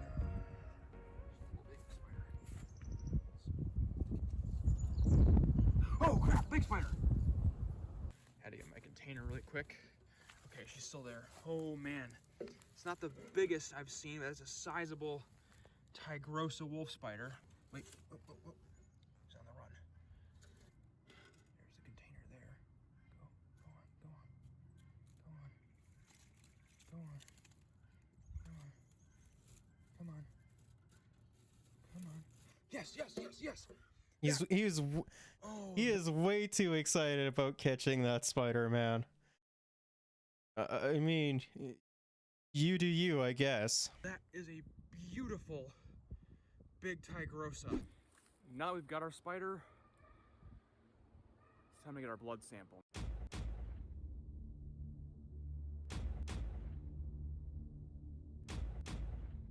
We've got our blood sample, now to get the venom.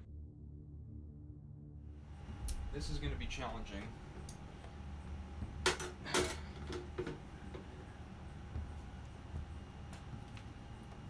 I'm not super confident with forceps, so we'll see if we can get the spider with these. Okay. No, he's jumpy. Jumpy spider. My main question is how is he gonna get the venom out? Alright, let's get you out from the leaf litter. There. I don't like the way these feel.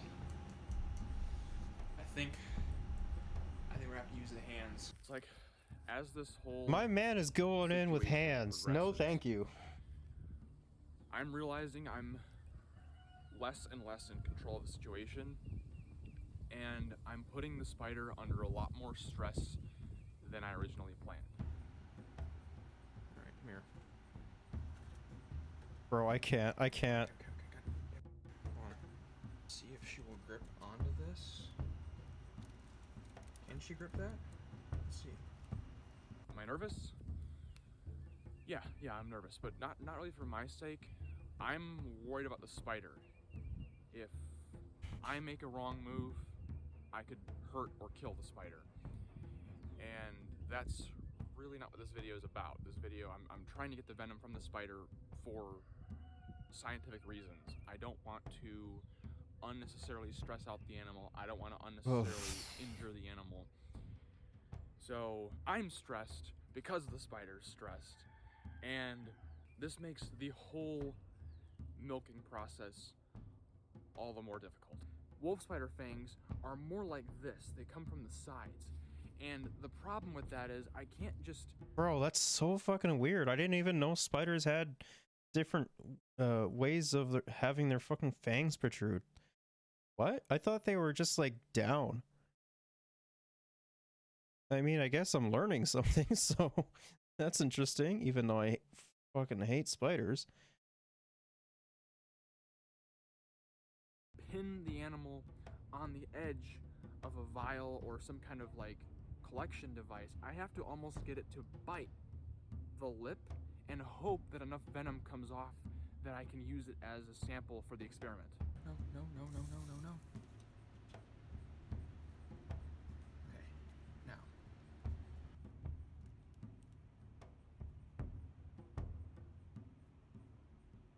Ooh.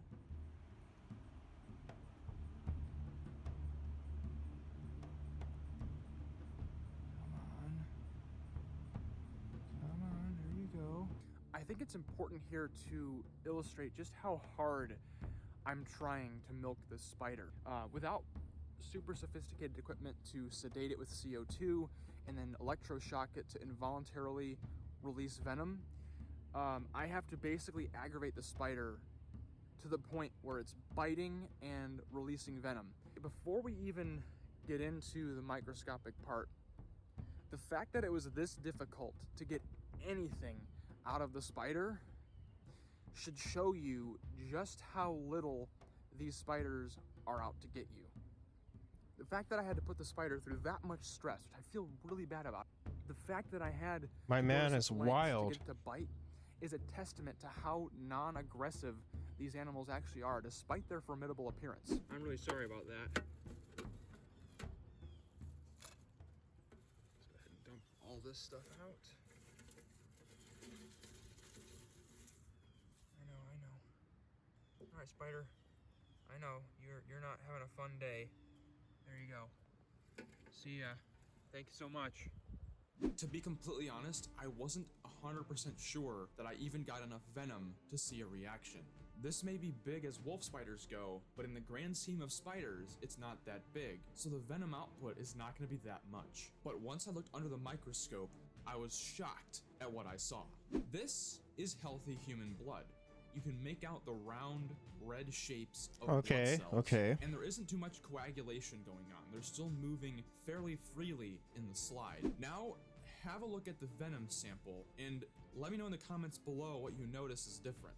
My first observation is they're not red anymore. It's blue. Now, this could still be due to this being a slightly older sample, and maybe the hemoglobin, which is the protein that makes them red, may have denatured, but even the remaining healthy blood cells still have their main shape, and hemoglobin also helps them to retain their shape. So something else is going on here. You can also see that there is some coagulation going on, where the blood cells are binding together and forming clots. But if you look closely at some of the areas in this microscope slide, you can see where the blood cells have started to form weird shapes. My best understanding of what's going on right here is their cell membranes are breaking down, which does in fact confirm we actually got some venom in this sample.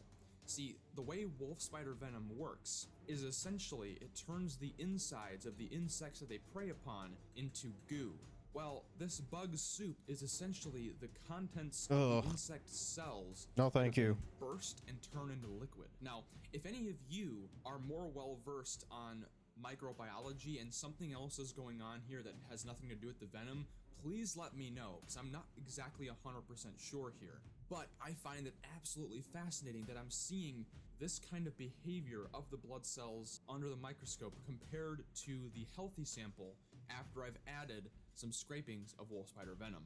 Now, keep in mind, this is concentrated wolf spider venom in a very small sample of blood. If a wolf spider bites you, these effects are not going to be as severe unless you are allergic to the venom or something. Wolf spiders only use their bite as a form of last resort defense. And just like any other animal that can bite, sting, or scratch you, unless you're experienced in dealing with these kinds of animals, it's always safer to keep your distance in the wild.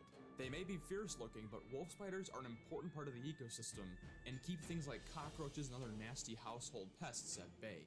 In fact, I actually tested to see how aggressive these animals are, and if you want to see that video, click right here. I hope to see you there, but until... Ugh. Bro, I don't know what's going on anymore. Alright, I think I'm gonna call it there. So yeah, had a lot of stuff popping off with the